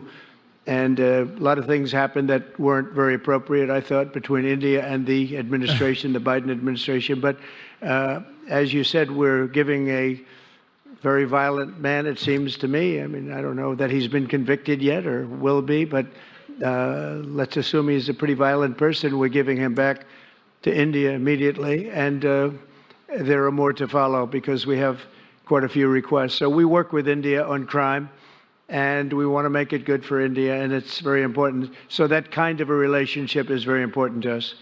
Okay? Go ahead, please. Go ahead. Thank you. Mr. President, you've repeatedly called India a big abuser of trade and said it is really difficult to do business in India because of tariffs. You announced reciprocal tariffs today. I am hoping you can speak about what kind of reciprocal tariffs India can expect. Are you willing to make any concessions? And how can India head off these tariffs? I also have one for the Prime Minister. Well, India's been, to us, just about the highest tariffed nation anywhere in the world. They've been very strong on tariffs, and I don't blame them necessarily, but it's a different way of doing business. It's very hard to sell into India because they have trade barriers, very strong tariffs. We are right now a reciprocal nation. We are going to, if it's India or if it's somebody else with low tariffs, we're going to have the same. We're going to have whatever India charges, we're charging them. Whatever another country charges, we're charging them. So it's called reciprocal, which I think is a very fair way. We didn't have that. I was going to do that in my other term, and we had the greatest economy ever in the world. There's never been an economy like we had, and then we got hit with COVID. We had to focus on that, and I wasn't really in the mood to be putting it on Italy and Spain and France and India, frankly, and a lot of other countries, because the world was very troubled until we got rid of that nightmare. But we had the strongest economy anywhere in the world during that fairly long period of time during my first term, as you know, and we didn't do the tariffs. We would have done the reciprocal tariffs, but we decided, and I decided, I think on a human basis, on a humane basis, not to do them because of the fact that there was such suffering all over the world. The last thing we needed to talk about is trade problems. But now we do. We're doing, we see a tremendous future for our country, but we felt that now it's finally time, after 45 or 50 years of abuse, that we will do, and this isn't India, this is among a lot of nations. The European Union is very difficult for us, very, very difficult. They tax our companies at levels that nobody's ever seen before. They take advantage of a lot of things, so we're not happy about that. China, of course, is terrible, and we've never taken in 10 cents until I was president. We've taken in hundreds of billions of dollars from China since I've been president in first term and now. And we have to do that just as a mechanism of fairness. And that's what I've done. And so we are being reciprocal with India. Whatever India charges, we charge them. So frankly, it no longer matters to us that much what they charge, because whatever they charge.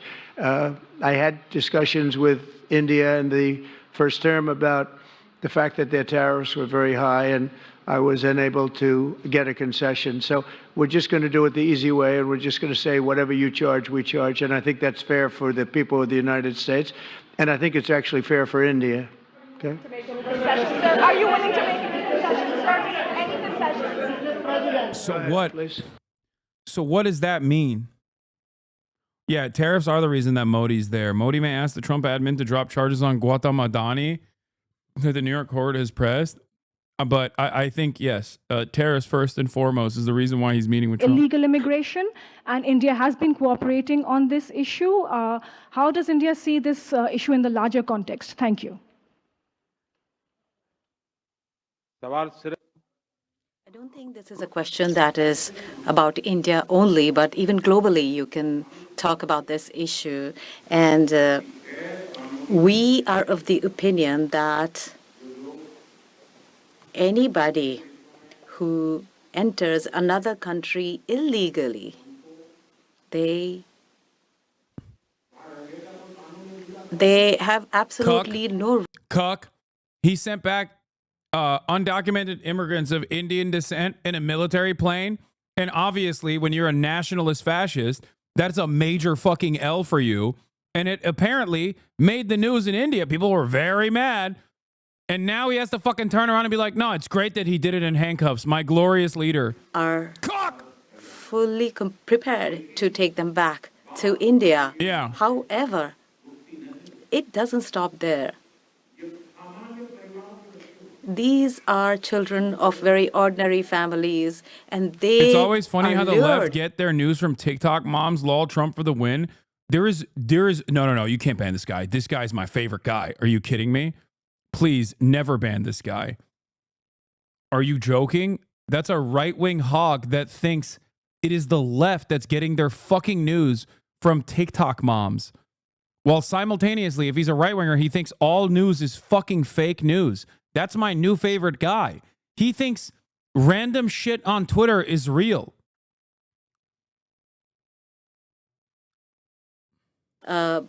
Human trafficking, and basically the young, vulnerable, poor people of India are fooled into coming over as illegal immigrants. And our bigger fight actually is against this ecosystem or this system that encourages such gangs to thrive. And I can tell you that India will completely support that they're Muslim. your endeavor. It's the Muslims that are building the gangs in India. Thank you, Mr. President.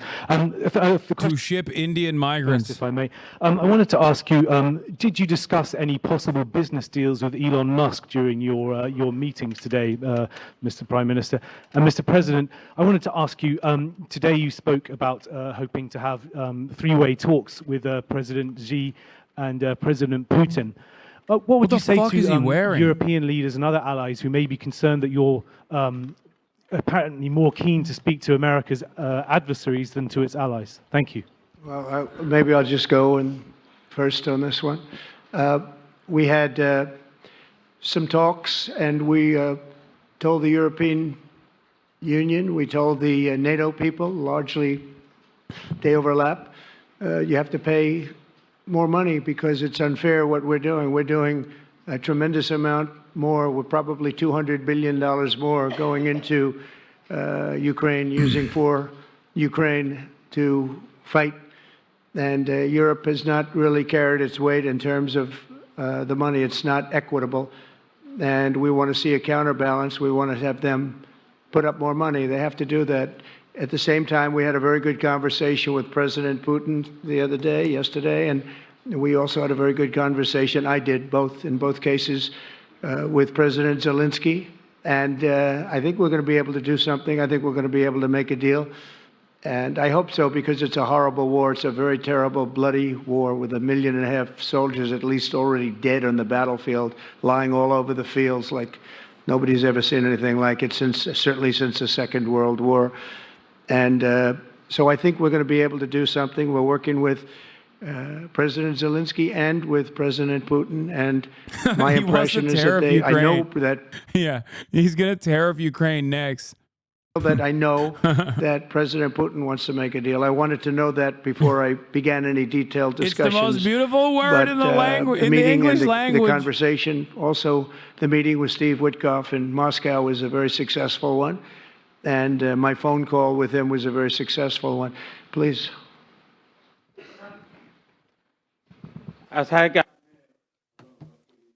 You asked a question regarding Elon Musk. I have known him for a very long time.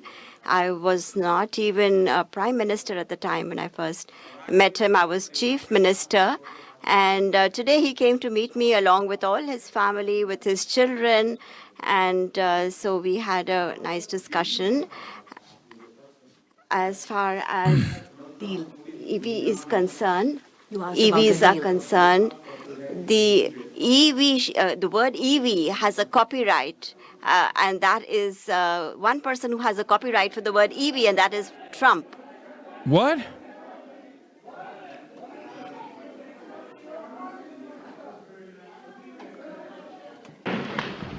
Thank you, Mr. President. Can I ask whether you discussed at all today the case of Gautam Adani, who's one of the wealthiest men in Asia and perceived as an ally of Prime Minister Modi? Prime Minister Modi, have you asked the President to take action on that case? Thank you. Arun was correct. Firstly, India is a democratic country, and our culture and our thought philosophy is Vasudhaiva Kutumbakam, which basically means that the entire world is a family. Every Indian is my own family member. And when it comes to such personal matters, leaders of two countries will not get together on that topic and discuss anything on an individual matter. Go ahead, please. Yeah, please. Sir, go ahead, please. Yes. He said it's just a little bit of bribes, okay? Why are you getting in the way? For you as well. But Mr. President, you have suggested, with regards to the Russia-Ukraine war, you've suggested several things that Ukraine should give up. The idea of NATO membership, territory that was seized back in 2014 by Russia. What should Russia give up? Russia has gotten themselves into something that I think they wish they didn't. If I were president, it would not have happened. Absolutely would not have happened. And it didn't happen for 4 years.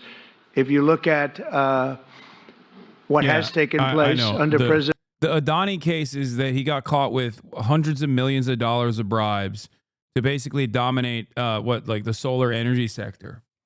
And it's one of those things that administrations do, where they'll pull on certain, like, it's not because they want to follow the law or whatever, but it's because they probably wanted to add a pressure point. Ukraine, and when you look at the mess that they're in, it's got to be ended and it's got to be stopped. Now, Russia's taken over a pretty big chunk of territory, and they also have said from day one, long before President Putin, they've said they cannot have Ukraine be in NATO. They said that very strongly.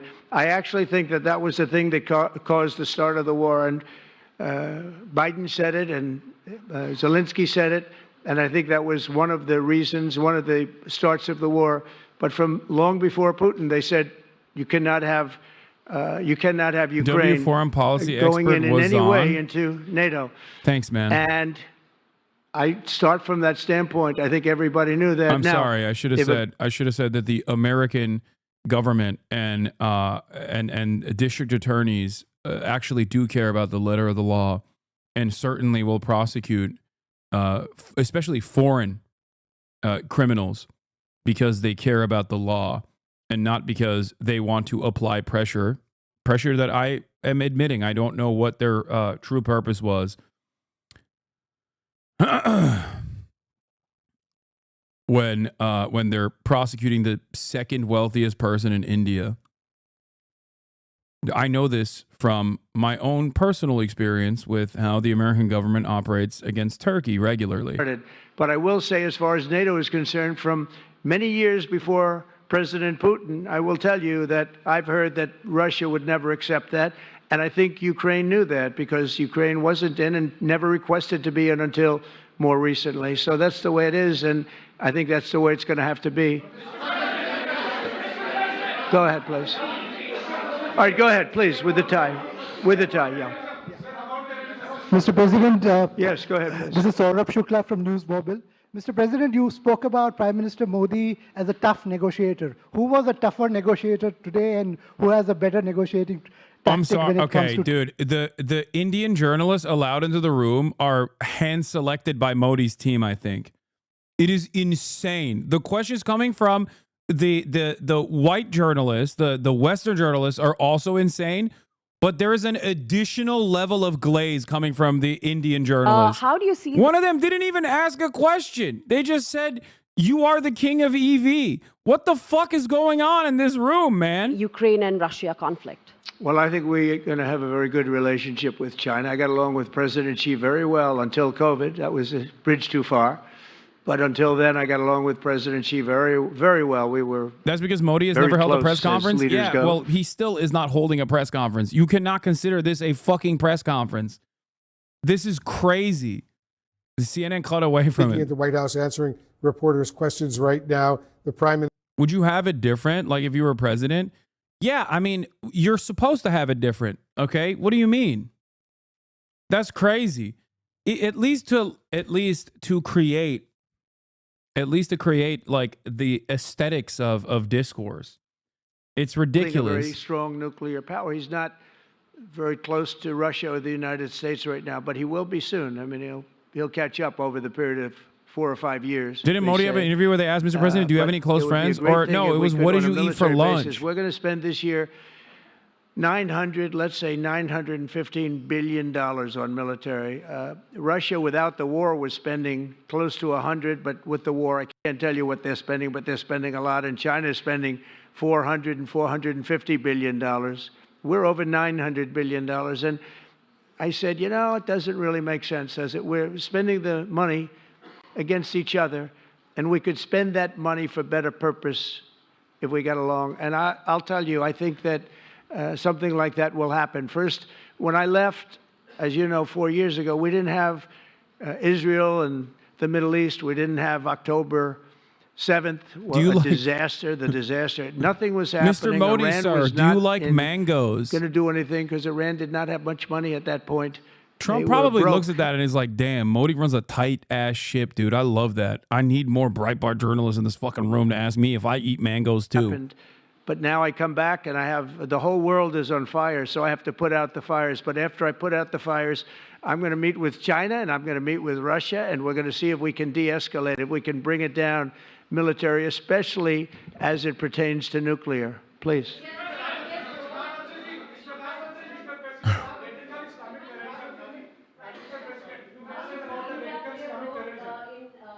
Mike, please.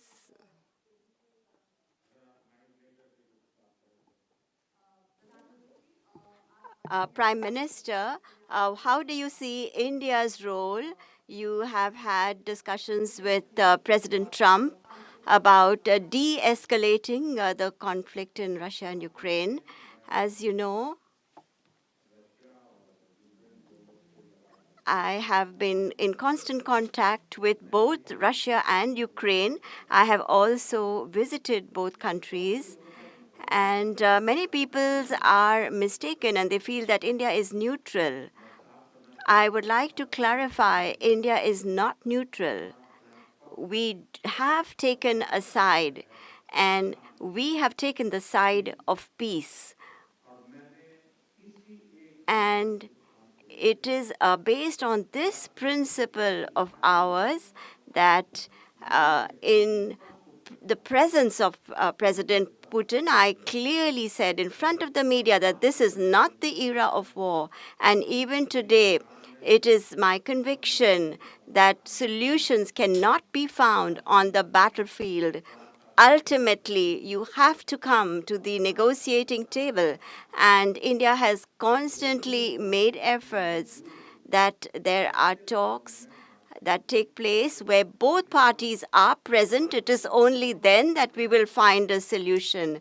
The efforts being made by President Trump, I support them, I welcome them, and I would like that President Trump is successful as soon as possible so that the world is on the path to peace once again.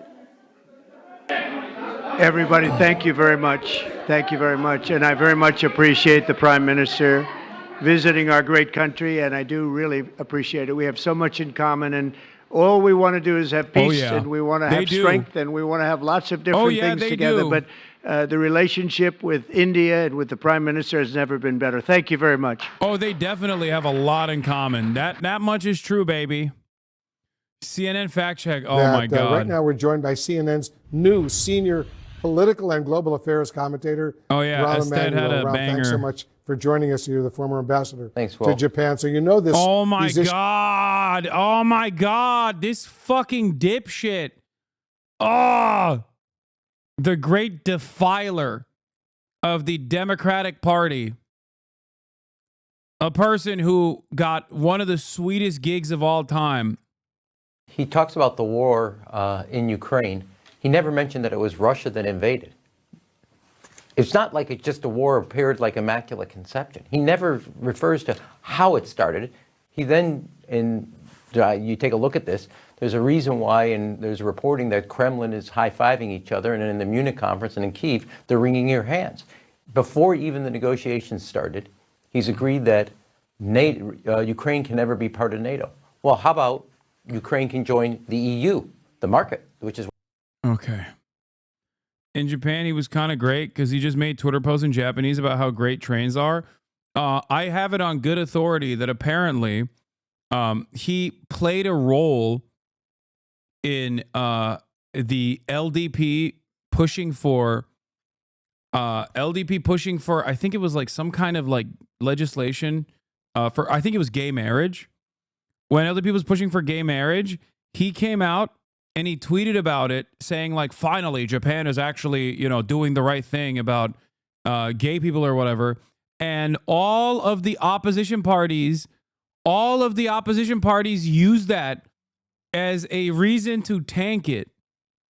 Like they were like, oh, look, see, this is like American woke culture. By the way, speaking of American hogs dominating discourse all around the globe, this is also a major point of contention, even in a place like Japan, which I would say is, for the most part, servile to American interests. What? I'm literally a JCP member? Is this not true? Carrie Hartline? This is what I've heard from Well, not JCP, obviously. JCP is pro-trans and pro-gay rights. But people outflanking the LDP were using Rahm Emanuel's, or the far right in Japan were outflanking the LDP on gay marriage, using Rahm Emanuel's statements to say American woke culture is ruining Japan. There's also a really funny story about Ubisoft that I haven't talked about yet. Remember the original reception to Ubisoft? The new Ubisoft Assassin's Creed game coming out that's going to be finally featured in Japan, and the main character being a very famous a very famous black figure, Yasuke. So initially, it was received as a positive thing in Japan, except after all of our hogs basically destroyed the brains of the Japanese hogs that were already brain destroyed. Sorry, I'm drunk in the morning. Of course you are. You're in fucking Japan. Everybody in Japan is drunk all the goddamn time, no matter what point of the day it is. But anyway, so this is yet another testament to how, like, even the likes of Asmongold, for example, can corrupt the minds of the Japanese right wing. They have their own version of far right hogs in Japan. Remember, Twitter is very commonly used in Japan. As a matter of fact, there's a higher percentage, if I'm not mistaken, of Twitter users in Japan than even the United States of America. And for that reason, Japan has also become increasingly more right-wing, far right, on Japanese Twitter as well. And one of the things that they are claiming now, and this is really funny, okay?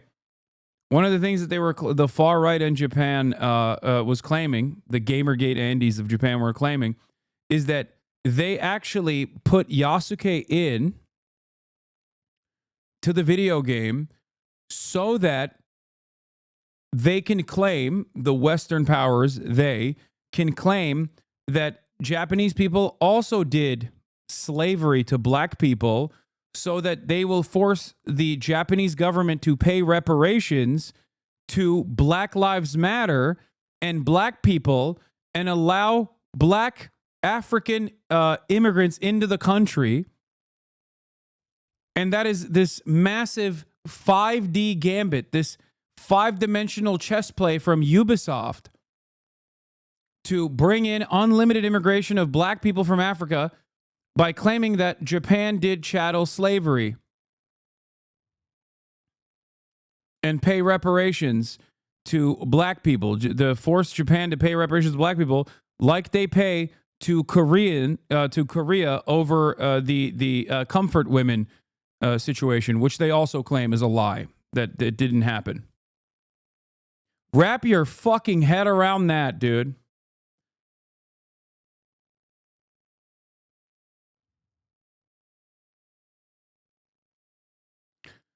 Imagine being so goddamn captive to American brain rot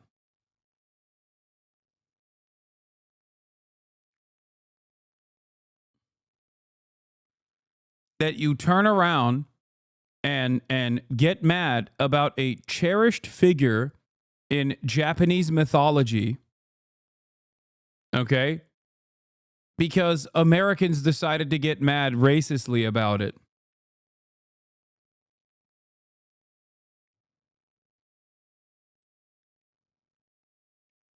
You also deny the pleasure squads in North Korea? What? What are you talking about, dude? What? Or Japanese history, sorry, not even mythology, but you don't know what you're talking about? I don't know what I'm talking about. Okay. If you say so, chatter. Why is it that nobody ever fucking says classic just making stuff up? Why is it that nobody ever says, like, why I'm wrong? They just simply say, you're wrong, and then they unfollow.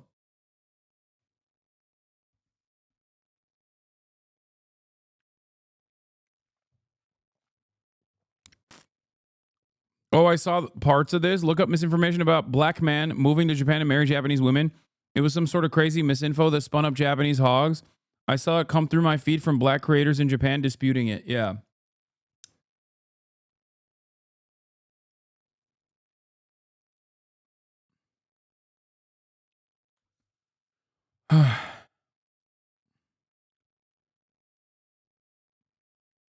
Even the issue of like transphobia being a problem is like the Japanese right getting their notes from our hogs. Isn't Yasuke like a super niche figure that has very little history? Average Japanese person never heard of him? No, no, of course not. Are you kidding me? Yasuke has been in very famous Japanese works throughout history without any sort of fucking, any sort of problem, any sort of friction whatsoever. What are you talking about? No, he is not like a random super niche figure at all. He is very well known. He's been in many different animes. No, this only became a problem because Americans made a big stink about it. Bro, what the fuck is up with the Japanese right-wing hogs hating Kurds? Oh, that's another very funny story. Yasuke was not a samurai. Do some research. Oh my God. Okay, he was a retainer, dude. Oh my God. Shut the fuck up. Okay? The notion that he is not like colloquially regarded as a fucking samurai is also a new phenomenon. Shut the fuck up. He has been depicted as a samurai a million times over.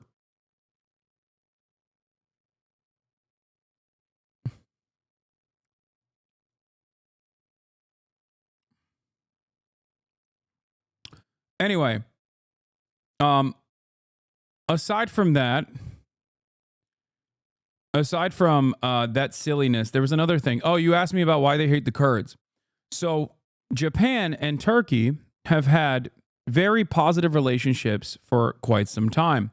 I had this long and extensive conversation with a bunch of researchers and a bunch of academics that live in Japan about a bunch of different issues. This one was one of them that actually shocked me, that the initial implementation of the constitution in the Ottoman Empire before the actual constitution by the Young Turks was actually seen by the Japanese as an initiative of like an Asiatic style country that has existing relations with Europe, and it was actually implemented, or it took notes from the initial Turkish or the Ottoman constitution that was in like the 19th century, and that Japan has always had a long-standing, relatively positive relationship with Turkey, and there's a shit ton of Turks that live in Japan.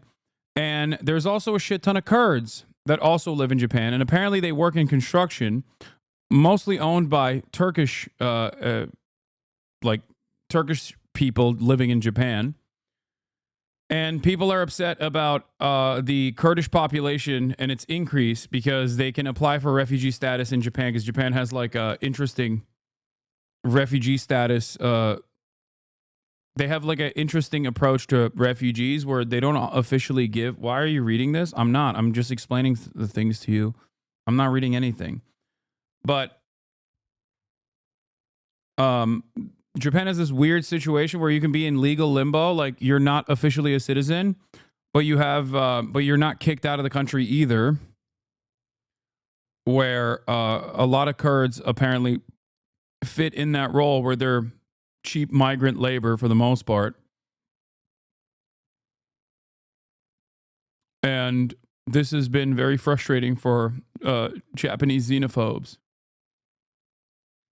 You actually don't get the historic context for the new Assassin's Creed game. Stop being disingenuous and listen to the explanations. You have to play the game. First of all, I will be playing the game. And secondly, what the fuck are you talking about? If you're going to tell me that Yasuke wasn't a real fucking figure, a real historic figure that has yes, I will be playing it on stream. If you think that Yasuke was not a important Japanese figure, you're delusional, which I don't think you're saying anyway. You're trying to debate me into playing this game, and I'm going to.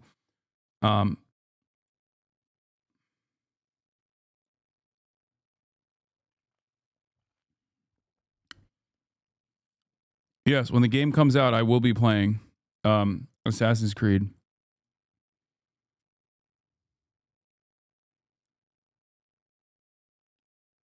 But also, Assassin's Creed is not real historical works anyway.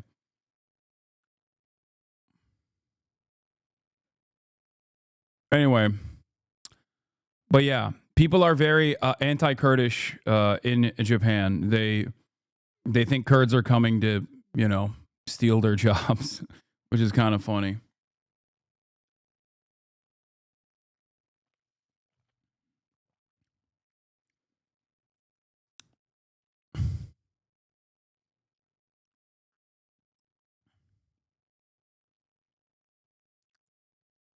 The apple of Eden is real.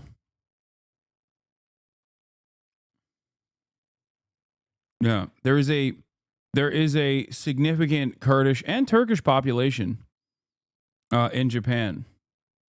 Turkey exporting its Kurdish hate? No, actually, as a matter of fact, a lot of Kurds speak Turkish, so the Turks and the Kurds work alongside one another in Japan.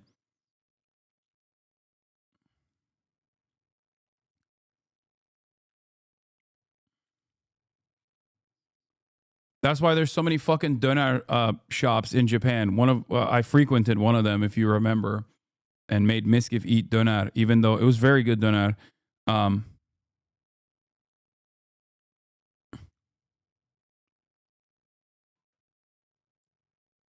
Anyway, in the AC Comics, Nikola Tesla caused the giant explosion that happened in Russia, the one that we think was probably a meteor that vaporized on impact because it came in so hot. The Ottomans and the Japanese fought together at one point. Ertuğrul, launched in 1863, was a sailing frigate of the Ottoman Navy. While returning from a goodwill voyage to Japan in 1890, she encountered a typhoon off the Kushimoto coast of the Wakayama prefecture. It subsequently drifted into a reef and sank. The shipwreck resulted in a loss of more than 500 sailors and officers. Ali Osman Pasha, the rear admiral, also died. Only 69 sailors and officers survived and returned home later aboard 2 Japanese corvettes. The event is still commemorated as a foundation stone of Japanese-Turkish friendship. Japanese-Turkish friendship is very real, and it fucking shocked me, okay? Here, I'll give you another fact. Many of you probably didn't watch the Fear End episode where I dished out some of these facts. Did you know that Soapland used to not be called Soapland in Japan? Soaplands, for those of you who don't know, are places where prostitution is semi-legal, even though everything you can do up to the point of the sexual act is considered legal. The sexual act for pay is illegal, but the Japanese government overlooks that fact and says, oh, the sexual acts are happening because they fell in love with one another, right? Now, soaplands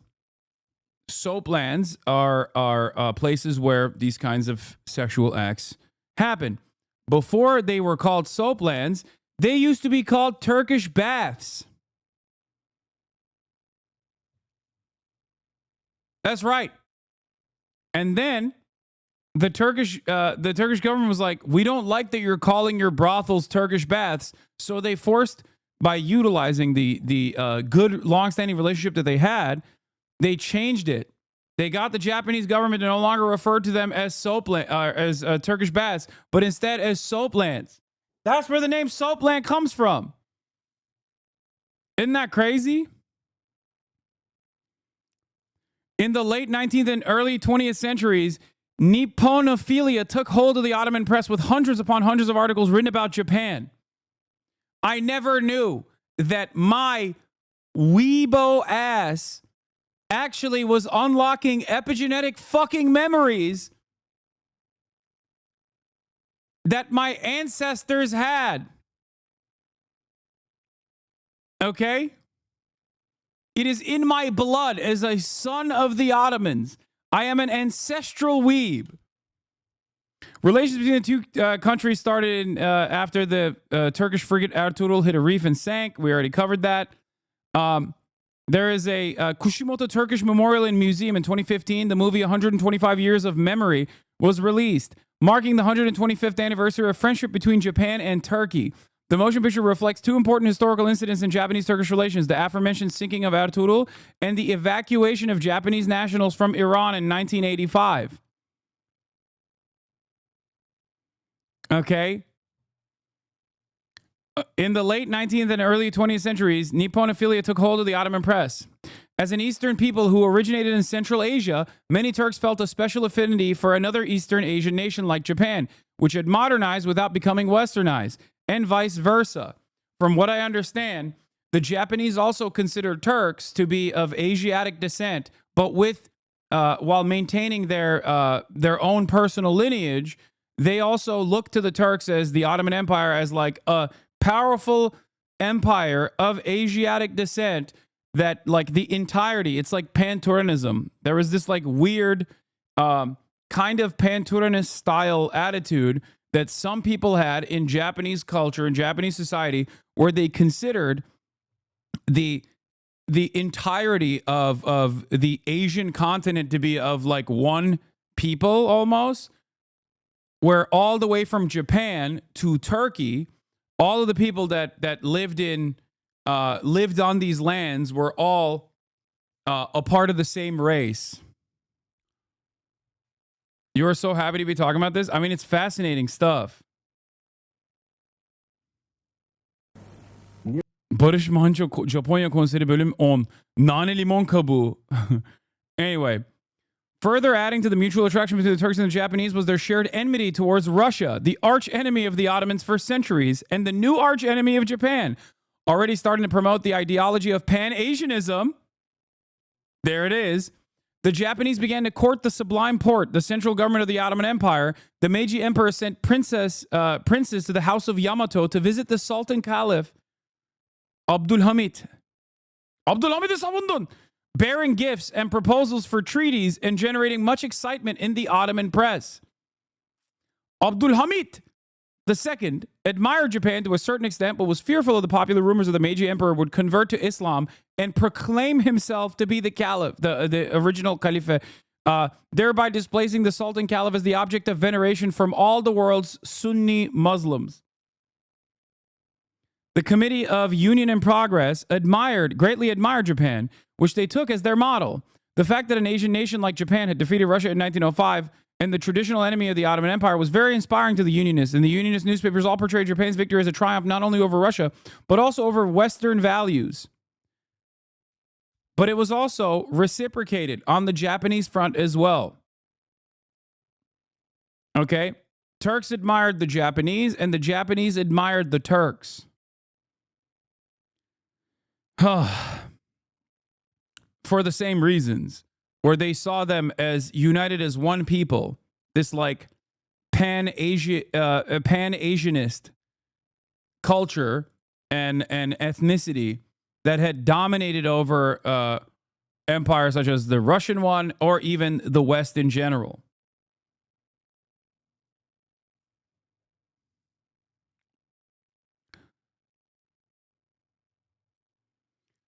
Anyway, and it's partially because the Turks initially come from the Asian steppe, right? The Turkic peoples span across the entirety of the vast state. Okay? The Turks originated as a people living in the north of the Great Wall of China, with the first mention of the Turks in history occurring in a letter written to the Chinese Emperor Wen in 585 AD. Over the centuries, the Turks have wandered across Eurasia, settling in very large numbers in Anatolia after their victory over the Romans at the Battle of Manzikert in 1071. The Unionists were proud of the East Asian origins of the Turkish people and spent much of the time glorifying Turan, Pan-Turanis, which was the name they had adopted for the homeland of the Turks in East Asia that was located somewhere north of the Great Wall of China. As the Chinese and Arabs were the traditional enemies of the Turks, there are no ties of friendship to celebrate these peoples. Ziya Gökalp, the chief ideologue of the Young Turks, charged in a 1913 essay that the sword of the Turk and likewise his pen have exalted the Arabs, the Chinese, and the Persians rather than themselves, and that the modern Turks needed to turn back to their ancient past. Gökalp, that is the most Turkish-ass name, by the way, Gökalp. Oh, my God. Argued it was time for the Turks to once again study the important figures of their own Turco-Mongol tradition, such as Attila the Hun, Genghis Khan, and Timur, and Hulagu Khan. The modernization policies carried out by the Unionist regime in 1908 after the Young Turk Revolution were closely modeled after the modernization of Meiji Japan, which is interesting because the initial Japanese constitutional movements were actually, from what I understand, took note from the early attempts in the Ottoman Empire for a constitution.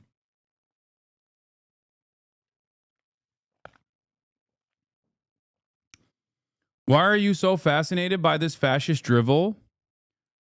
What? How could I not be fascinated by like weird ass parts of Turkish history? Like, what do you mean? Also, I'm making light of the silliness in terms of like pan-Turanist attitudes, but it's still historically relevant.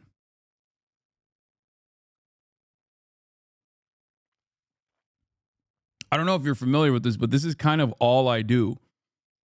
Most of my jokes are this, like literally this, making fun of historical variants of the hog sentiment that is expressed today.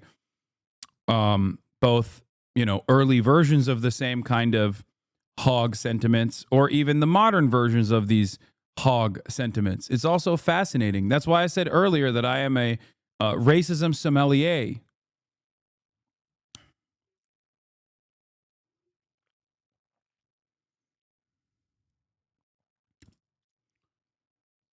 Anyway, but that's the fun stuff. Following the founding of the Republic of Turkey, diplomatic relations were established in 1924 and the first embassies opened in 1925. The first Japanese ambassador to Turkey was Sadatsushi Ushida, who later in 1926 proposed and established a Japan-Turkey Society, a non-profit organization aiming mutual exchange between Turkey and Japan. During the 1930s, Japan engaged in a secret attempt to create an Islamic state in Central Asia with Japanese backing, with the Ottoman Crown Prince Shehzade Mehmet Abdülkerim as his sultan in the Kumul region. The plot failed to materialize. Now, this is the other thing that the Japanese imperialists did with regular frequency. I've talked about one version of this, which was operating under the notion that Jewish people were special money people, magical money people. They wanted to take all of the Jews and basically build Israel, but in Manchuria. Like, because they had a bunch of colonies at this point. And what does a colonial superpower do? What does a colonial regional power do? They establish non-ethnic subgroups within an area that they are seeking to dominate, because those ethnic groups will obviously be servile to the interests of the colonial superpower. One example of this is what England did with the implementation of Zionism and with, you know, by sending Jewish people to Israel, what is now known as Israel, which was British Mandate Palestine at the time. So they kind of just got there before the Japanese could ever implement it. Anyway.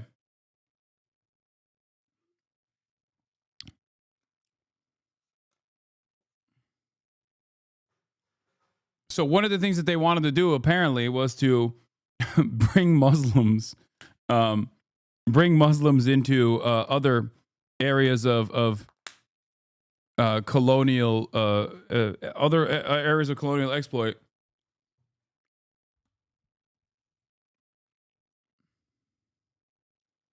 What is this? The article was talking about Ottomans' occupation of Arabia and its historical problems with each other. Also, I don't like the Ottomans. LMFAO. Pan-Arabia would never join in their dreams. Who must go? Arabia 1? Yeah. Classic. Classic Arab sentiment. Not going to say anything, but it doesn't seem like the Western allegiances have proven to be good. Okay? I'm just saying, Ottoman Empire, significantly better on the issue of Palestine than what these Western dogs have done. Okay? Classic Mamluk defender. That's all I'm saying. I'm not holding on to old gripes like many Turks do to this day, by the way. Okay? Many Turks still think that they were They were betrayed by the Arab dogs. They literally fucking hate Arabs, partially for that reason. They're like, how dare you? How dare you go and work with the British, you fucking piece of shit? Is the attitude. I don't really give a shit. I understand why, you know, Arab nationalism chose to do that. It does, however, feel like it was not the best gamble. All I've heard from the last 30 minutes was that the Turks are Chinese.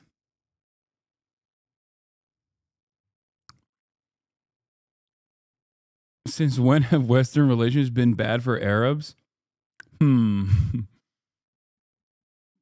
don't know. I can't think of any instance. It seems like the MENA region is doing just great. It's doing so good. But in any case, while Turkey had declared war on Japan on February 1945, it was also entirely symbolic. As you know, Turkey chose, for understandable reasons, to stay out of World War II. They were like, listen, Germans, we did this one time. It wasn't the best idea. We're going to fucking stay out of it this time. Okay, we got our own problems to deal with. So they were in allegiance with the Allied forces, declaring symbolic war against Japan. So in 1985, the almost century-old gesture of kindness was reciprocated during the Iran-Iraq War as hostilities escalated to an extent that all aircraft were threatened with being shot down. Turkey sent an aircraft to rescue the 215 Japanese nationals who were living in Tehran at the time. Turkish government issued a statement. We have not forgotten the rescue of the sailors of the Ertuğrul. Thus, once we heard there were Japanese citizens in need of help, we went to their rescue. 2010 marked the 120th anniversary of the Turco-Japanese relations, with over 186 events held throughout Turkey during the year. In this year, Turkey held the Japan Year 2010 in Turkey. On July 10th, 2010, Prince Tomohito of Mikasa, cousin of the emperor, attended the opening ceremony of the Kaman Kalehuyuk Archaeological Museum. The museum was built with funding from Japan. The prince has often engaged himself actively to promote Japanese-Turkish relations. Moreover, in the wake of the Great East Japan earthquake in March 2011 and the earthquakes in Turkey in the eastern part in October and November 2011, respectively, both countries provided each other with support, which strengthened their relationships between the two nations. The year 2019 is the Turkey year in Japan. No, I am not the first. I am not the first weeb out of Turkey, although I often thought mistakenly that I was. It turns out that I was simply repeating a multiple century year pattern, a return to the norm, if you will. Okay? Bro pulled out the wiki pages to justify why it's socially acceptable to be a disgusting weeb. Oh, I'm sorry. I'm giving historical context to why I feel a certain way. Okay? But many of you, on the other hand, are jealous. Because why? Because America has no positive relations with Japan of this sort. And it's one born out of death and destruction. That's right. That's right. Don't be jealous, Angloids, that you do not have long-standing 100 years of history. You merely adopted being a weeb. I was born into it, and it was so much a part of my soul that I did not even know that it existed deep within me. Okay?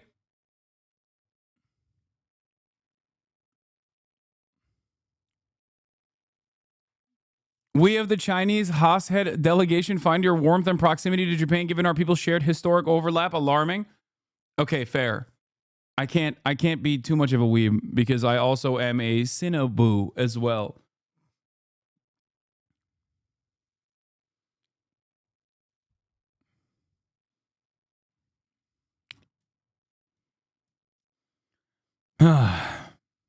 Anyway. Criticism of you sounds a little racist / jealousy, to be honest. I know.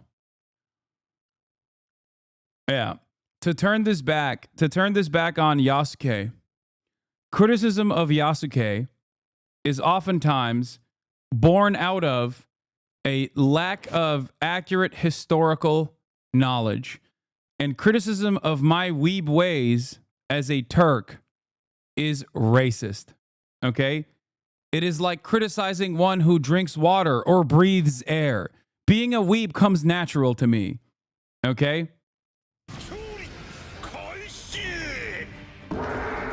Turkish doner kebab and Japanese anime?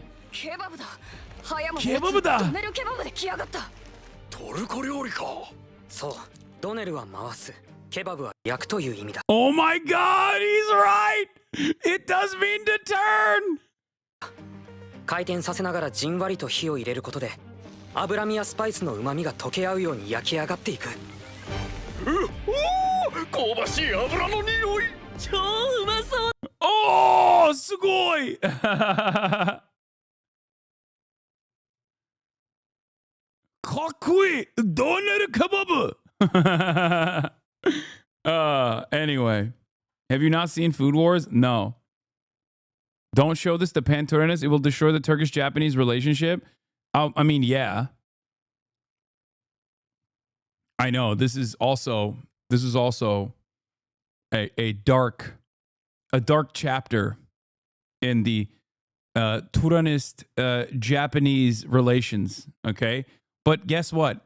You know who actually said, "You are brothers, you must not fight"? God. That's right. What happened? What happened in the Mongol invasions of Japan? Famously, what happened? Typhoons, that's what. Twice. Not once, but twice. Because God said, you are brothers. You must not fight one another. I will punish you. Divine intervention.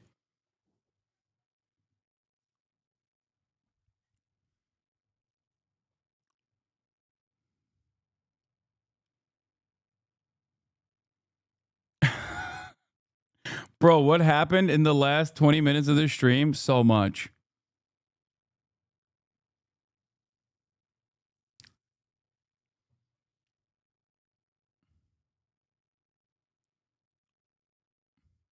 The Mongols eventually took over Japan, but it was mostly through sumo wrestling. Can we move on to a different topic? This must be hard for the Greek viewers. Yeah, hard because they're jealous because they don't have any fucking similar relations with the Japanese. God told the great Khan to put down the sword and pick up the donar knife.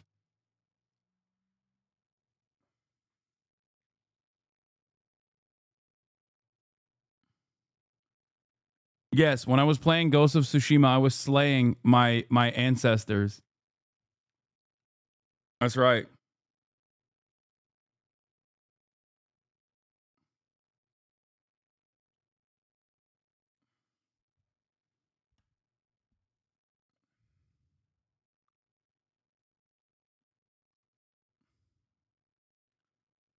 What? Japanese guy visits Istanbul for the first time? Brother. Look at this fine fiber. It's from a chicken breast, I guess. What is that?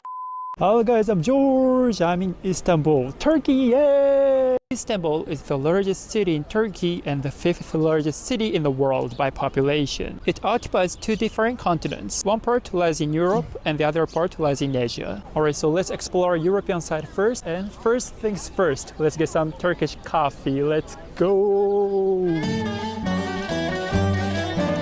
Dude, this is the most insane thing. I talked to Mr. Arthur about this off stream. He unironically tried to claim that donar was actually a German invention. I'm like, dog, do you know what the word means? Like, it's a Turkish word. Germans are so crazy, dog. They are so fucking crazy. Yeah, by the way, this is my official bid for the Wasian committee. Turks are the original Wasians. Okay? Turks are basically Wasian by origin. Every Turk is technically Wasian when you think about it. Okay? Ebesini sikerim onun adres ver. Amele yanı.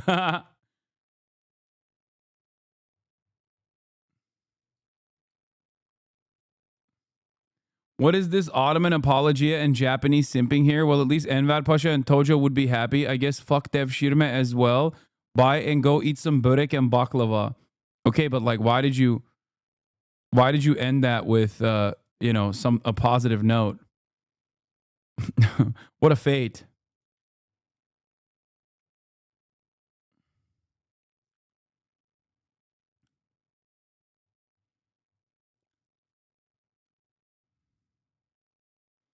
There's a place called German Doner Kebab in the town center here, bro. I'm gonna lose my mind. I'm a Turk in Germany. People claim a Turkish migrant created the Doner Kebab in the Pide. Yeah, that's bullshit. It's fucking ridiculous. I cannot believe that the Germans think that they can claim that. That is just as ridiculous as the British claiming that they invented Indian food, okay?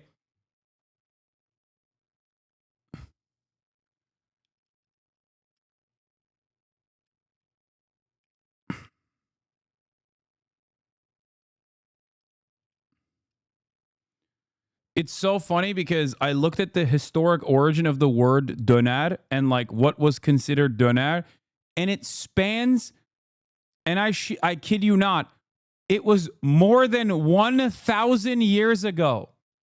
Okay? Like the first mention of doner is from like 1014 or something. Okay? That's how insane it is. The motherfuckers are like, we invented that, actually.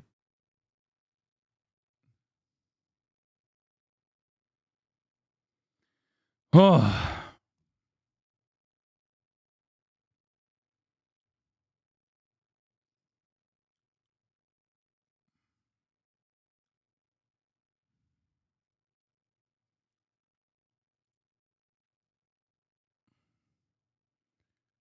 The modern sandwich variant of doner kebab originated was popularized. This is a lie, okay? This was recognized by the Berlin-based Association of Turkish doner manufacturers in Europe, using the Almancı to continue this heinous lie.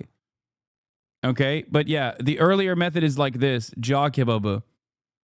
The earliest known photo of doner by James Robertson in 1855. Okay?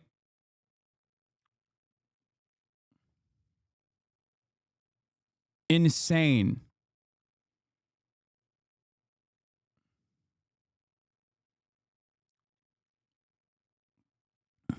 Where is the first ever mention of doner as like a slab of meat? I think is in like 1014 or something.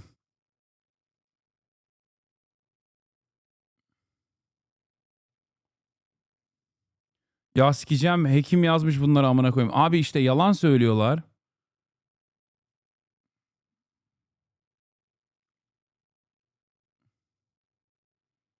There's going to be a 2-hour video on you spreading kebab misinformation. Dude, are you kidding me? How does this photo not lead you to believe perhaps that Germans didn't fucking invent doner? This is like one of the earliest photos in general. And it happened to be a photo of doner.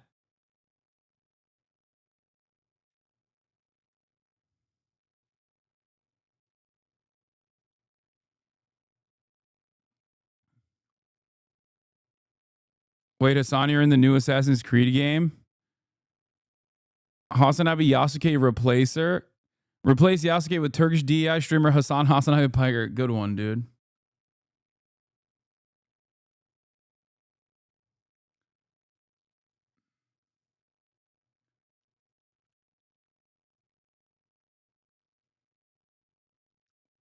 Actually, it only goes as far back as the 17th century. No, it goes back to the 11th century. You're wrong. Where is it? I looked it up. The first depictions are found in 2 miniature paintings by an Istanbul artist dating from 1616 to 1620. But even before then, I think in like the earliest mention of doner is from like 1014 or something.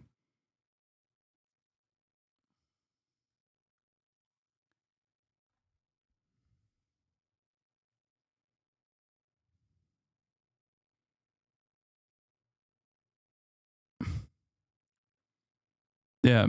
There was no... Listen. Istanbul in 1014 was not Turkish? No, it wasn't in Istanbul, brother. What are you talking about?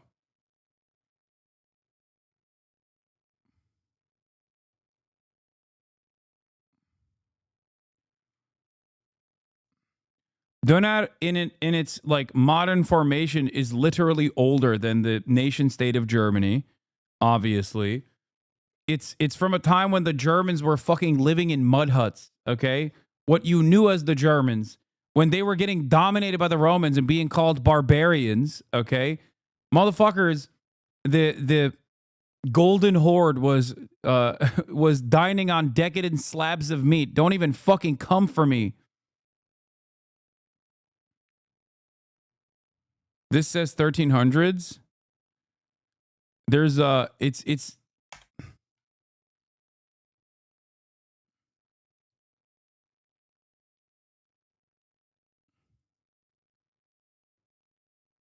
I don't know why it's not working.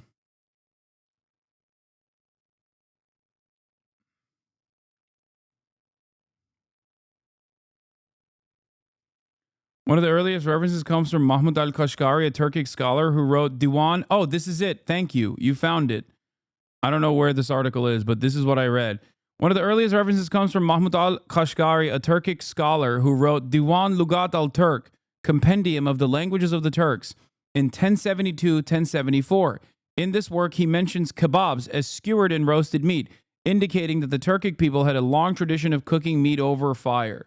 That's where the origin, the earliest origin of kebab comes from.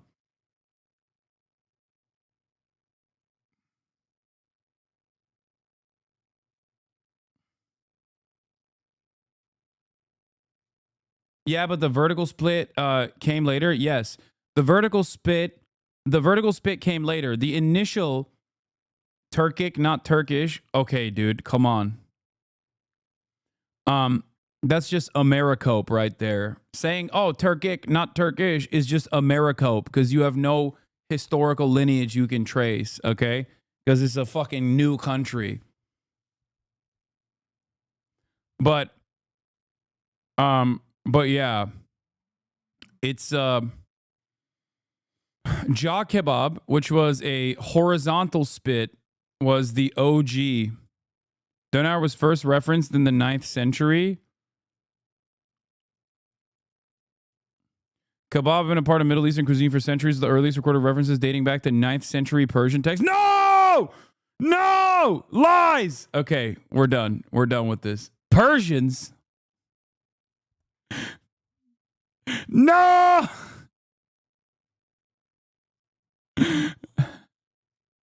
Cut it out. Cut it out. We're done. We're done. We're done with this. We're done with this segment. We've learned too much. We've gone too far. Delete the VOD. Delete the VOD. Zoroaster sends his regards. The first photograph was taken only 22 years before the photograph of the Donar.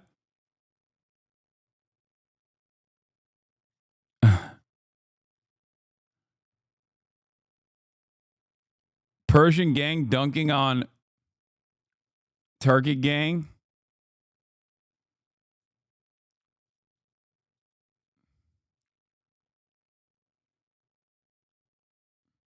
Yeah, Germans say that the doner is made with the specific bread, salad, etc. was first made in Germany, but the kebab and bread and sauce was invented only in the 1970s. Is insane. So that's bullshit. Yeah, it's fucking bullshit. It's just Germans. It's, you know what it is? It's no different than the way that these guys operate, okay? You know who else did that in Germany? A little known guy named Adolf Hitler, who felt embarrassed about the lack of German mythology, so he sought out different alternative mythologies, looking at runes and trying to investigate and unearth ancient relics to tie it back to like German culture and German mythos, okay? That's just Germans being German. And we didn't have to go there. Classic, okay? Classic. That's it.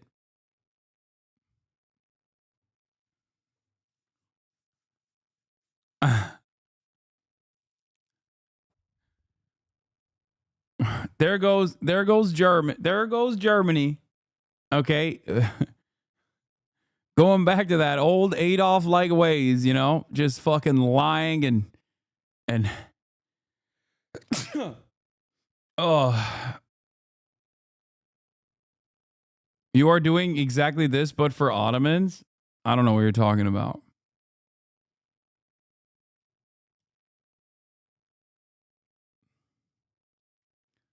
All right. I think I've done enough sidestepping away from important talks about the historical origins of doner. Germans are just jealous of the English because they got chicken tikka masala. Not a good look, Germany.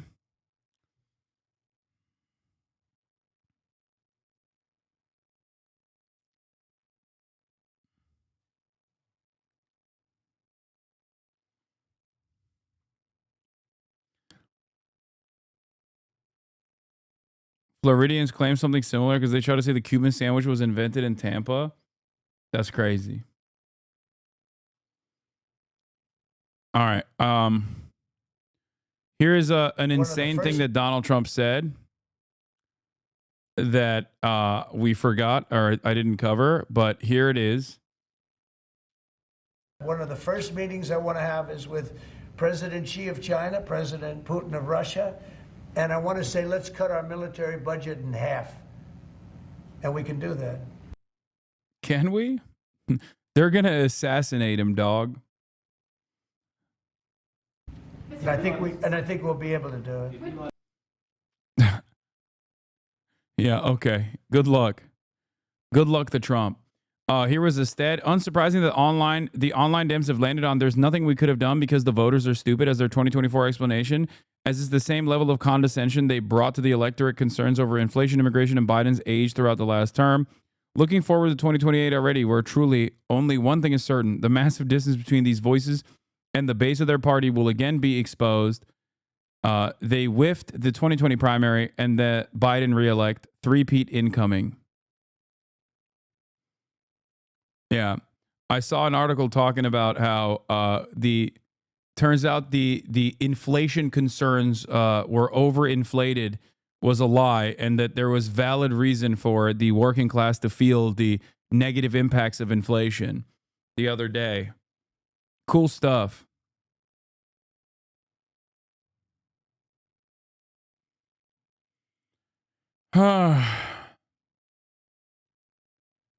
Very cool stuff overall.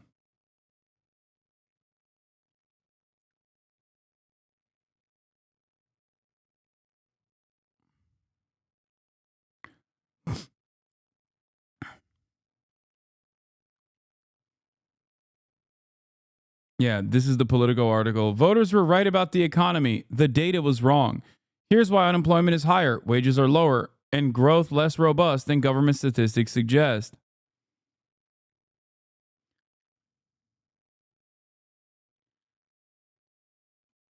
Not a surprise to anyone who was paying attention, and in my case, writing about it in 2021 and 2022. I think a lot of liberal econ discourse reaction is driven by fundamental snobbery and paternalism about the working class. I don't believe those who went into this past election taking pride in the unemployment numbers understood that the near record low unemployment figures, the figure was a mere 4.2% in November, counted as homeless people doing occasional work as employed. But the implications are powerful. If you filter the statistic to include as unemployed people who can't find anything but part-time work, or who make a poverty wage, roughly $25,000, the percentage is actually 23.7%. In other words, nearly 1 of every 4 workers is functionally unemployed in America today.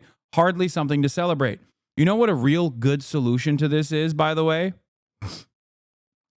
You know what a real good solution to this is?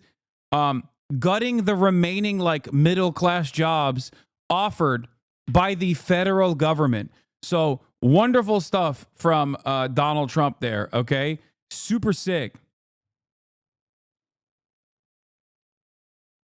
You should absolutely ignore any analysis from someone who argues the unemployment rate is actually 8x higher if you include millions of people who are not employed. This is a Fox Business level analysis. Energy bill increased by $100 for Alabamians because of Trump's EO. They received a letter informing them. Donald Trump promised that as president, he would drastically lower Americans' energy bills, but hundreds of Alabama residents are receiving a $100 surcharge on their energy bills as a direct result of Trump actions in the White House. Wait, is this real?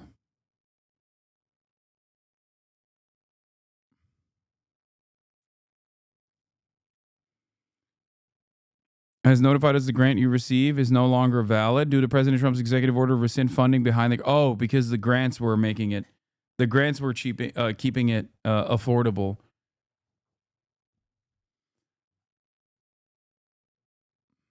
Great article from Politico. We were all right. They said unemployment was 4.2%, but if you filter the statistic to include unemployed people who can't find anything but part-time jobs or who make a poverty wage, 25 grand and under, the percentage is 24%. 1 in 4 American workers is functionally unemployed, or makes so little they're not going to be able to do anything meaningful. Furthermore, weekly earnings is bullshit as well, and it excludes unemployed and those engaged in part-time work. So if we actually include everybody, median wage works out to about 52 grand a year, not 62. Similarly, wage gains did not outpace inflation during COVID. Purchasing power fell at the median by 4.3% in 2023. Since 2001, the cost of living for Americans with modest incomes has risen 35% faster than the CPI. The resources required simply to maintain the same working class lifestyle over the last 2 decades has risen much more dramatically than we've been led to believe. And all of those gains went straight up there. The billionaire class got to walk away with the lion's share of the money that's been generated lately. Take these statistical discrepancies together. The problem isn't that some Americans didn't come out ahead after 4 years of Biden. What is that usually, though? I feel this is disingenuous without the data, how that compares to other years.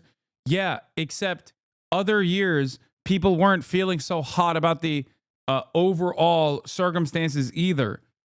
That's my point. This is why I kept repeating to the people who kept saying, well, you don't understand, you fool, you simpleton, that the economy is actually on the up and up. That people were angry and resentful in fucking 2016. That's why they voted for Trump the first time. But for some reason, because of COVID, we turned around and decided, oh, the COVID recovery is here. As though it just like reset people's minds or something. It didn't. Especially paired up with the K-shaped recovery from COVID, it only accelerated the demise of the working poor. Also, the article is actually about the last 20 years.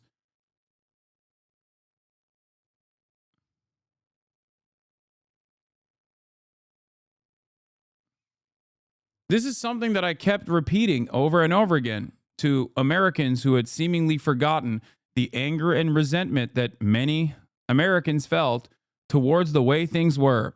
Back in 2016, when the economy was hot, okay? Obviously, plenty of people were still very frustrated with the way things were. So much so that they wanted to take a fucking mallet to it.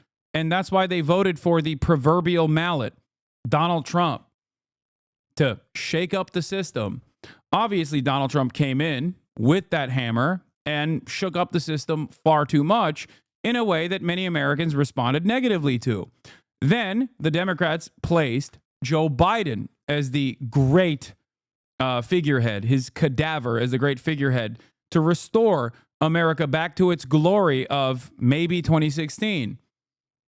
Not realizing that 2016 was when Donald Trump was elected because they were still mad.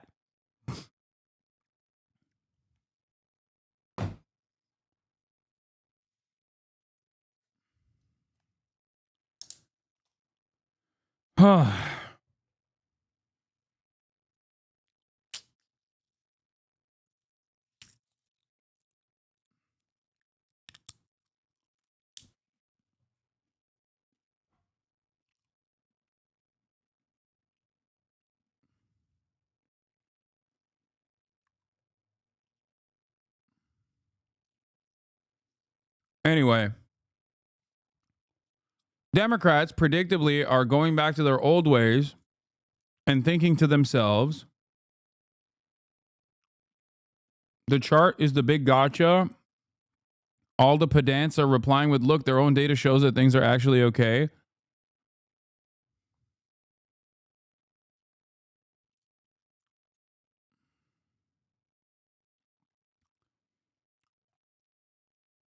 Even using their metric, unemployment was at historic lows the past few years. Oh my God.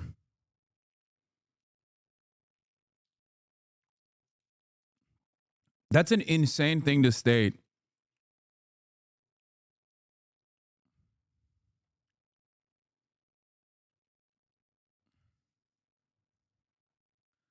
The DNC is like, maybe we can get rich libs to be mad at all the leftists and blame them for our problems. No.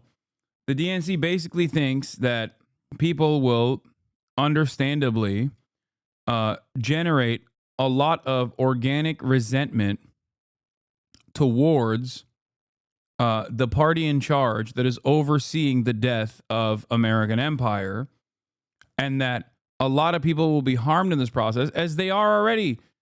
Like tens of thousands of layoffs incoming, inflation about to skyrocket, and in certain sectors, it already is.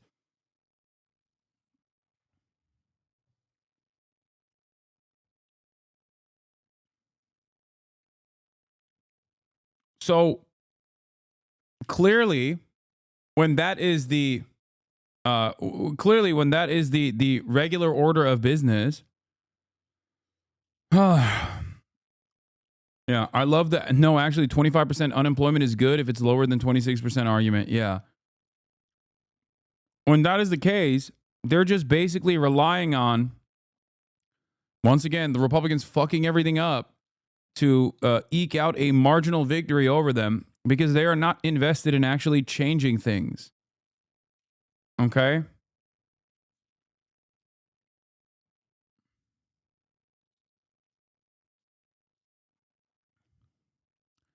Yes, if you redefine unemployment to include groups with employment, and the unemployment rate gets much higher. Nonetheless, even this fake measure neatly tracks traditional unemployment. Yeah, this is what Will Stancil is still going on and still claiming is like the case. It's funny because Will Stancil style individuals will then turn around and make fun of Republicans when they demonstrate their clear idiocy. Okay? Instead of looking at this and going, okay, there is a tremendous level of Americans that are either completely unemployed or technically part of the employed workforce that are making less than poverty wages, or simply have part-time employment that is not a living wage at all. That is a fucking quarter of the entire workforce. This is major trouble. Okay? Instead of looking at that and thinking this is terrifying and we have to fix this instantly, you look at that and go, you fool, you simpleton. It's actually lower than it's ever been. It's great. Not recognizing why there's so much resentment and frustration amongst the working class in this country.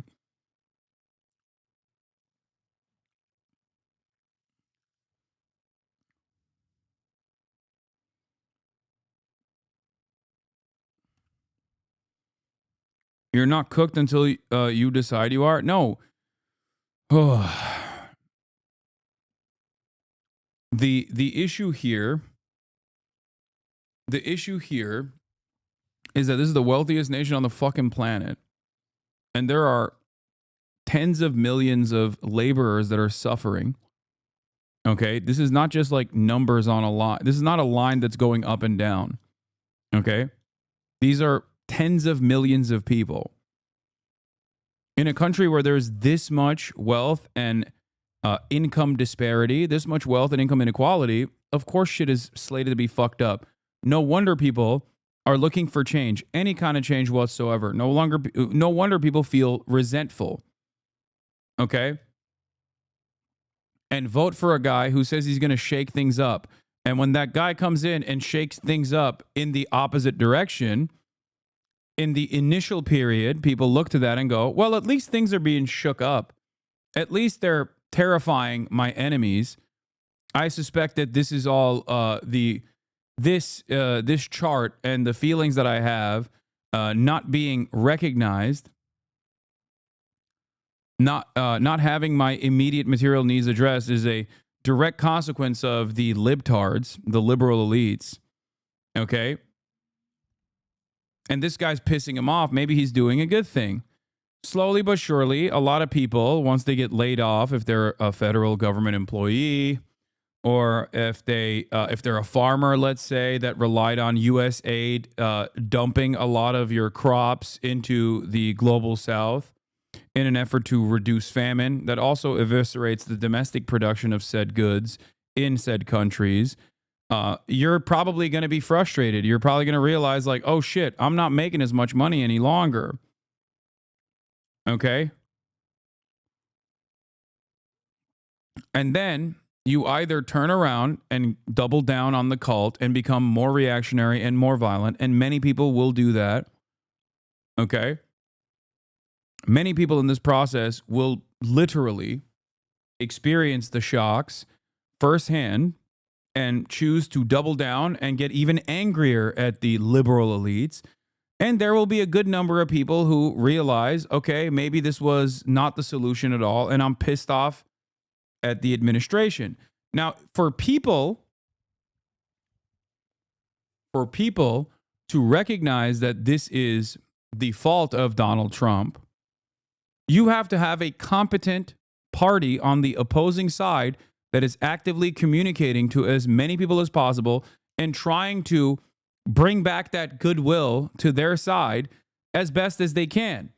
If you have noticed what the Democrats are doing so far, they're not doing that at all. They're doing the opposite, which is precisely the reason why I suspect, unless Democrats change their attitude and change their messaging strategy, we are going to see full tilt fascism in this country, full-blown reactionary fascism, not just from the top, not a top-down structure of fascism like the one we have currently, where you have some ideological and some, regime loyalists that are implementing fascist policies, but like brown shirts, like a real grassroots mobilization towards fascism, which is an entirely different, it's an entirely different, way scarier reality to contend with.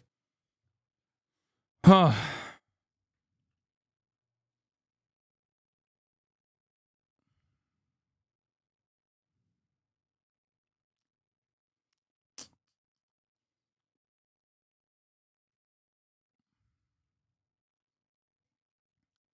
That's where we're at right now.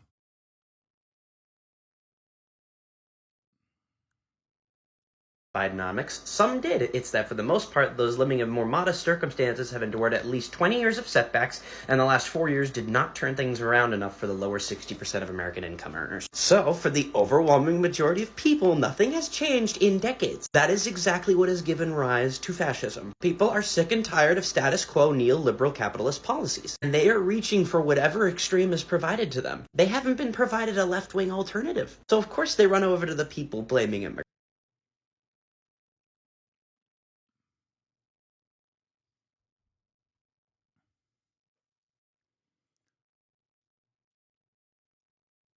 Anyway, there's a local media company that does Volksgemeinschaft style cocksucking of Trump and create a town square specifically to fight dissenters. This is in California.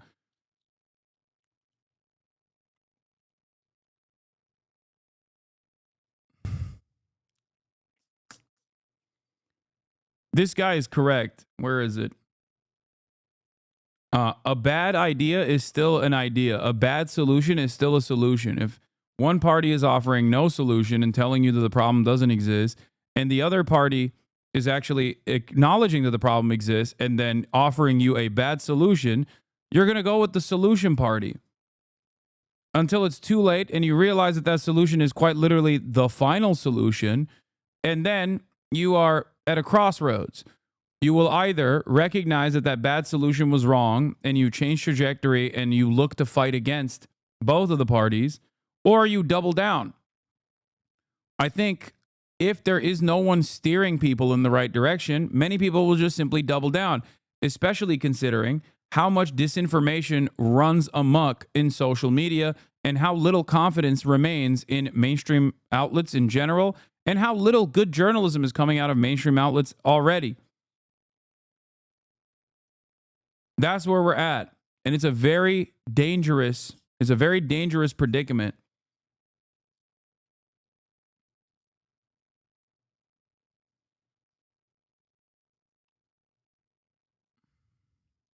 Anyway.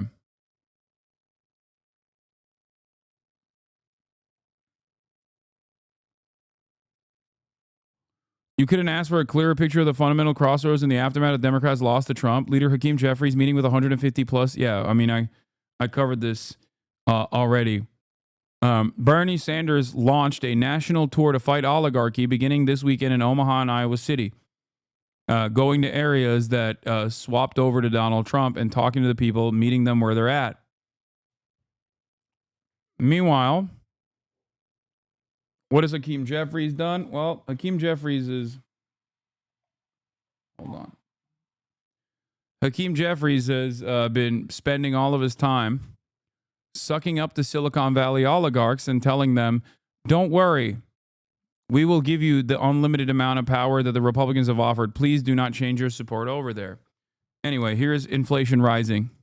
Rates, but at this point probably can't be lowering those borrowing costs for American consumers anytime soon because prices are just still rising too high. So what does that mean for you? It means your credit card interest rates are still where they are. They're high. Auto loans are still higher than you've known over the past few years. And you've got mortgage rates still about 7.1%. Those are probably not going down anytime soon. We know the egg prices story, Sure. that the avian flu, that is jacking up these prices. But other prices are rising as well. And that's after a period of decline in the Federal Reserve. It said, okay, maybe we can cut some interest rates. It thought it was like landing the plane of lowering inflation while not crashing the economy. So why are we going the wrong direction again? Well, now you have a new element, and that is the policies of the new president, and those are tariffs. Tariffs will add to costs for American consumers and for American businesses, and there's a lot of uncertainty right now about how that's going to look. You've got reciprocal tariffs the president says he's going to announce today. You've got 10% tariffs on Chinese goods. That's a 10% tax at the border that is already starting to filter through to companies who import goods in the U.S. and to retailers and consumers, and you've got threats of tariffs as well. So trying to figure out exactly what the cost situation scenario is going to be in the months ahead as you look at the new policies from this administration. The White House has said that they're going to unleash energy, and that's going to lower prices for everyone. But we still do have gas prices, energy prices, fuel oil prices. Those have been ticking up lately. The president has also threatened 10% tariff on imported Canadian oil. That, of course, could add to the prices that drivers pay, especially in the Midwest, if that happens. Again, the tariff scenario is sort of hanging over everything here.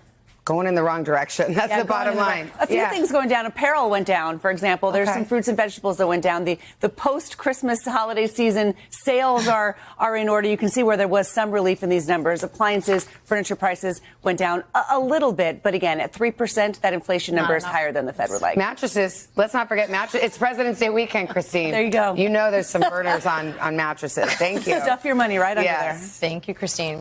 Hey, thanks for watching. And don't forget, you can catch the Today Show every morning on NBC or take Today when you're on the go. Just follow the Today podcast on. New report says that It's really interesting that now the guys who say inflation is not up to the president, inflation is actually not up to the president, and it's actually patriotic to pay for higher prices, are the people that are on the opposing side who understandably were very frustrated about the rise of prices under the Biden administration. Great stuff. Also, the rain has gotten way crazier. I do not know what will happen. I suspect that there is a lot of issues with flooding, and especially the burn sites, too, in California. It's a crazy amount of rain.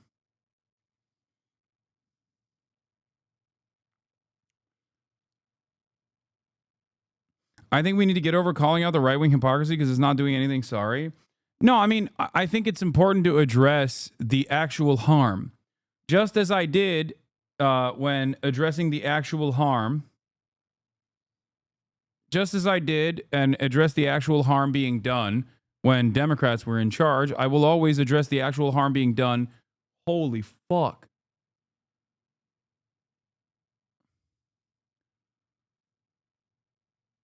Even Kaya's a little scared. Kaya, are you scared? What's happening with this rain?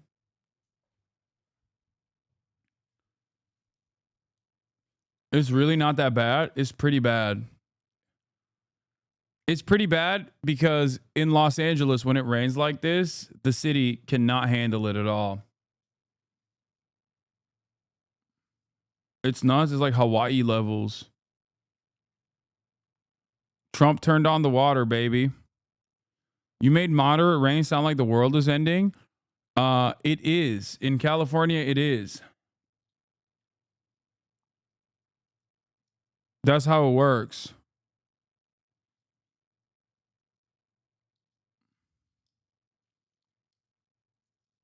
Like, did Reed Timmer say something? I just drove through downtown LA on my way home from work, and some parts of the freeway are getting flooded on the shoulders. Yeah.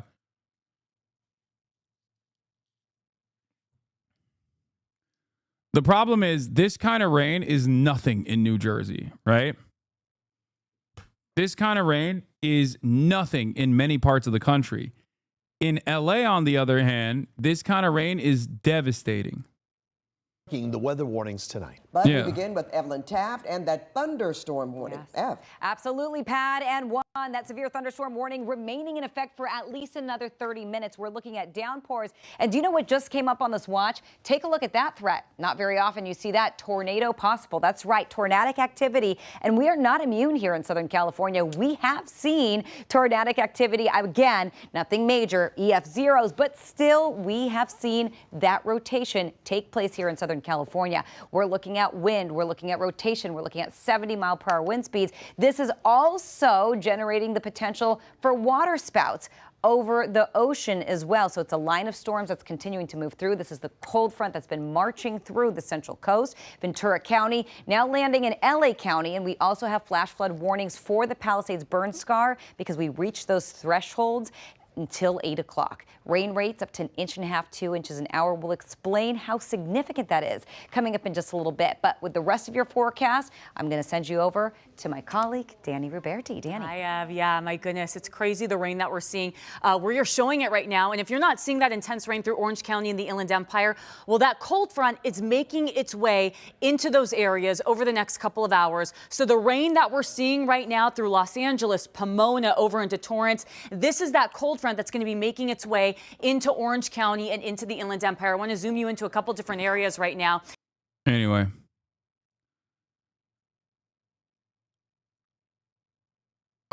Oh, here's another fun little thing that happened also. NBC News has obtained a letter from then acting U.S. Attorney for the Southern District of New York, Danielle Sassoon, alleging that New York City Mayor Eric Adams' attorney proposed a quid pro quo to Trump's Justice Department. Adams' attorney repeatedly urged what amounted to a quid pro quo, indicating that Adams would be in a position to assist with the department's enforcement priorities only if the indictments were dismissed.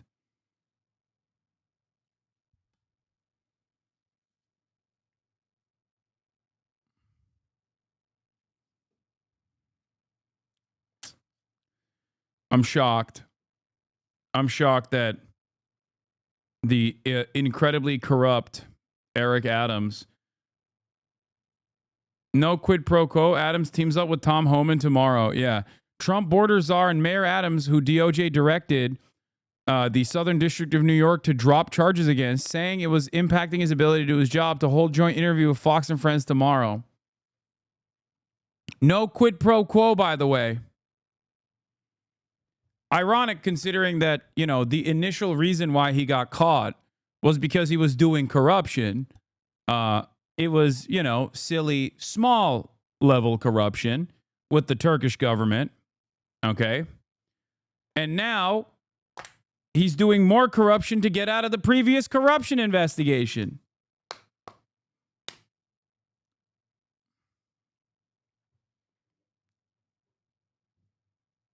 Is it just legal to do crime now? Is this where we're at? Yes.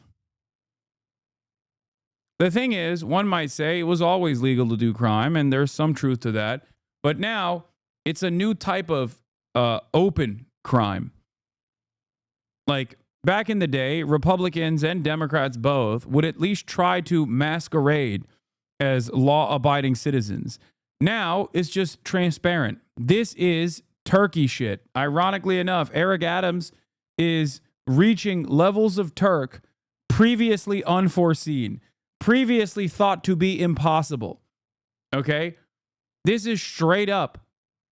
This kind of stuff is virtually identical to, I mean, all the chatters that live in developing nations or live in countries not in Western Europe have probably experienced something like this in their own forms of governance. Okay? This is something that happens all the time. And in the United States of America, it also used to happen, but it was at least like hidden.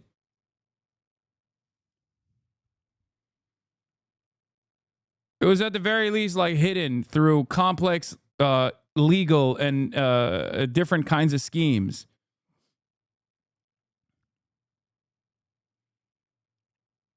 It was never this transparent. We're richer Russia now? Yeah.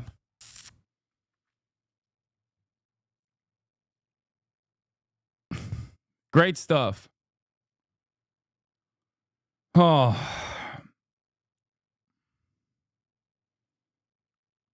Does this mean Eric Adams is also Japanese? No. He's not even a real Turk, even though he's doing a lot of Turkish activities right now. He's moving real Turk-like, but that doesn't mean he's also Japanese.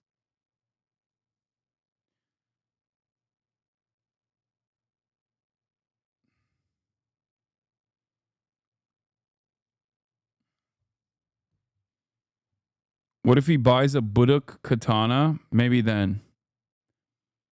Why do you think there are no mass protests in the USA? Because people don't know where to get mad at or what to get mad at.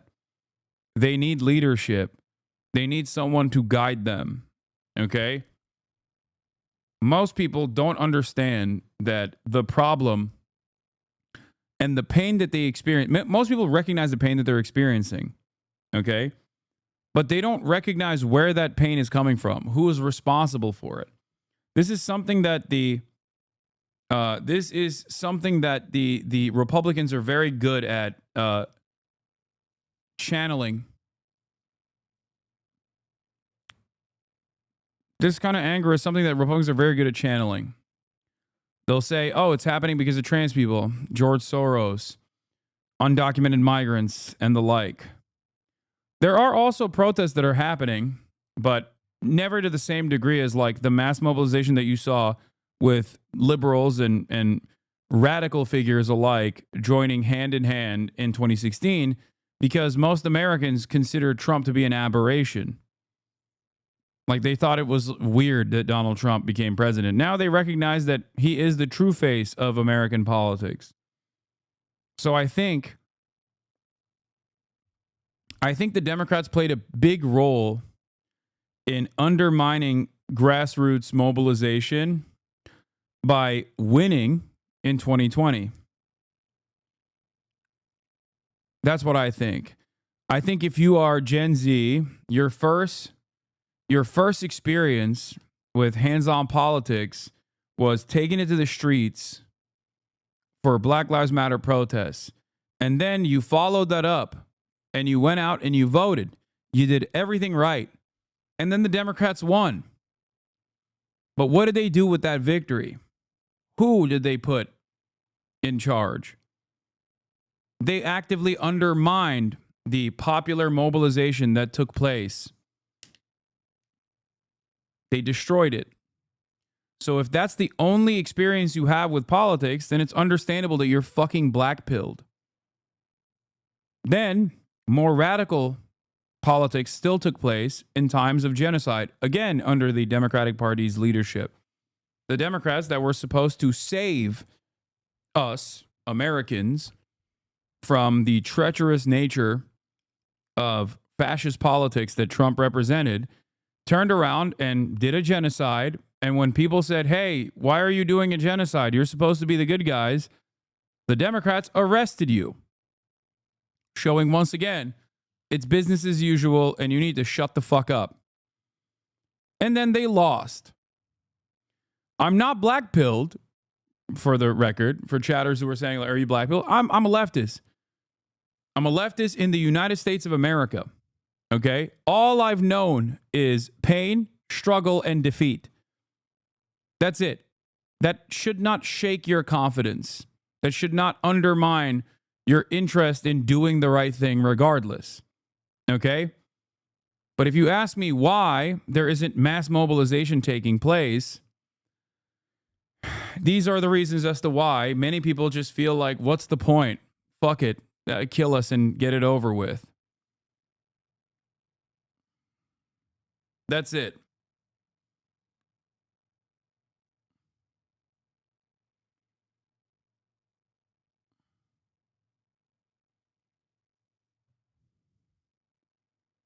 Things might look bleak, but that shouldn't stop you from continuing to fight the good fight and do the right thing.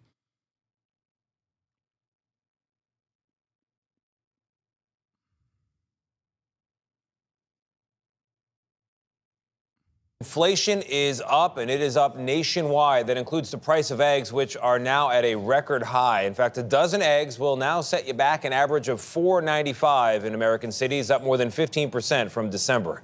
Lana Zach visited an egg farmer in Iowa who now has a wait list of people hoping for a carton. Sometimes they even lay their egg on the floor. Really? Just outside of Des Moines, Iowa, Lavon Griffune spends her days tending to the girls. The 55 hens that call this coop home. We do everything we can to, keep them warm and happy. Happy chickens lay eggs. On a good summer day, she collects about 40 eggs. But in the winter, she says the number's closer to 17. They just kind of shut down and use a lot of their energy, I think, to keep warm. This seasonal decline comes as bird flu has taken a toll on tens of millions of chickens across the country recently, leaving grocery store shelves empty. How has it been with the egg shortage for you guys? It's been pretty intense. We actually have a little calendar that we write people's names down, and we're out about 2 weeks in advance. So if you want eggs, you have to get in line. Her farm has not been hit by bird flu. Their problem is that they can't keep up with the demand from alarmed customers. She's now limited everyone to just 2 dozen at a time. This is the egg fridge. There's a Bible verse that Lavon put up to remind customers, thou shalt not hoard. And as you can see, there's only a few cartons in here. Each one of them has already been reserved. While prices in some regions have topped $10 a dozen, she has kept her prices the same, $5. Bird flu has not affected me whatsoever. It hasn't cost me a penny, and therefore it shouldn't cost my customers a penny. One of those customers is Roger Routh, who has bought eggs here for about a decade. Do you think you can taste a difference? Oh, yes, absolutely. A delicious taste for those lucky enough to get their hands on a dozen. For CBS Mornings, I'm Lana Zach in Ankeny, Iowa. We're on the ground across the country. For 7 days, reporters... Dude, this rain is going fucking nutty mode. Oh, once again, I'm reminding people in New York that it's the last day to, I can't believe I'm saying this, but to change your party registration to Democrat in order to participate in the closed primaries for the New York mayoral race and vote for Zohran Mamdani. I know it's not yet Valentine's Day, but I can't wait any longer. Will you be my Democrat? I know it's not yet Valentine's. What the fuck is this obsession over the eggs? What do you mean, bro? People need to eat. The fuck?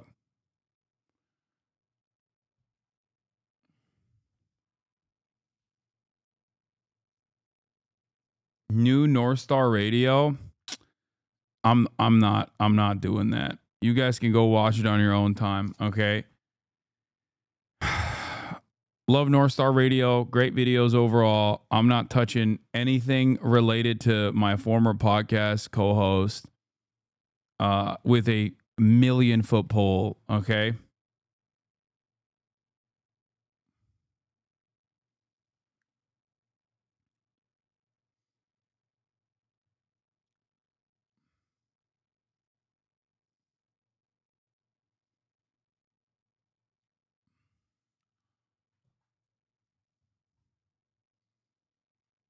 Just this mere mention alone will probably cause numerous clips to be plastered over and over again I wish Ethan well.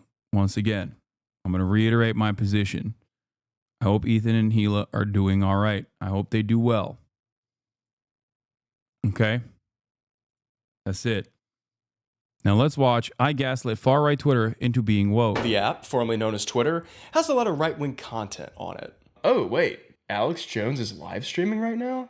Actually, I'd say it's mostly right-wing content now. However, after having navigated this digital hellscape from left to right, I had a fun thought. What if someone were to disguise themselves as a Republican, infiltrate the other side, and then with a few right-wing talking points sprinkled throughout, trick the far right into actually being a bunch of leftist progressives? The abolishment of Obamacare. Really, my goal is to just like break their brains. But I don't want billionaires like Bezos. And I'm getting a little triggered again. Hey, it's been a minute, and today I'm gonna try to turn far-right Twitter woke. All right, time to create our brand new Republican profile. I think the best place to start with this is a good disguise. So what kind of Republican do I want to be?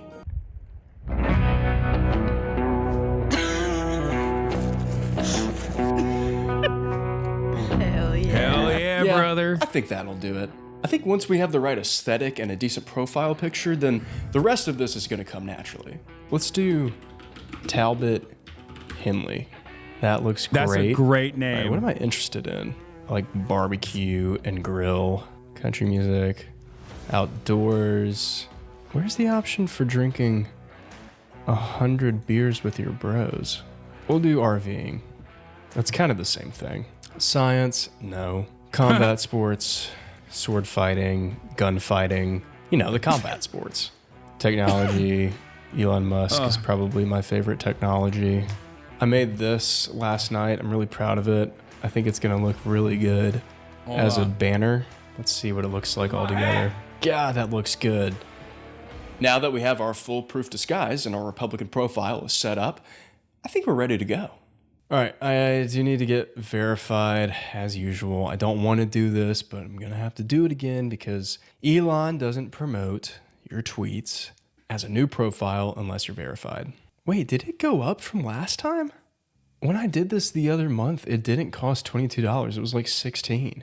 You know what? I'm gonna try to do this without paying for it. I don't want to give him any more money, but I need to concoct a strategic plan. How am I even gonna do this? That's I right, can't brother. just bust into Twitter, rainbow guns a-blazing, spewing a bunch of Marxist rhetoric. All of a sudden, wee woo. You might have noticed that we became an apolitical stream. All of a sudden, you might have thought that this was some goddamn pussy-ass libtard stream, right? Turns out, it's actually apolitical, baby.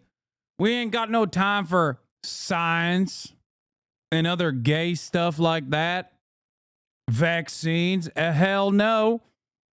It's time to not do politics. It's time to just talk straight facts, which seemingly comprise entirely of my feelings. But my feelings are facts. We're hooting and hollering. Let's take a look at what this young Jebediah had to do. So here's my plan. Step 1, quantity over quality. Tweet as much, if not more, than Elon in a given day. In my last video, we established that Elon Musk tweets about 68 times per day. But hold up, let's not forget to add the tweets from Elon's alleged alt account, Adrian Dittman, who tweets about 16 times per day. So in total, Elon's average tweets per day from all of the accounts that we're aware of is 84. All right, well, that's a lot, so I better start tweeting. An unlucky Lisbon Zoo visitor dropped their phone into the otter enclosure.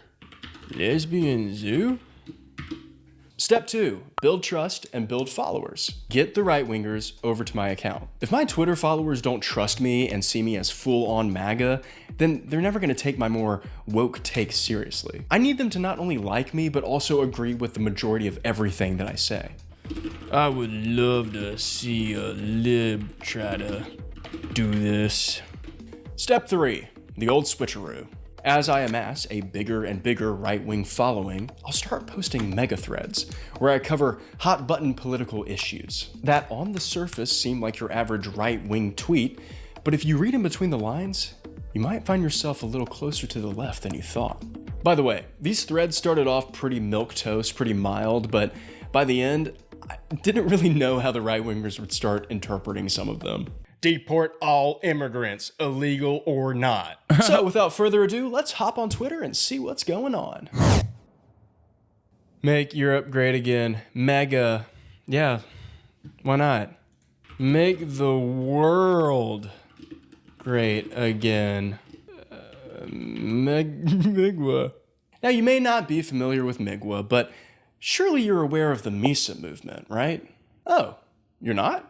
Well, it stands for Make the Internet Safe Again. Because I'm not sure if y'all know this, but I can literally go to any data broker's website right now and buy anyone's data for just a few bucks. It's not even illegal for me to do that, which is insane. So that means it's completely on us to protect ourselves online. That's why I use today's sponsor, Aura. Aura keeps you safe online by doing all of the hard work for me. They track down all those sneaky little data brokers who are selling my info online and submit opt-out requests on my behalf. I don't have to worry about it anymore. Give Aura a few weeks and then search yourself on these sites and you won't find any of your personal information, which means less annoying spam emails too. While I'm off doing important things like watching sponsored segments of videos from my favorite YouTubers, Aura will continuously monitor the sketchy dark web and let me know if any of my personal information has been exposed. They're gonna let me know right away if anyone tries to use this info to access my credit or bank accounts. Plus, get this.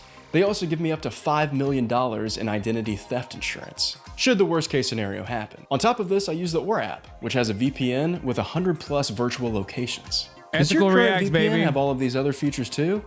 Probably not. You can go to my link, aura.com/Benaminute, to try 14 days totally free. That'll give Aura enough time to track down those sneaky data brokers and find out if any of your personal information has been exposed. And thank you to Aura for sponsoring this video. Okay, where were we? It feels like counting down the days until Christmas. Oh wait, I mean the holidays. LOL. Okay, so with day one, I only had one objective, and that was to just fit in. This is California's insurance commissioner. He's gay. Oh no. Of course it is. Classic California. Pathetic. Yeah, I think I'm fitting in well. Greenland poll independence from Denmark. Independence 68%, stay Denmark 32%. Interesting. Let's annex. Hasan, stop being gay. Go find a hobby, please. I feel like being gay would be a hobby. Like sucking a penis. That's a hobby. You know what I mean? Well, you got an issue with that? Your dad didn't when he was sucking my dick. That's right. He liked that hobby, let me tell you.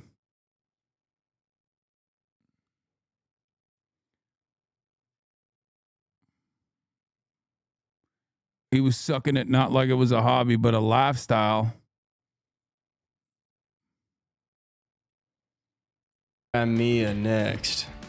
If you lie to yourself, you'll lie to everyone else. Well said. What should Congress defund? Everything except the good stuff. Oh, here's a good answer. DOD, USD, ED, NSA. Yeah, let's just defund all of this. Who needs the IRS? I pay my taxes. Department of Transportation? No. Wait. They want to defund. We need to defund U.S. aid for certain foreign aid programs and the DOJ. We all know why. The FBI separately. The FBI gets double defunded. The FBI gets defunded twice, brother. Both in the hands of the DOJ and also the Department of Fake Bisexual Intersex. Oh, I've got a car, dumbass. I keep seeing my own tweets and I'm like, who is this idiot? Well, I'd say that day one was a success. I got 3 whole followers and no one even knew that I wasn't MAGA. I was fitting in well. You know, they may be a bit more inclusive than we give them credit for. Because with open arms, they accepted me for who I was. a cisgender white guy from the South. We have some things to look at Don't bait because my hook. Talbot Henley, he just got 4 followers. Well, having 4 followers after day 1 felt pretty good. I knew that my account wasn't flourishing as quickly as it could. If only I bought that blue check mark. Well, I wasn't planning on paying for premium, but then someone from my audience, Ali Farid MC, gave me $20 to make a sequel to my first Twitter video. So thank you, Ali, for funding my beautiful blue check mark. Cool, we bought it, all set, great. Welcome to premium. Happy to be here again. Now I know I have to wait a couple days. Hopefully it doesn't take too long. Gross. Still looks awful. With great power comes great responsibility. So I promise to use this for good only. No one, and I mean no one, has done more to harm America than Democrats. Righty-ho, FDR started all of this by helping the workers instead of companies. Dems suck. Okay, maybe not yet, but this is all part of a greater plan. And starting today, I was gonna start sprinkling some leftist dog whistles throughout my tweets. But not too much, because I didn't want to blow my cover yet. They're not ready for the full force of socialist Talbot.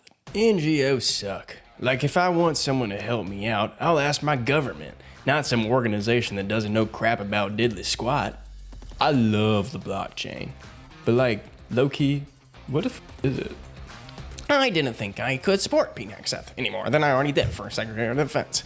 And then the Democrats aren't talking. I responded to Ben and said, he's the best choice to be in charge of the defense of this nation. Maybe he can finally bring down Halliburton and Raytheon with all his might. And by might, I mean AC-130s and ballistic missiles. I can't wait for people to start responding to these. Really, my goal is to just like break their brains, because I want to make them think. I want to make them read these and be like, wait, I like part of what you're saying, but I'm not sure if I like the other part. But that thing Are hogs really dumb enough to take this bait? Yes. Yes. What do you mean?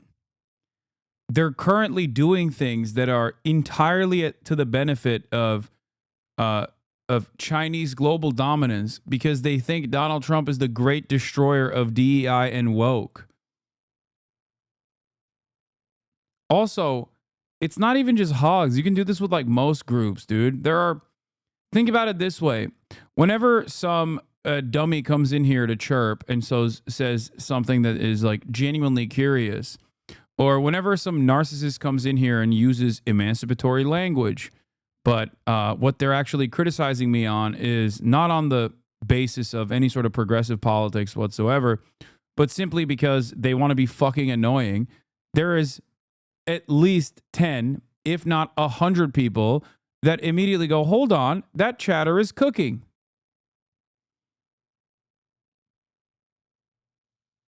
It absolutely is a thing, and it especially works on hogs.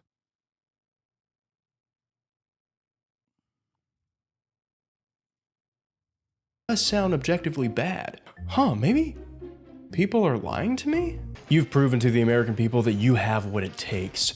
Godspeed, Pete Hegseth.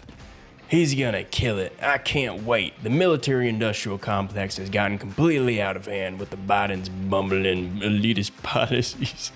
Amen. Jesus would have loved Pete. Damn, you're a good interviewer. Keep it up. He's the best. One of my favorite bald podcasters. Ooh, I got another notification. Me too. He's one of the good ones. God, everybody loves me. It's so easy to make friends on here when you're constitutionalist, anti-communist. Hell yeah. A dumbass.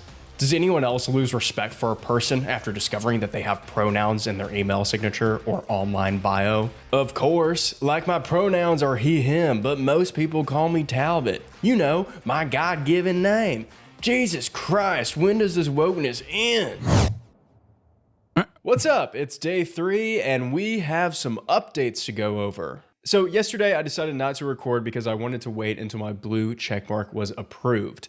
Well, it got approved yesterday around 4 p.m. And I couldn't really help myself but to just start tweeting right away. I ended up posting a lot yesterday. And I also decided to sort of rebrand Talbot Henley. Well, after posting a little over 100 times last night and this morning, I have gained Okay, bro, you definitely were having too much fun with this, all right? Which I get it. It is a lot of fun to be a hog. I know that firsthand, okay? 44 followers, which is a lot. I didn't think I'd gain that many. Last time I did this with the how woke can I get until Elon bans me, throughout the 5 days that I did that video, I think I maybe got like 14 to 20 followers. I got to double check on that, but it definitely wasn't over 20. It was 5. I received 5 followers. Along with Talbot's soft rebrand, I also decided to tweak my strategy for getting new followers. I call this one the spray and pray. After following a bunch of right-leaning accounts, I would wait on the following tab for a right-winger to tweet, and I would be the first one there to reply. It didn't even matter what the reply was, as long as it was something MAGA, then usually that did the trick. It is so easy to be a right-wing grifter, and you can have the dumbest takes, and someone's gonna like it. Oh, again, Jesse Lee Peterson is the living proof of this, okay?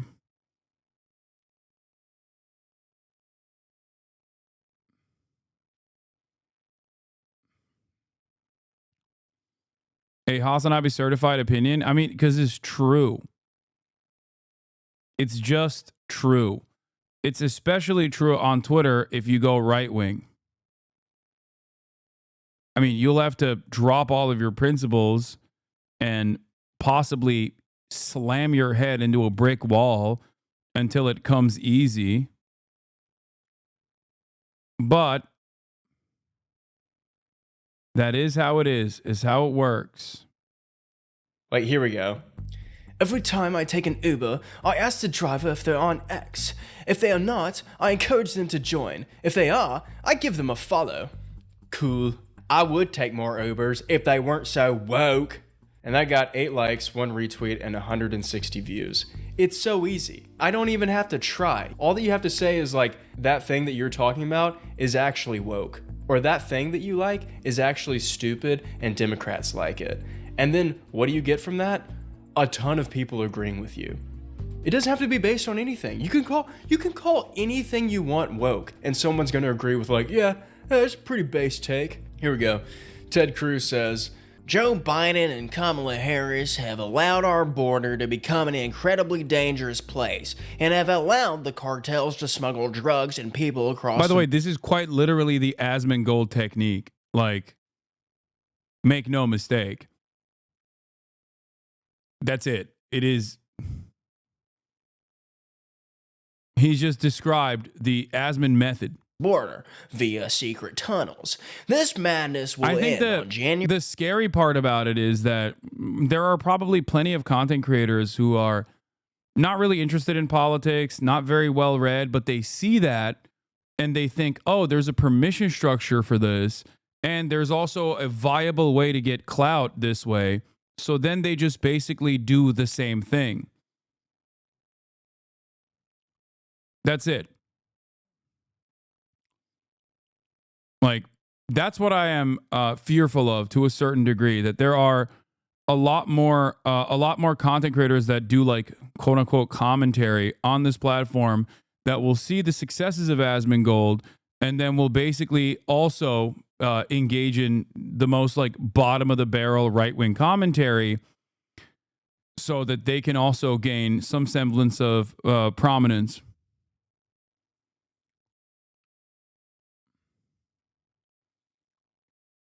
You can see it. Asmon will say something and he will look at chat to check the reaction and either double down if it's positive or sidestep if it's negative. No, there's a lot of like weird positions that he assumes that also give him some semblance of plausible deniability. But the top line is the Trump agenda is great. He's saving the country. And I think other content creators notice that. They take note of it, like React content creators. You know, people in the commentary sphere on Twitch, and they probably go, well, I want to do that too. I want to get fucking, a shit ton of viewers.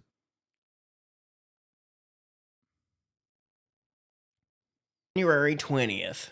I responded and said, there's so much fentanyl smuggling that they even got whites bringing it across now. Biden has let this get out of hand.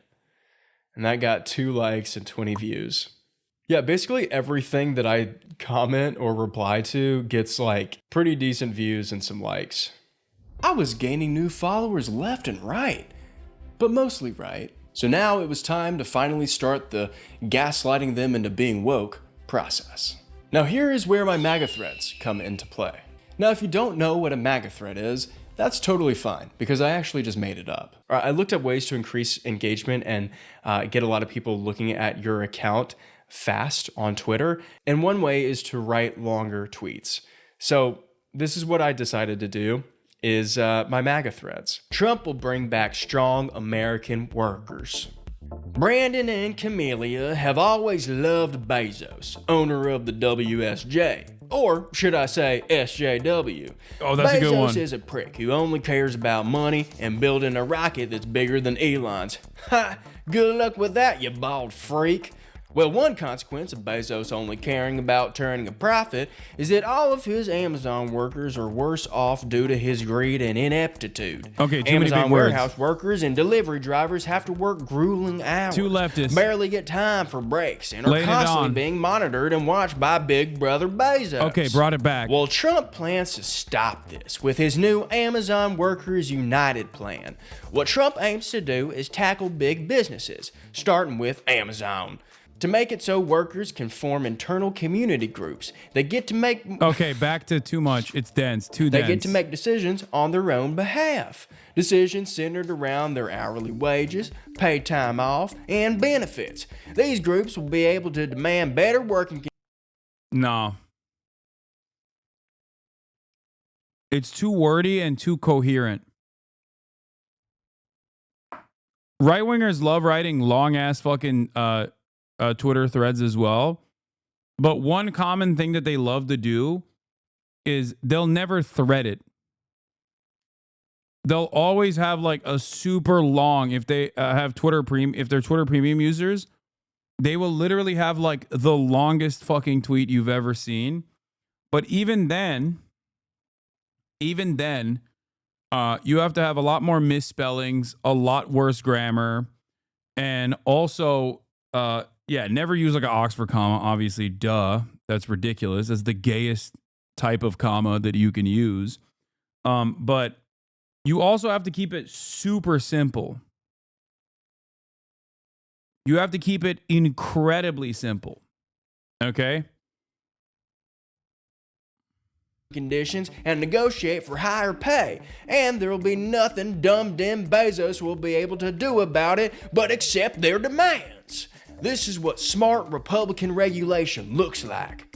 And the thing is, too, this will barely impact Amazon's bottom line because they make way too much money already. And who cares if they do end up making less? I don't know about you, but I don't want billionaires like Bezos buying up more media companies like the Wall Street Journal and turning them into liberal bullcrap propaganda. Bezos will finally be forced to bend to Trump's will through his plan to give power back to workers. I, for one, can't wait. Everyone hop on board the Trump train. Let's ride this baby into the new age. Hashtag Trump 2025. Real quick, before we get any further, I want to make a disclaimer. By doing a Southern accent and portraying myself as a Republican Southerner, I don't mean to loop all Southerners or those with that accent. Oh my God. Oh, everyone is such babies, dude, on the liberal side. It's just like... into one generic... Dude, you don't have to do that, man. It's fine. Everybody gets it. ...camp. I was raised and currently live in a small town in the Deep South. So in terms of right-leaning... He just did a trigger warning for comedy depicting...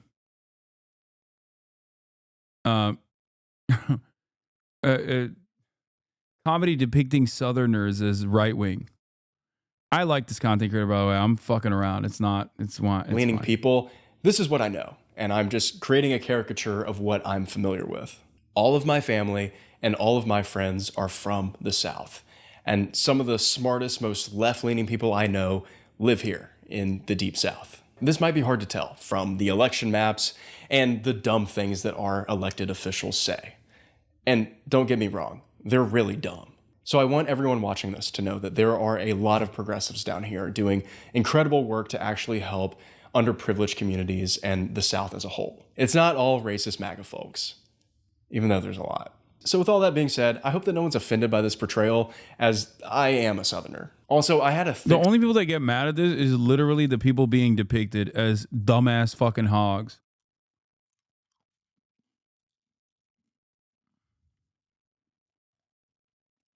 Most people from the Deep South that are leftists, unironically, will joke about this in the same exact way. Southern accent as a kid. What's up, guys? Today I'm going to show you how to get your own custom theme for your Xbox. See this thing back here? Right now I just have one of the default ones. Needs to be said because dumbass libs who say cut female off to southern states unironically think this. Yeah, they're stupid. They also don't realize that. Like a massive chunk of the black population lives in the South. That's the other side of the story. Anyway, let's continue. So who's to say I don't always talk like this? Okay, well, the MAGA threads were out there, and so far, I think they read pretty well. All I needed to do now was continue to grow my following by replying to as many right-leaning tweets as possible. Last time I recorded, which was a little less than 24 hours ago, I had about 44 followers. Well, now I'm up to 122. And I have tweeted in the past 4 days 264 times. We're putting up some Elon numbers now. I wanted to show everyone my best performing tweet. It actually just got a like. So John Kennedy, senator for Louisiana, who also believes that if you ever need help, you should call a crackhead. Ironic because he's a Rhodes Scholar, by the way. One of the best examples of a very well-read, very racist Republican who LARPs as Foghorn Leghorn. Like, unironically. Look, if you hate cops just because they're cops, the next time you get in trouble, call a crackhead. But he said, President Biden is using his final days in office to rub salt in the wounds of the American energy sector. He's ignoring the will of the voters and making it harder for President Trump to revive our economy and defeat inflation. I love you, John Kennedy. And it's gotten 1,500 views, 25 likes, and 1 response from Doge. So yeah, Talbot Henley is kind of becoming a little Twitter famous. This whole right-winger Twitter thing is a walk in the park. In just 4 days, I had gotten a ton of new followers. So you know what that means. Time for a brand new MAGA thread. Super PACs are lame and outdated. What's the first thing you think of when you think of President Trump? For me, one word comes to mind: spry. Unlike most politicians in the swamp hell they call DC, Trump is energetic and light on his feet. He's not part of the neocon old guard. He actually has new, innovative ways to run our government more efficiently, and he truly tries to abolish all that is outdated. Trump has made it apparent that super PACs are lame and should go the way of the dodo. It's ridiculous that Kamala's campaign received billions of dollars of donations from a bunch of elitist libs who only care about making the country woke. George Clooney. If this was a little bit wordier, it would read like a fucking ACP poster, like a MAGA communist. Although, Brownie, additional points for Kamala. That's amazing. Oprah. In all of my years, I never done thought about Kamala. Disney, Tim Apple, pro-Israel lobbyist group J Street, and so many more liberal losers.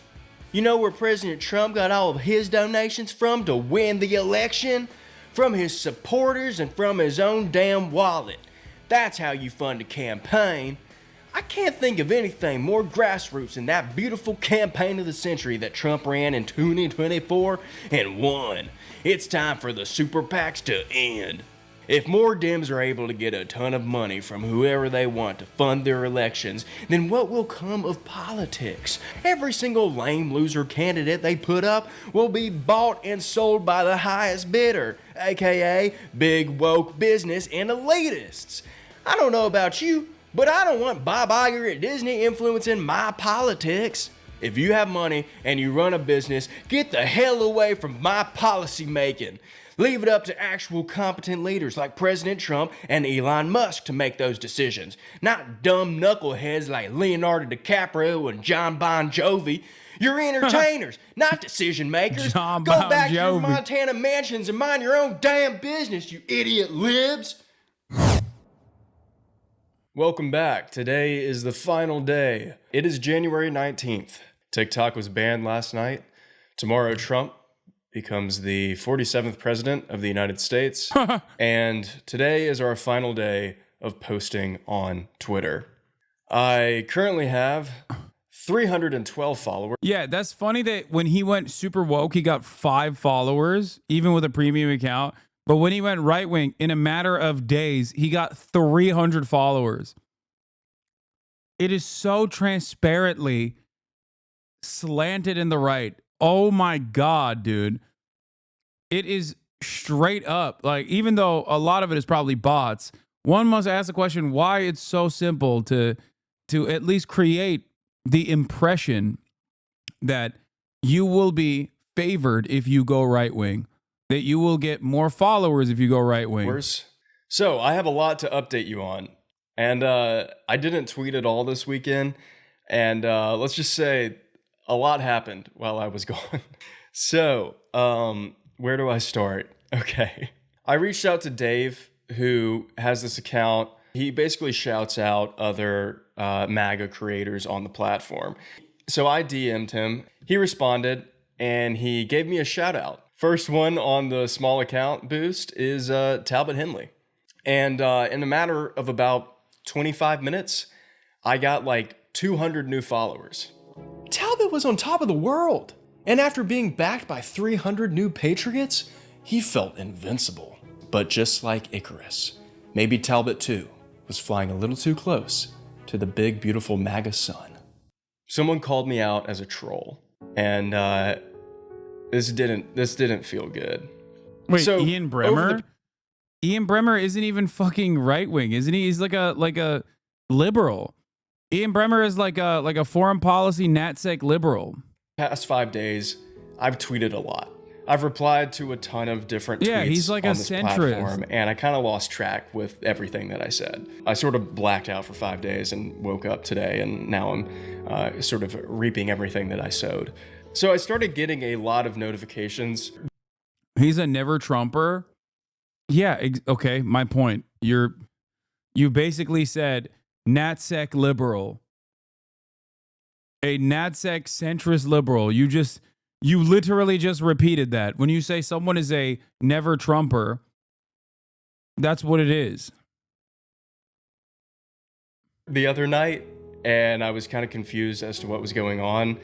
And I realized that Ian Bremmer, who has 800,000 followers, tweeted about Talbot Henley. He said, "There's a right way?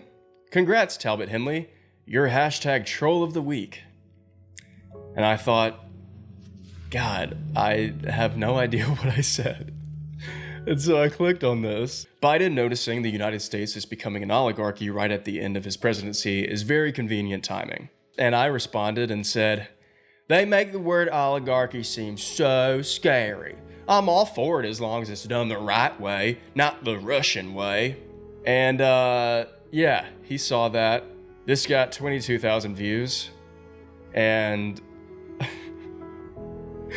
people are pretty mad about this one. So I was worried that one of my new 300 followers, who are definitely on the right. Yeah, and also the troll of the week wasn't him outing you as a leftist, like as a secret leftist. I think he was just saying that it made me laugh. It was the stupidest comment that I've gotten. Would see Ian's tweet and realize that I was called out for being insincere. But once again, most hogs fucking hate Ian because he is, once again, a Republican, but also a Republican in name only, a rhino, a never Trumper, a centrist libtard. Yeah. See, what you're supposed to do in the situation is double down and call him a libtard in response. Being like, oh yeah, god dang liberals like you, never Trump Republican, rhinos like you don't understand what is in the heart of a true patriot. Of course you'd call me a troll. This is why Trump won, because of your ineptitude. Democrats never want to hear from the voters like myself. Important voters, special snowflake voters, double down. Or a troll. But it's fine, no one noticed. And people are still following me. Well, no one cared. I guess as long as you're a white guy with a red hat, you can fly as high as you want in this country. The abolishment of Obamacare. Let's face it, no matter who you ask, they all say the same thing. Hasan a hog would never say ineptitude? True. Ineptitude might be too big of a word. Care doesn't work. While the Affordable Care Act and Medicaid can be quite helpful to a lot of Americans who don't have access or can't afford health insurance, Obamacare was a terrible and vain idea. One of the weirdest parts about Obamacare is most people don't actually know who it's even for.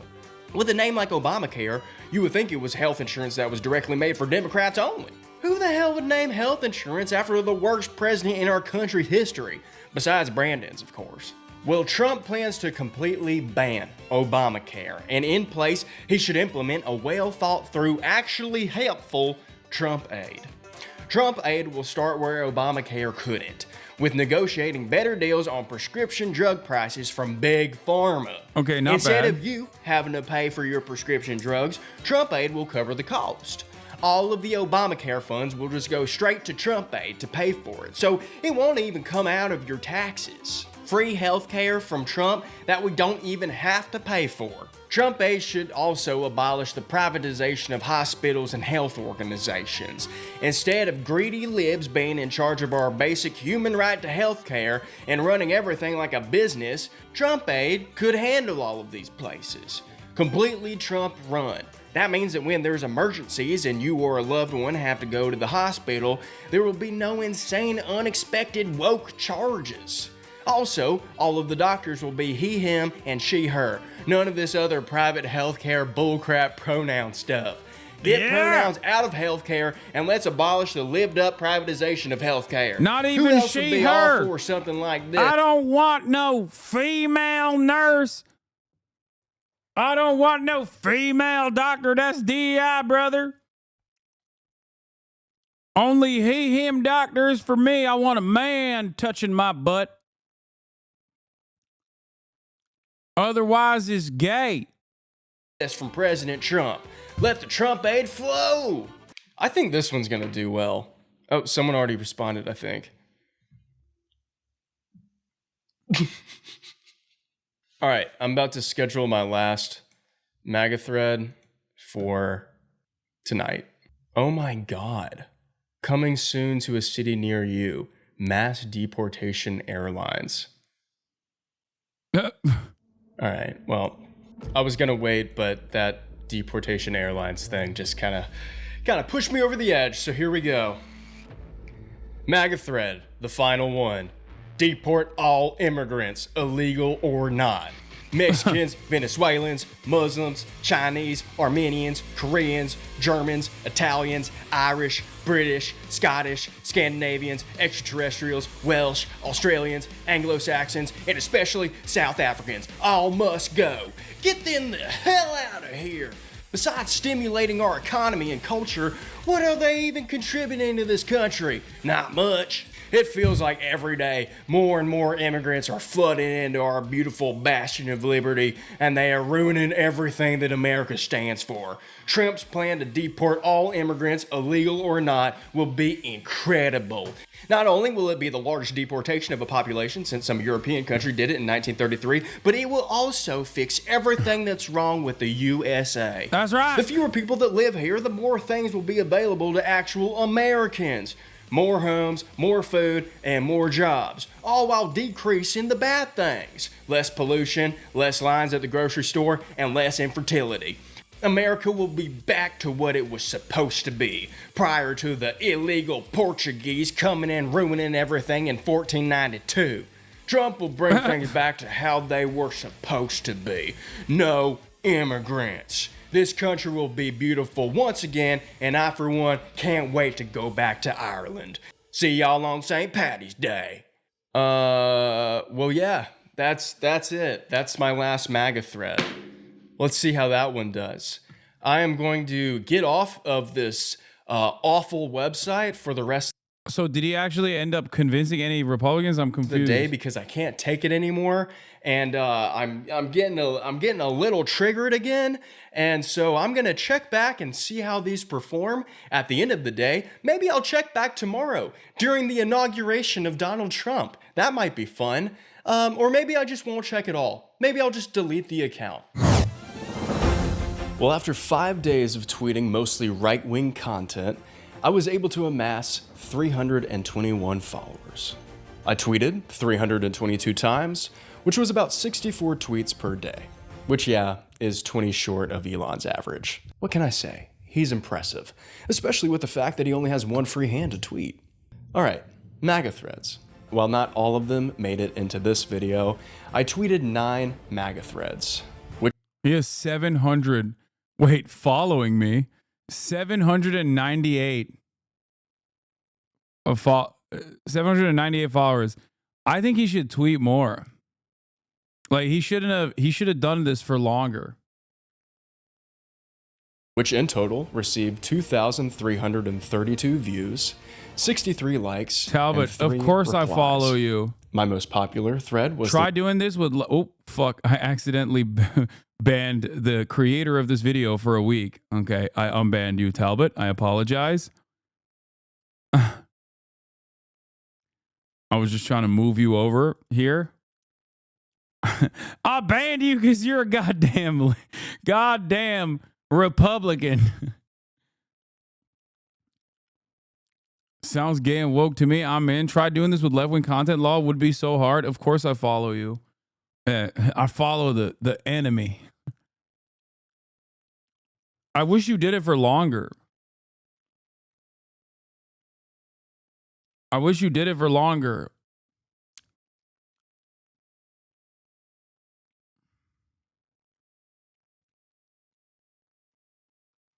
Because I want to know what would happen if you just went on for longer. You know what I mean? If you did it for like a month. Hasan, that's just a chatter who changed his name. Wait, no, I don't think he's a chatter who changed his name. No, this is the actual creator.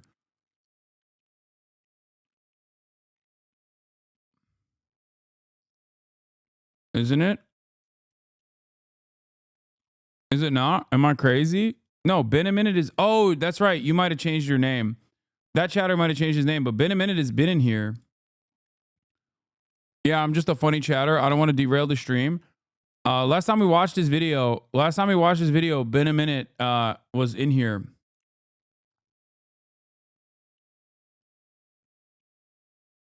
But he doesn't have like a Twitch account either. Baited? No, I rebanned them for a week. I know I should. What's the Benaminute? What's the Benaminute account? He was in here, wasn't he? Last time I watched his video.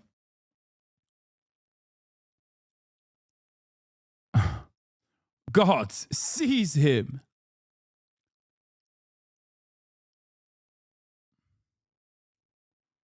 The one about forming unions for Amazon workers. And my least popular was the one about abolishing Obamacare and replacing it with Trump aid. So take from that what you will. Overall, these received a lot more engagement than expected from my right-wing coalition. So, to all of those closeted socialist MAGA... Once again, you're noticing that I was valid in my ban. Yeah, see? It's been a minute.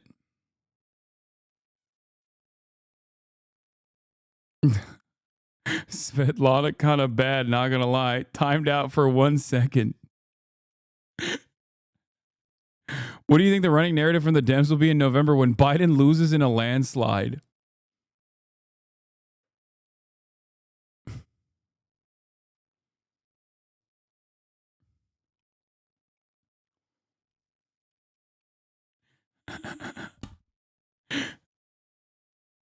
Last chatted on inauguration day. This must go so hard if you're stupid.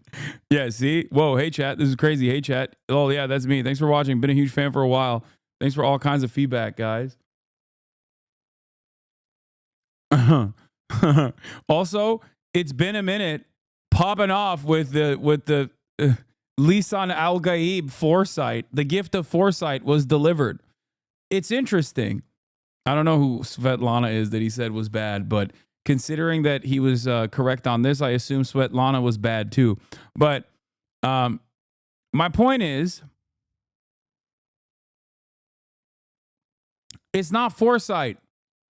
Okay? It's not weird that all these HasanAbi heads consistently have, oh, Stalin's daughter that defected to the USA?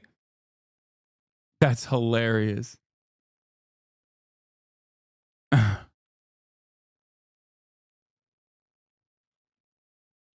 I mean, he's right. Yeah. Okay, maybe maybe not. Maybe she wasn't bad. I don't know. Maybe there's a different Svetlana.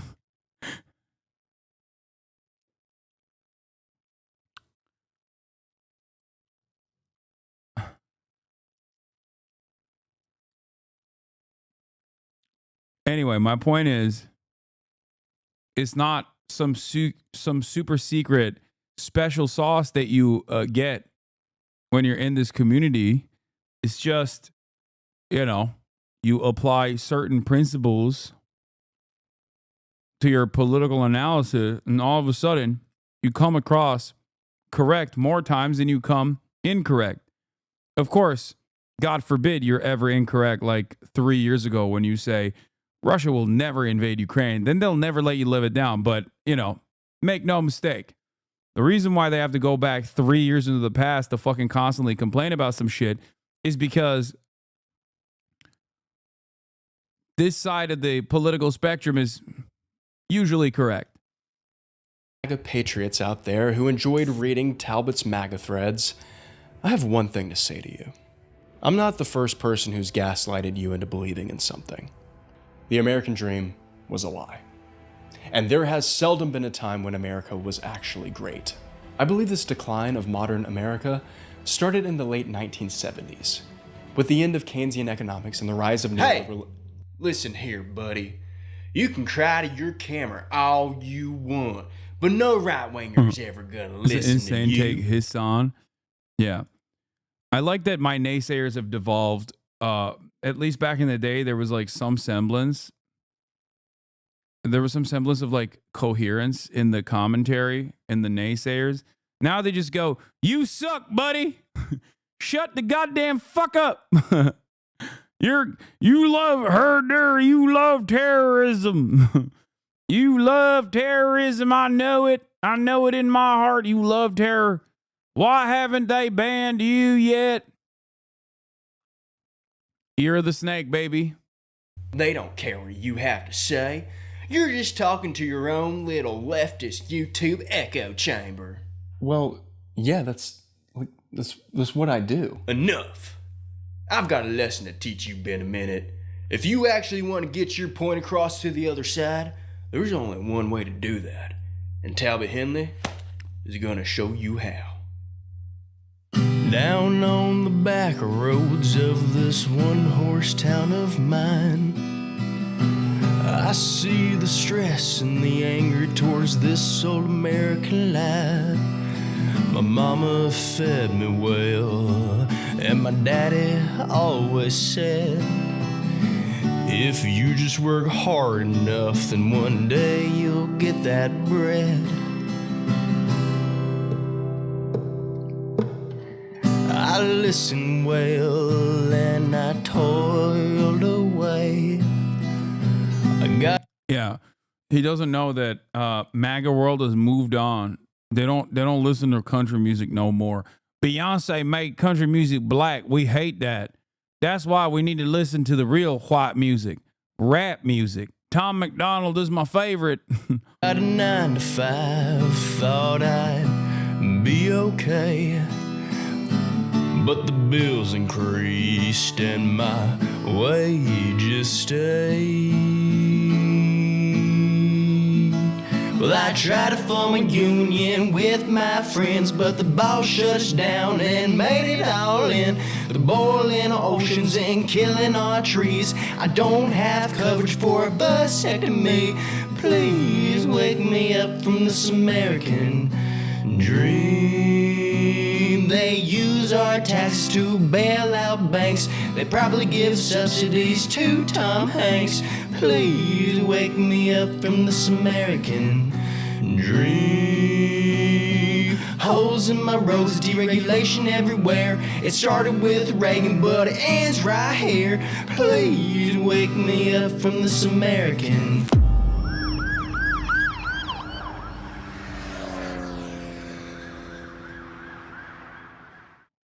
Oh yeah, and I almost forgot. Elon Musk is a not app.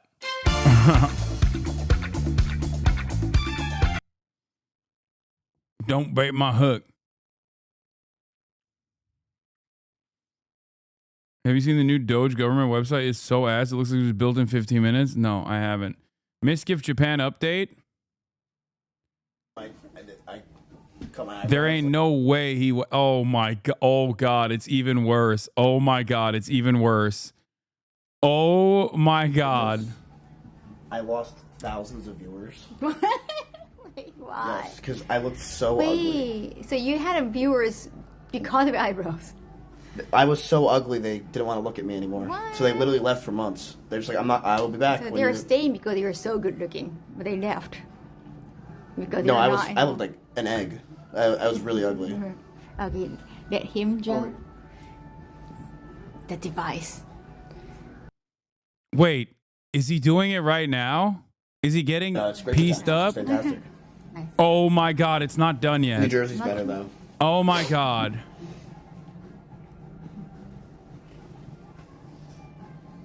Dubai eyebrows? No. Eyebrows gonna stay, just not too many of them. What? No, they're gonna trim and maybe do some Brazilian wax. He's so fucking on the cooked. baby hair. Oh dude, this is gonna be amazing. 小さい毛とか脱毛ですね。なるほど。 Bro's been there for hours. I mean, I know, I was there. Oh wait, Hasan here? Hasan. Yep. Hasan said keep going. Keep going, Miz. It looks great.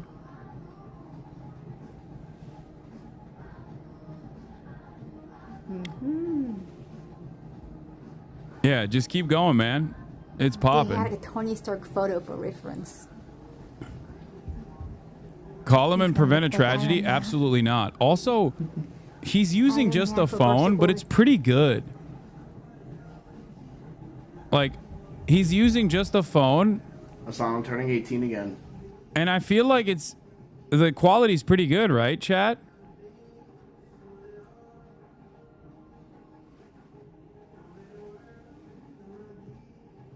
One more photo. Does Iron Man say like I'm Iron Man? Isn't that just for Batman? I'm sure he said it before. Better than yours? Okay, I don't know about all that. Maybe we know he's Iron Man. But I bet his shit F's a lot. Oh, he's checking. Wow, look how cool you are with all the white lines. Bro, I suspect that the Japanese AI has never seen eyebrows like Miz's though. Look at the camera.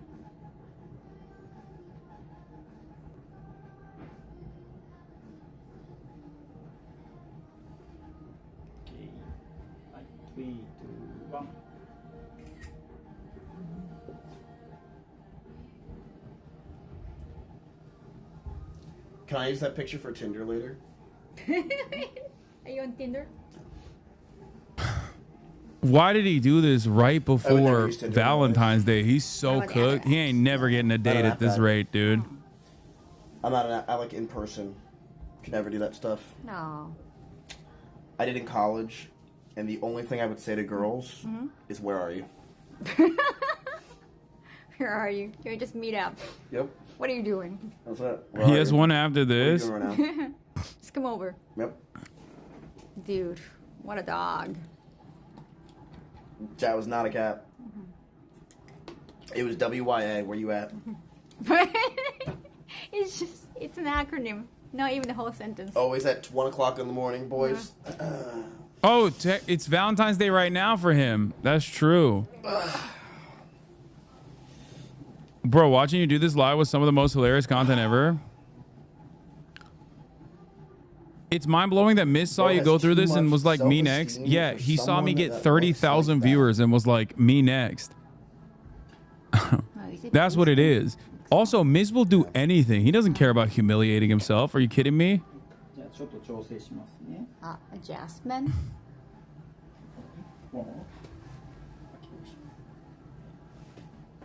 Honestly, they fucked your shit up. Honestly, it took a while, but I think it's coming in nice now. What happened? You just came in, chat? This is happening. Designing eyebrows with AI. My shit looks fine now. He's gonna look like Tony Stark.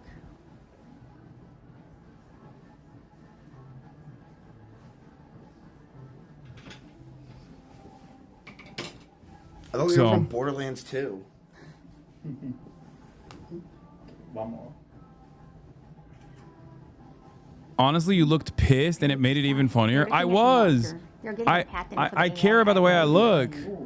I care about the way I look, and I thought it was good. Content Demon Hasan. So I knew when they were talking about baby hair, they were gonna fuck his ass up. But you guys forget the most key component as to why Hasan did not back away from that stream. Because it was the highest viewership he had the entire time he was in Japan. That's not true. That's not even remotely true. He could have been at a Yakuza finger cutting ceremony. That's literally not true. I was at 40K average when I was covering fucking news. I did IRL content because I enjoy it. I did IRL content because I think IRL content is good. I enjoy it. I get to share it with my community.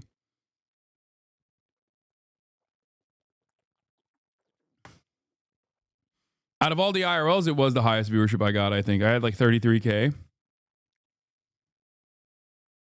12 to 15K IRL. That's not even true. Most of my IRL stuff was you know, it retained pretty decent viewership.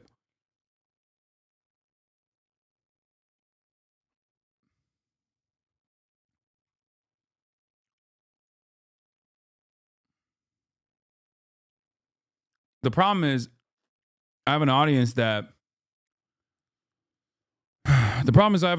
old and they don't stick around, especially when it's not news coverage.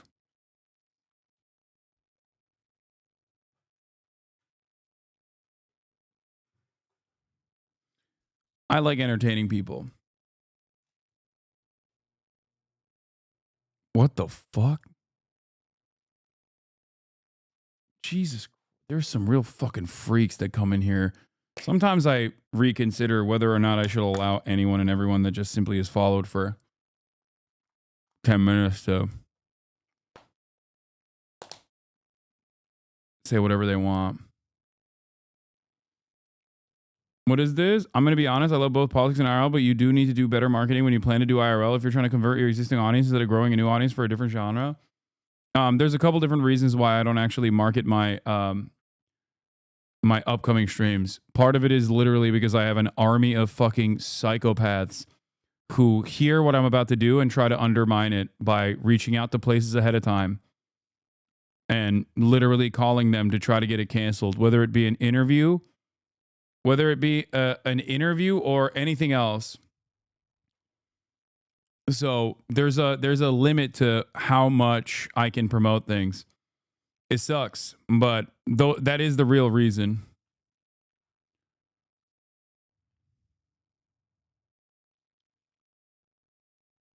Cutting ceremony. If he had 80,000 people watching, he would have done it. He's not wrong. If I had 80,000 people watching, I would. First of all, I would love to go to a Japanese finger cutting, a Yakuza finger cutting ceremony, no matter how many people are watching. If there was 80,000 people watching, maybe I'd let him shave a sliver, you know? If I was like, Hasan, you don't have to cut your pinky off. You'd be like, there's 80. I'd shave a sliver of it. 80,000 people watching. Not the whole thing. Kaya, place.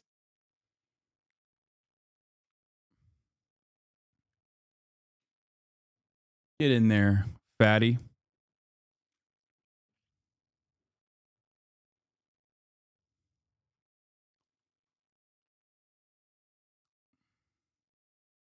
She's fat. It's true.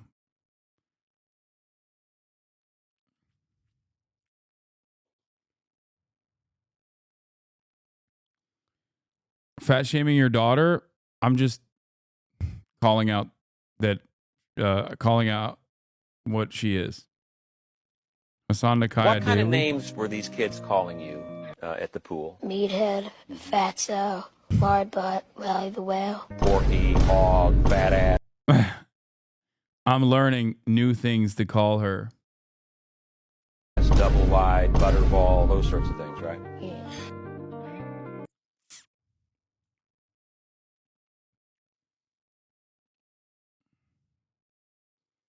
Oh my lord. It's like a predictable ending every time, so I don't really care for it. Yeah, chat is in shock. Nope. Never watched it. What about what's the damn, I can't. Come on. I wanted to speed up. I really want to see Harry Potter. it's gonna, how bad it's gonna be. Oh, you have Harry Potter. I want to see how bad it's gonna It's be. unpredictable. It also makes me kind of jealous. Like watching him in Japan, hanging out with Kaho at places I went to, making content that I made already. It makes me a little jealous. I'm not gonna lie, because it reminds me of what I used to have. God, I really just gotta live in fucking Japan, honestly. That's what I gotta do.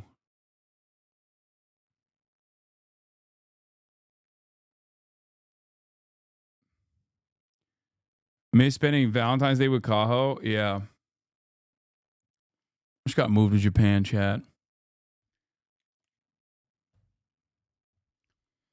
Main reason why I couldn't watch the stream, extreme jealousy.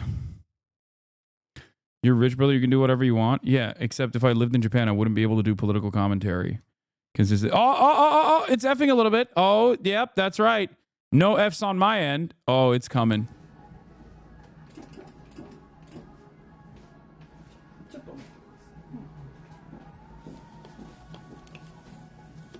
Alright, 1 in 10 if you're not watching me after these eyebrows get fucked up. Oh, got it right. Great. You've seen Hasan. Why did you just wait? Why is it saying ew pubes? What did you zoom in on? Chat, relax. Everyone has pubes. Sorry, chat. Where is Felix? Gaming when? Where is Felix? Which Felix? Are you talking about Biederman? He doesn't live in LA anymore. Relaxing. It might hurt a little bit. What are you saying? Brazilian wax on a baby hair. What? Yes. Okay. Alright, let's do it. Okay. Woo, woo, woo. Okay. Do you mean PewDiePie? I don't know where he is. It might hurt a little bit. Somewhere in Japan, living his fucking best life. That's gonna hurt. So That's where much. PewDiePie is. Yeah, this is a moisturizing cream. Miss, do you want to see that latte art cafe on after lunch? Bro, I thought it was my washing machine making those noises for a second. So comfy. So look at that comfiness you're gonna experience later on. That's cute. That's gonna take away some pain. From the I was like, damn, I don't remember fucking putting clothes in the laundry. I got a ghost. Hawaii, you. What does desu mean? Desu means it's just being polite. Oh. Like, oh, it's nice. Okay. Should I be polite? Might be best, yeah, to be polite. But to be polite, I guess you have to like pronounce so many words to get more syllables. So kind of tough. The more polite, the I can't longer the wait. sentence it has I to can't wait. Rip that shit. be. Is it hot? Okay, okay. Is Kyle being paid to be there? I don't know about Miz, but she does it for the love of the game. For me. Oh, it's coming. Oh, it's coming. Rip that shit off, baby. Rip it off, baby. Okay. All right. You want to count down? Can you count down? Okay. Okay, 3, 2, 1. Are you okay?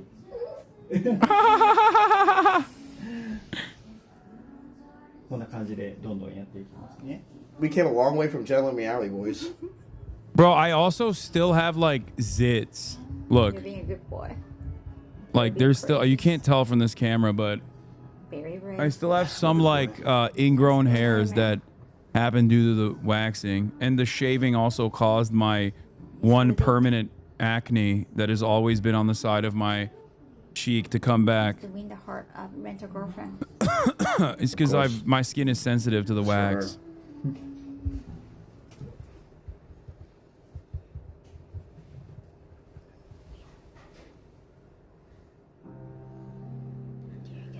Okay, 3, 2, 1.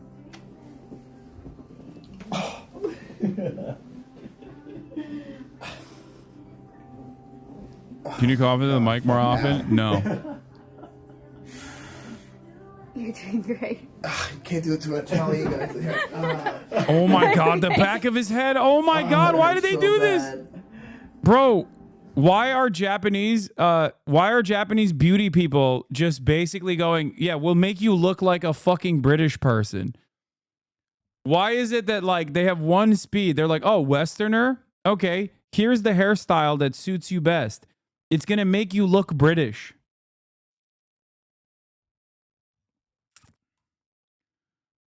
Tokyo, 8 a.m. to 4 p.m. would be 3 p.m. to 11 p.m. in LA. Would that not work? Would you even catch more people who can't watch during work hours? Or is that non-doable? No, it's not doable because 11 p.m. in LA is the dead zone. Okay? A lot of people don't realize this. But when you're streaming at 11 p.m. in Los Angeles, you are literally streaming to water. Okay? 11 p.m. in Los Angeles is you're streaming to water. That's it. You're streaming to the fucking ocean. That's the issue.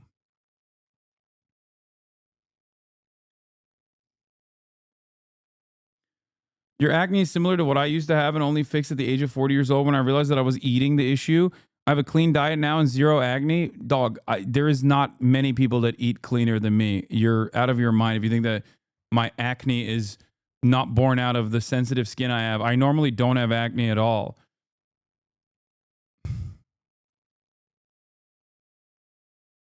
It's crazy. What's the most painful thing you have ever experienced? Like a surgery or... Most painful thing I ever experienced? I have a friend named Russell who comes to my room and sometimes talks to me. It's fucking annoying. That's emotional pain. I think he was asking for physical pain. Physical pain? Yeah. The hair pain? Yes, Wilnev has no viewers famously. Your I don't disclosed know. reasons are I'm pretty kind of a bad. masochist and I like pain. Dog, why? Why do you like he streams to an entirely different market than I do? That's number one. And number two, why? Why do you guys think that I, a person who is like quantitatively been one of the top content creators on this fucking platform, like why can I not know what I'm talking about? Like what? Why is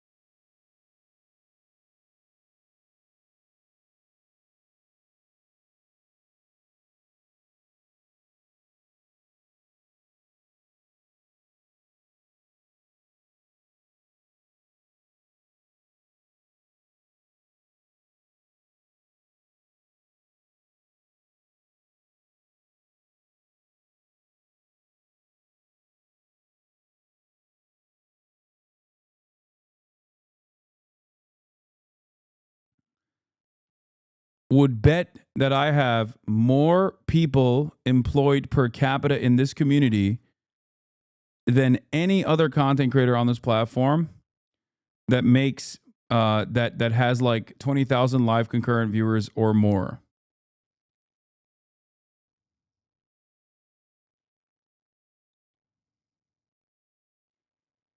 You guys, I think, forget what other content creators and their audience looks like. It's a lot younger. Like, think about Kai Cenat. Like, he has maybe like triple the size of my audience, if not larger than that. But his audience is overwhelmingly children.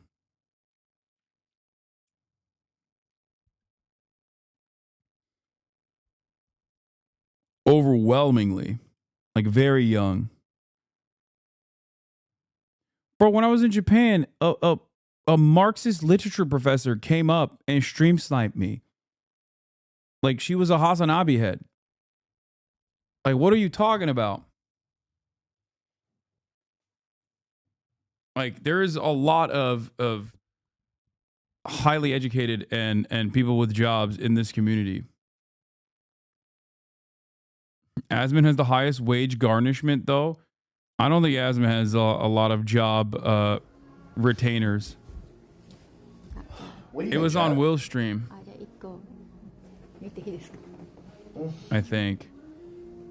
That's the hair. Chat, that's a lot of hair. Don't act like I'm sensitive. Wow. It actually hurt. Wow. Oh, wow. That's a big chunk of hair. Chat, it was a lot. Wow. すごい. 大丈夫? 大丈夫 means like, are you okay? Am I okay? Yeah. No, I genuinely like pain. Have you ever watched Hasan stream? Yes. I'm sorry. Wow. But I know he's watching. Son I of a know he just bitch. probably went.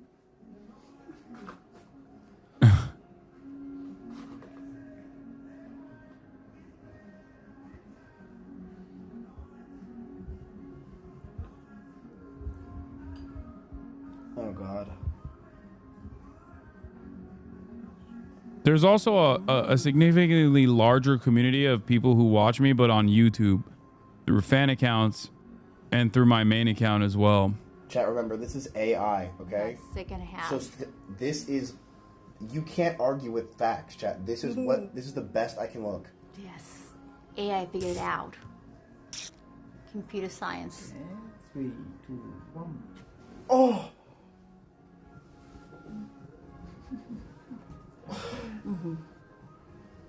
It's not as bad as the last one. No, Does Miz just copy everything you do? Bro, he literally has the hard same up, phone case I have. So the answer is yes. I lost 20 pounds since the beginning of the year. Shout out. Holy shit, that hasn't been that much time since the year started. But congratulations, chatter. Be You safe. don't even have to ask him. You don't even have to ask. You're just pretty. That's a fact. Thanks. Is he also a socialist? Misgift? No. But Fuck can you ask no. him anyway? Just to be safe. I know. 僕可愛いです。 You would likely lose that bet to Asman if you're talking about wage earner, especially blue collar. I know. Equals I bought his house 33 years ago. Asman dad. Asman dad in the chat. You think Asmongold has a higher density? Asman dad. You think Asmongold has a higher density of people with a job than I do? I don't think so. I think Asmongold probably has a lot of younger viewers now with his recent turn.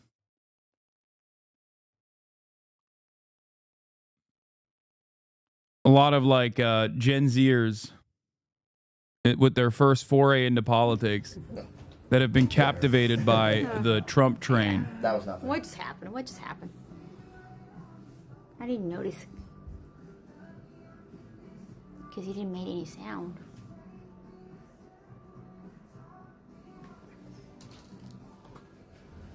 Ask him if he's ever had celebrities come in here. なんか有名人の方って結構なんかテレビの撮影とかで来てますね。そうですね。Yeah, for like a TV shoot. some like Japanese celebrities. I also don't think a lot of the millennial Warcraft guys are. See what? I mean, maybe they're employed. Sounds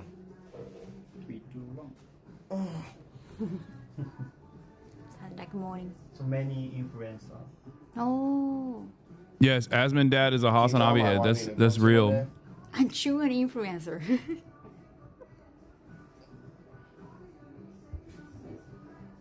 I'm sure an influencer already. I haven't taken Connor here yet. I think this might be more for streaming content than YouTube. Probably a hate watcher? No. Asmongold's dad is not a hate watcher. Neither is Nick Pollum's mom. Twitch streamers' moms and dads. Hey, look, he's been following us since 2022. Twitch streamers' moms and dads are they're on the HasanAbi train. Oh, 3 years. Yeah, see? He's been following us since 2022. His experience. You're in Tim Pool's dad watches Democracy Now! And Majority Report. Not that shocking. It makes sense. I do miss Japan so much. I just want to see what this looks like, man.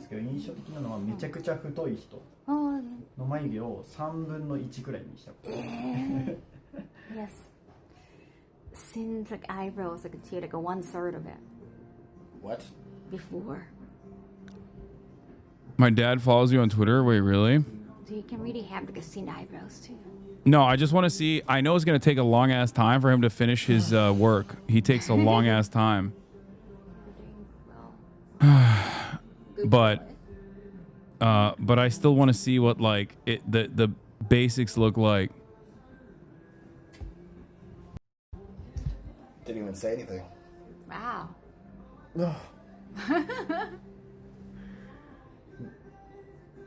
Move in with PewDiePie? Yeah, I'm sure he'll.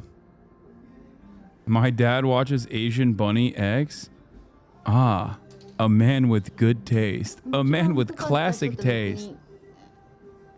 彼でもこの間のハサンでもなく日本人の方です。あ、もうもっとそうですね。日本人。What's he saying? What? Hasan? Can you ask who has better eyebrows from your son? この間のハサンと、友達なんですけど、どっちの眉毛の方がかっこいいかって。もともと難しいな。もともと。でももともとの左右差が少なかったのハサン。Oh, the difference like between like two eyebrows. Like Hasan's eyebrows are more symmetrical from the beginning. My dad was a HasanAbi head for years, but is an October 7 deserter and was devastating for me, Sag. That's crazy. Oh, it makes sense. How symmetrical they are. Bro, that's not fair. Hasan's symmetrical. でも違いがあるってことはその分 No. He's been fucking his hair up every year. I watched him stream LOL. That's good for content, right? Tweezers. Tweezers. Oh, fuck. Oh wow. I like tweezers. Oh my god, he's getting ready. His necks are getting ready. My rabbi father watches Sam Cedar religiously. He likes you but thinks you're a little loud. I mean, that makes sense.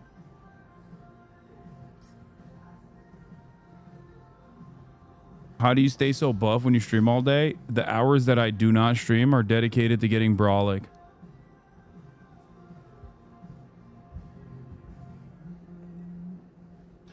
Is it painful, miss? Huh? Is it like ticklish? No, that light just blinds me. Oh.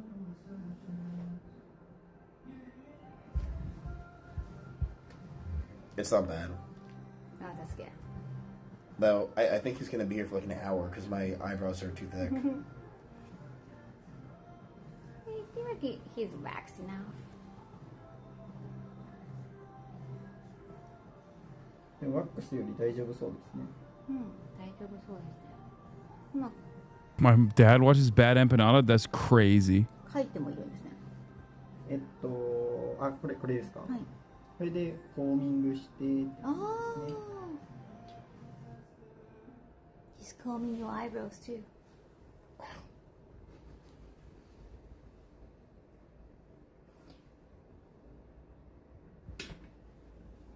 Oh yeah, I don't know. It just looked like. I think it's the angle, Ciao. Sorry about that. What happened? It's not against the US. No, it's just like the angle and the creases in your pants look like. Oh damn! You got It's getting sexual style. Yeah, I told her I like pain. Maybe he's excited, Ciao. Thank God Bad Empanada gets banned all the fucking time off of Twitter, so people don't see all of the unhinged shit that he says. I think it's just a crease. So if you only watch him for Yeah, I don't want like this academic paper reviews or whatever, you're like, you get a very different impression. Incoming. Show me go. Oh God, let's see. Oh, Double breast you. Triple breast. imagine he did that shit while he was on his eyebrows. It's a reaction. Oh, thanks. Tissue. Does this happen or something? Does he know? なんか Do you ask him if that happens? なんか眉毛抜いたらなんか反応で Okay, I'm not gonna lie, it actually kind of looks Oh, better. it happens though. Wow. It actually low-key looks better. With his hair, not so much. But I think his eyebrows look better. No, because Bad Empanada, no, those Bad Empanada tweets are fake. No, not like the weird children tweets that were obviously fake. I'm talking about the shit that he does fucking tweet. Bro, his username literally used to be Troop Exploder, okay? Get the fuck out of here. You know exactly what I'm talking about. His starting point was lower than yours. True. I do want to see what it's going to look like. I do want to see what it's going to look like when he puts on makeup, too.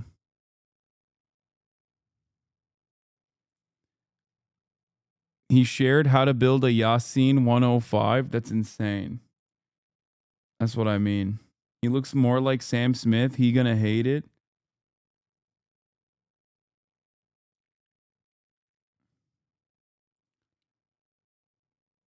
He looks like Kyle Rittenhouse. Oh, no. Oh, hell no. I told you, bro. Miz has New Jersey face. He'll be fine. That's wrong. We got Pizzagate on official state business. Hexit team invites far-right activist Jack Posobiec on overseas trip. The offer triggered alarm among Pentagon officials concerned about the military being dragged into partisan warfare. Wait, what? What do you mean? He literally was a Navy PSYOP guy. Wasn't Jack Posobiec a Navy intelligence officer? Has he ever even stopped being under... has he ever stopped being a government agent anyway?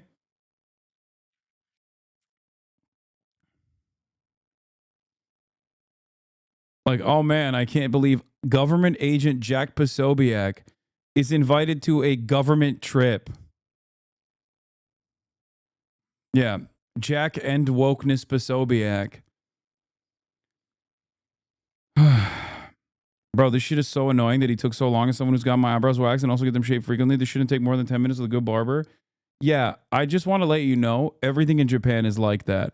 That's just, you're just mad at like the essence of being Japanese. Everything in Japan. If you ever purchase anything in Japan, there is going to be a ceremony associated with your purchase. They're going to sit there and for 25 minutes, pack it up in a way where you're just like, dude, what are you? Just give me the fucking thing. I don't care. Okay? I get it. I understand why it's frustrating. I've been there many times over.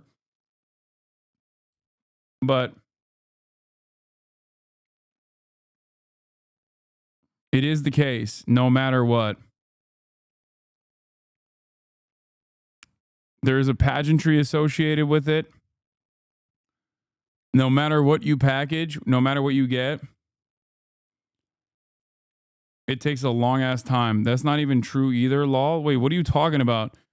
You go to fucking Don Quixote and you purchase groceries from Don Quixote, and the person at the checkout counter is literally going through each individual item and caressing it and giving little kisses and you know, packaging it up in a way where it's like, it's not for me, but I understand and I respect it. You are supposed to have small moments of beauty every day. Yeah, I'm too much of a Western Sigma grind set min-maxer to appreciate the small moments that we must cherish. Sqeex is stealing your flow. What is this? How are we supposed to get out of here if we don't start to trust each other? I don't need your trust. Oh, I did this too. I kinda need yours. Unfortunately, LSF hates me, so when I do this stuff, it doesn't get posted on there. But we can't check. I took inspiration for this story from when me and my sister were younger. Look at all of this. It's amazing. I based the story around my dad. All I can do is write this silly Women story. characters equals DEI. Welcome to an episode of Where's a Woman? When I see woman on my screen, I have 3 little letters I can type. I don't know why I sound like that. Sorry, I can't resist. It's too fun. It's too fun. Look, it's crazy. Look. Estrogen. Someone just said estrogen. Hey, so I asked for Concord 2, not this DEI Crazy. slot. Concord? What's a women? We need a hentai writer in there. Women equals DEI. Yep. Trash. This is garbage. This is why I sometimes perhaps falsely suspect the Asmongold community of being much younger, because I don't want to imagine a group of 38-year-old WoW enjoyers who truly are saying things like that. Like, I just don't want to think of a world where there's a lot of like straight up adults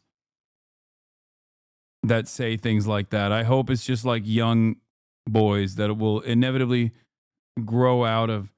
What? Donkey employees did not kiss any of my 3 Japanese real whole Anaholes when I bought them. Did I get ripped off? Yeah.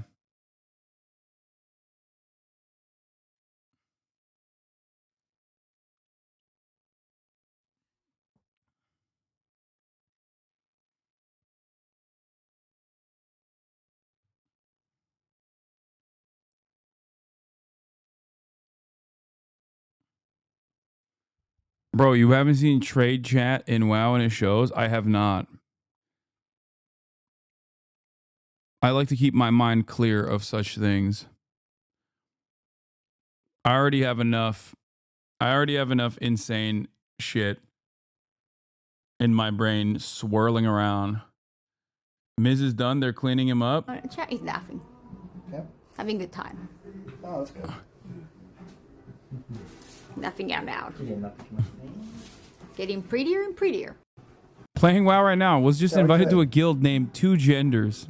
Okay, there's a lot of laughing. Right? Go back to Told this. you. James Charles clone.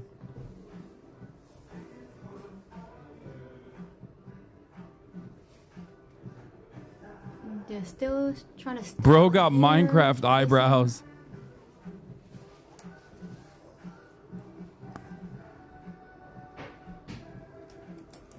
No, after this, like, can we Uber to like near Tokyo Tower? You want to go on top of Tokyo Tower? I'm down. Yeah, because that's the restaurant location. God, I wish I was in Japan still. How many people have told you that you look like Sam Smith? Half the chat.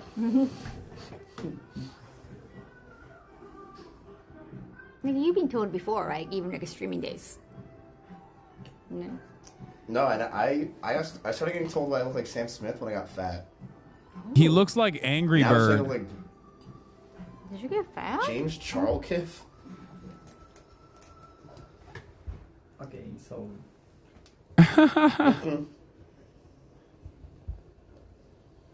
Why he look like Angry Birds?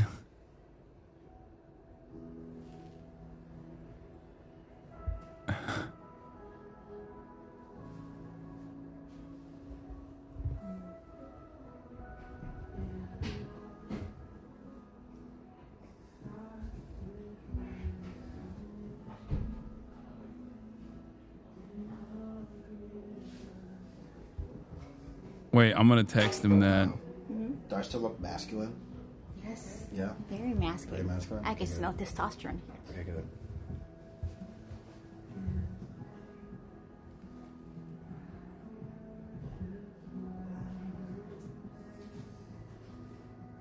Because remember, he said I was masculine. You're kind of worried about getting demasculated. Yeah. Oh.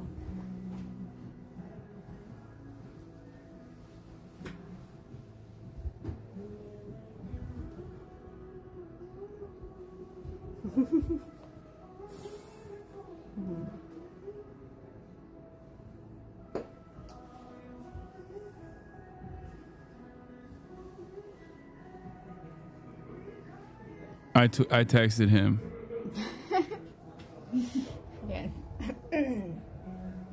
Damn, your chat is funny. Let's see if he sees it. My guy's looking more beautiful and ephemeral than the glint of the first drop of morning dew on a fallen rose pedestal. Jesus Christ, dude, the glaze. Eyebrows are still there. Yeah, they're still there. That's nice. I think he's ignoring you. He probably has it on Do Not Disturb. Chad, I'm not going to listen to you because you don't know AI. I'll listen to this guy and Canute. You know nothing about this. Yes, artificial intelligence. The end of the shit.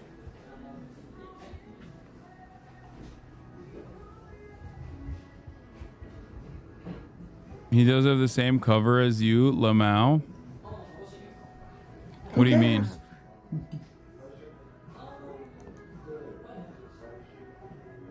Hasan's texting you? Bro, he sent me...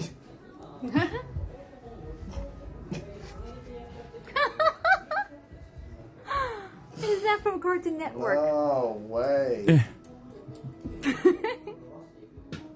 You're sending me Cartoon Network characters? God, it was so funny. Damn, don't make you laugh. You have to stay still. The Angry Birds. Oh no, he heard it. He knows what that is.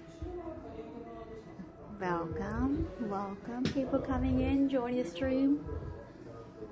He's getting AI eyebrow design.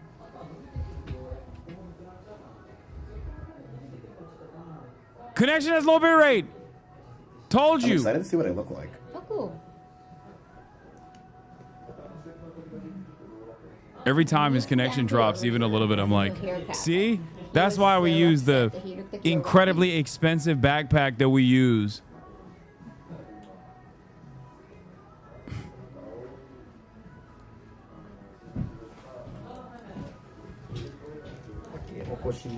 Oh.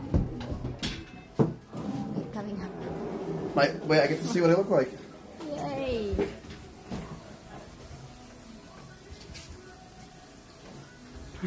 What? Is it good? Is it? Bro, I'm not gonna lie. Yay. They make you look gay as hell, dog. It's just, there's no other way to put it, okay? They just, when they fix your shit up like this, they make you look gay as hell. There is no other way to put it. It's a very specific type of pretty. It's just like gay pretty. Okay? That's it.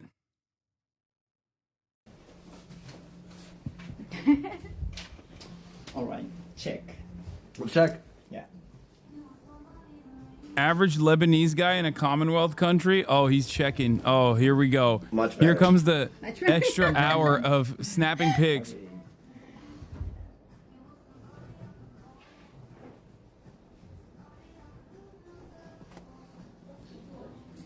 Okay, please. Awesome. What was that pose?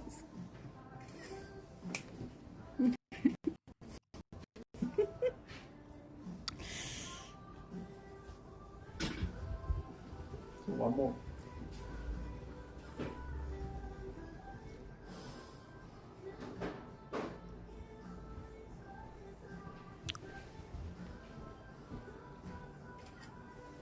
Do I look masculine?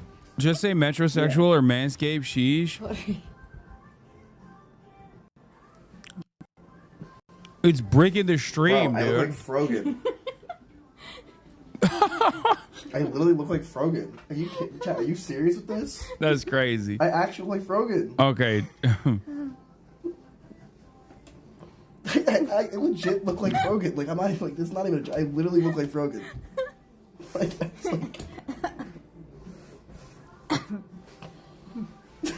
chat, ready? I'm gonna do a blank stare at the screen. Do I not like Frogan? I think Frogan is better looking. Okay, come on.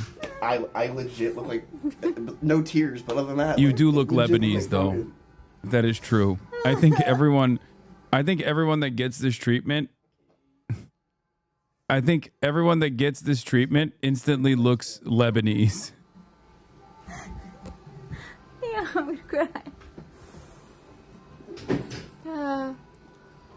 I have to hold the camera still with it.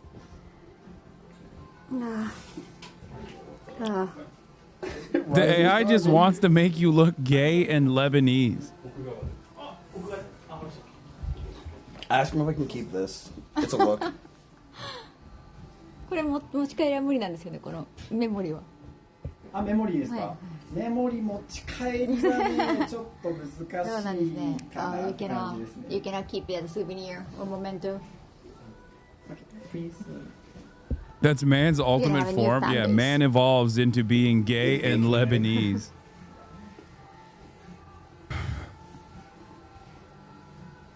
Okay, please.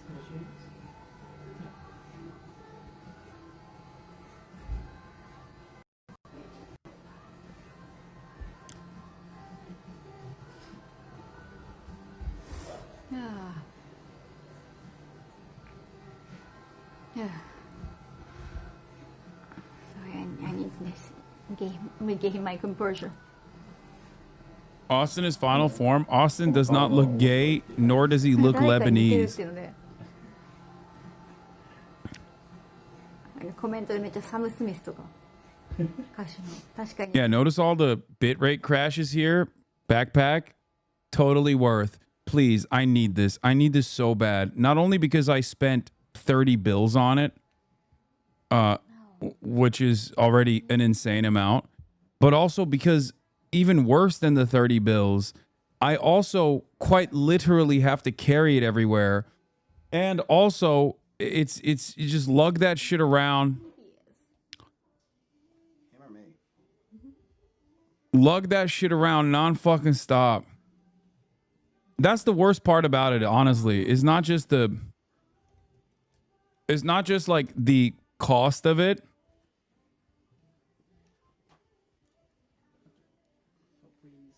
But it's also having to travel with it. It is so frustrating to travel with it. And also then, obviously March, Will, like everyone else is also carrying it non-fucking stop.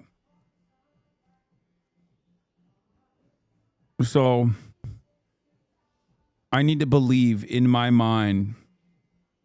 Stop.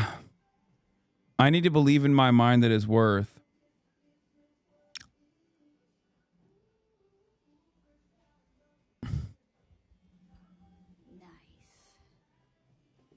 Miss looks so slay. You're so sexified, Miss. Black zip up hoodie ID, please. Yeah. You just gave me here. Ray was hyping up the backpack quality. Oh, let's go. Bad. I hate not being able to pause. This is my worst nightmare. Oh, okay, it's done. Thank you for the Twitch Prime Cloud. The quality of this stream makes me want to IRL stream again so bad. Let's go. There you go. There you go.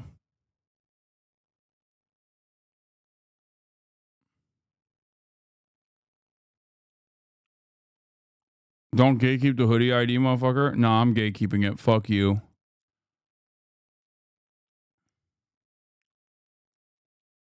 It looks high def the entire time.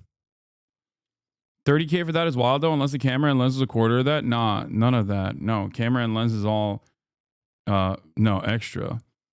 No, dude, it's the fucking guys. It's a goddamn stadium backpack. You understand? It's literally a fucking backpack that like professional news broadcasters use. It has insane fucking. It has insane specs. It's got six fucking modems in it instead of the previous 4. Like, yeah, the White House broadcast with TVU. Well, I mean, I guess you mean like the older one, right? Like the other one that I used to have.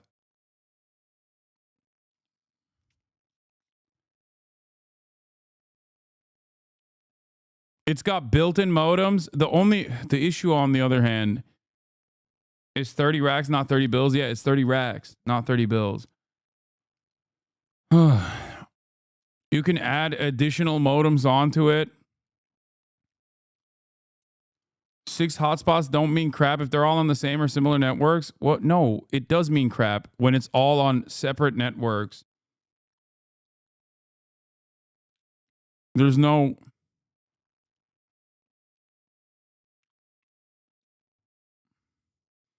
$100K setup for 5 IRL streams a year. First of all, I do more IRL streams.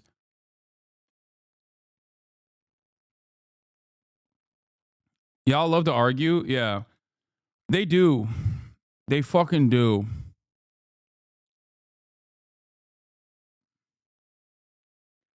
Yes, you can handle 2 cameras if you wanted to. There's so much. I was watching Puerto Rico news the other day and they were literally using the live view. I know you always say it's pro, but I just didn't realize it. Yeah, many news broadcasters use my old equipment. They don't even use this new shit. Okay? The new shit that I'm using right now is even better than the old one. And the old one is still plenty good. But it certainly has issues. It has its issues like... obviously, yeah, I have better equipment than fucking CNN, okay? But one of the biggest problems is obviously battery life. That's one of the biggest issues. The thing burns, melts through battery.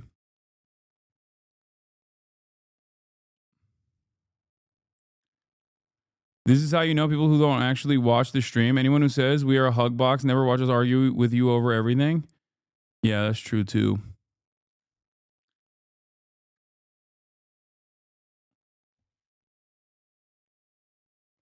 That's the biggest issue. The Japan streams were immaculate, worth the investment. Yeah. Couldn't you get more battery packs? I mean, look, I'll show you. Okay.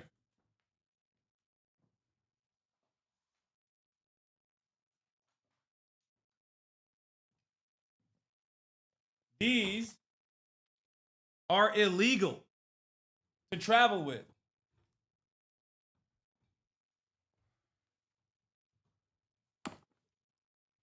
These batteries are literally illegal to travel with. So I can't use these batteries when I travel because you can't have them on a fucking plane because they're massive. Okay? The other batteries that I have, on the other hand, are also still a bitch to travel with because sometimes people might think that they're illegal to travel with and give you issues. The problem, on the other hand, with the other batteries is that they are not, like, they go for 3 hours. This is an AN2000D. Okay? 98 watts, 6.6 AH, 14.8 voltage. It's not a regular battery. It's a triple prong battery.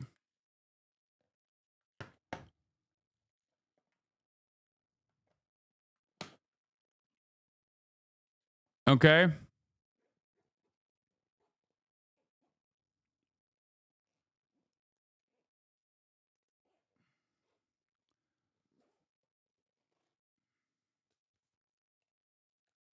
It's got crazy specs.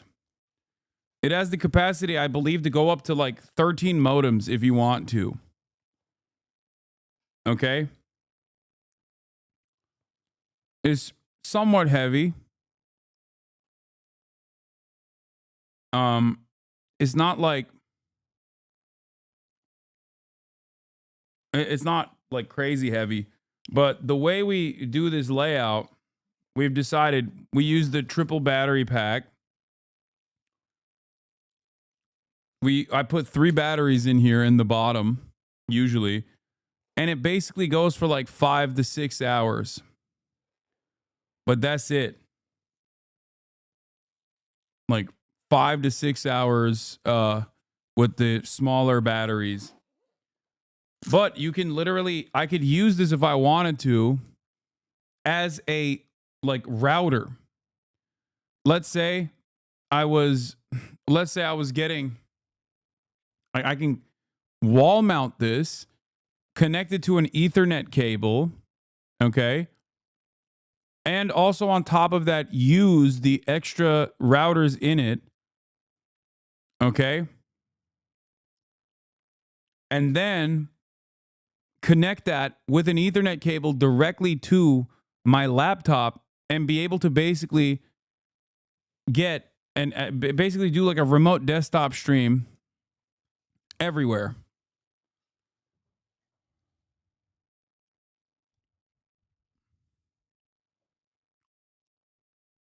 It's got more bandwidth, less disruption. It's really good. It's a really good piece of equipment. It's a really good piece of tech. All right, let's see what Miz looks like finally. Your side of the coin, you know. We'll see what happens. Who knows? He's getting his makeup done? Oh, my Lord. Well, it's just not my side, you know. I'm not a... I'll be honest, I think you look pretty. You know what I mean? You look pretty. You're pretty. See, I don't think it looks bad. The problem is the acting looks like crap. Where's the acting at? Look.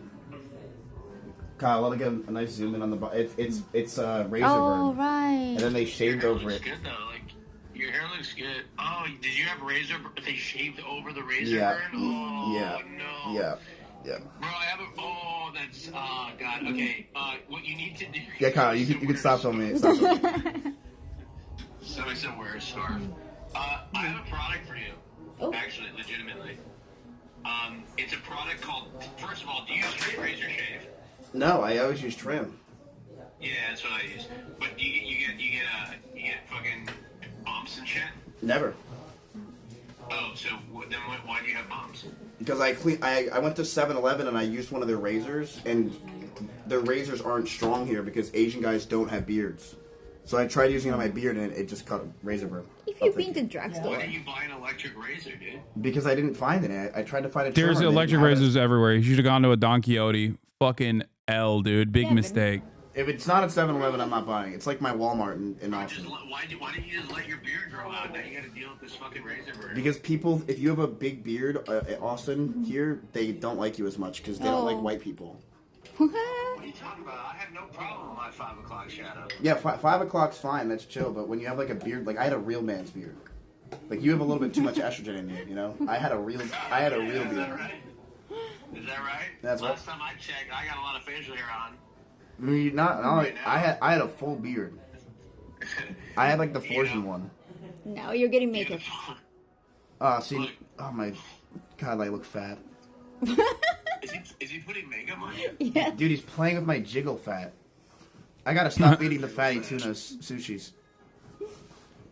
Oh no. Okay, so there's a product I got for you. It's called Tend Skin.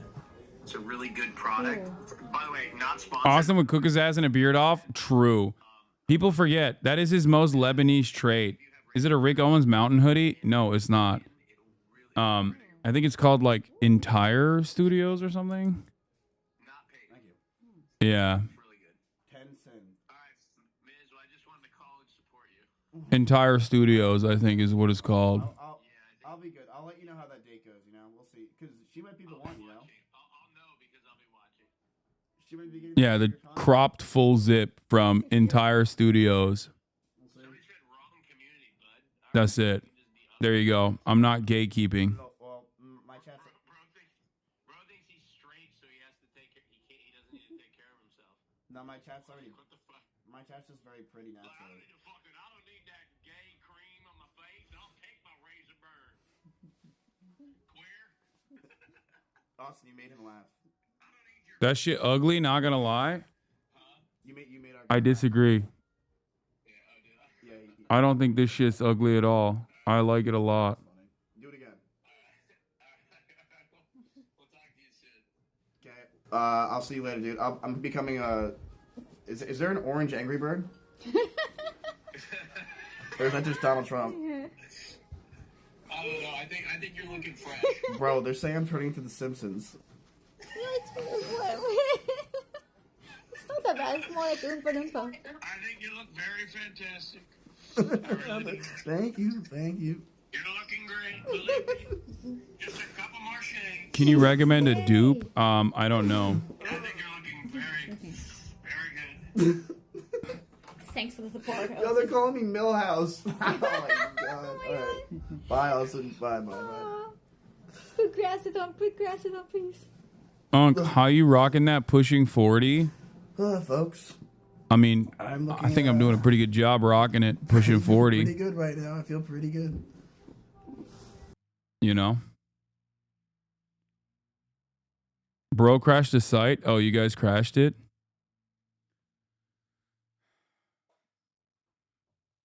I'm rocking it with these. Look.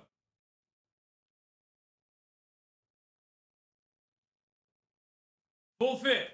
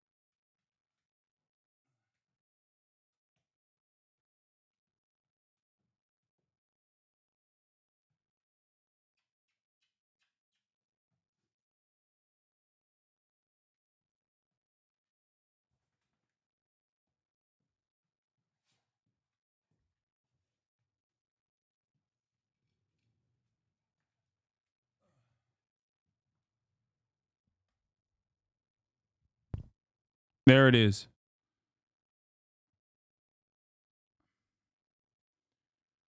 You look like you're about to give hell of a pep talk to a team of 12-year-old basketball players in 1999. Okay, chill.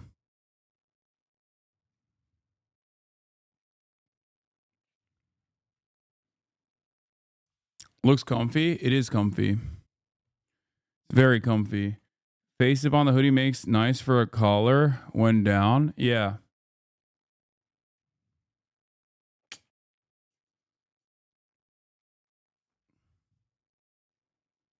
Oh my God, what the fuck is this?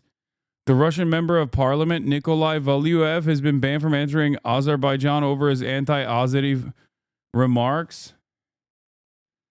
Breathtakingly prehistoric physiognomy, an unforgotten hominid ancestor terrified of fire. It's a crime, this fine specimen in a suit. He should be adorned in handsome pelts of cheetah, mammoth, boar. What the fuck? He's 7 foot and 331 pounds.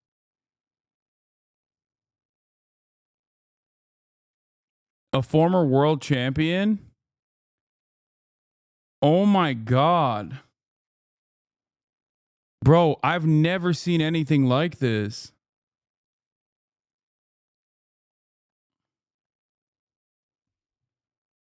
I mean, this person is like...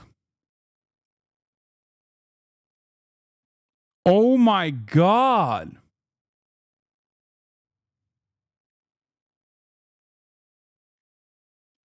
Oh my God.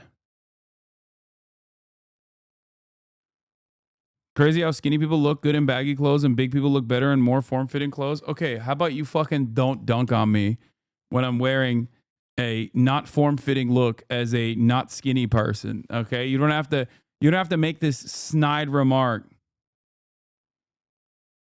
Okay? Right after I showed you my fit. But yes, you are correct. Skinny people do look good in big clothes. I unfortunately do not. This is him, by the way. Yeah.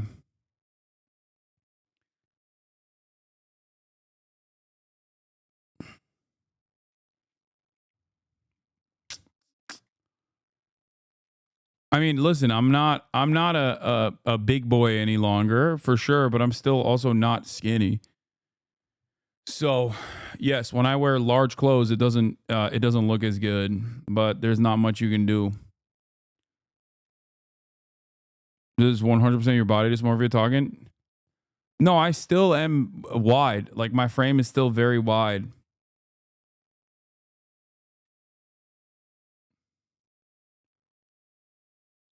Your shirt has shoulder pads? No, that's just my shoulders. Anyway. All right. That's all for today, folks. Love you all. See you tomorrow. Happy Valentine's Day for those who celebrate. Me and your mom. Chat. Gen Z acts like 40 will be old because of their life expectancy. Forgot to press send. Anyway, love you guys. And I'll see you tomorrow. I just texted Phineas. He's not around for a little bit. So when he's back, we'll do some. And I'll text Adam McKay as well to see what kind of collab we can do. But for the time being, this is what you got.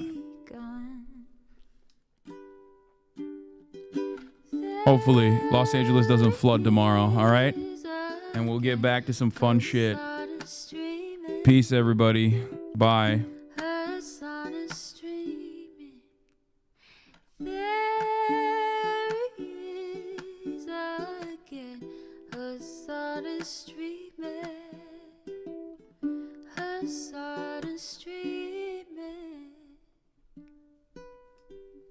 Reviewing the P.O. box, Uncle Uger's face. Sudden discord at your prop, great names take embrace. Tiny Bernie Sanders, LGBTQ Air Force. The whole left at your fingertips, on at your door. The H3 crowded debate, the Young Turks online show. 3 full fucking years of this, plenty more to go. 90-day fiance talks of champagne bourgeoisie. A Trump rally live reaction, a mass riot at DC. There he is again, Hasan is streaming. Hasan is streaming. There he is again, Hasan is streaming. Hasan is streaming. Reading live stream fair comments, Austin show chat advice. And all the ways the right-wing pipeline can suck you in online. JCS react, Lord frame gets broken, cover blown. A full-blown mass pandemic monster streaming at your home. Total radicalization coming out to find the system you were taught to trust in was broken the whole time. All these daily streams, whether big or whether small, have helped me and so many find the meaning through it all. There he is again, Hasan is streaming, Hasan is streaming. There he is again, Hasan is streaming.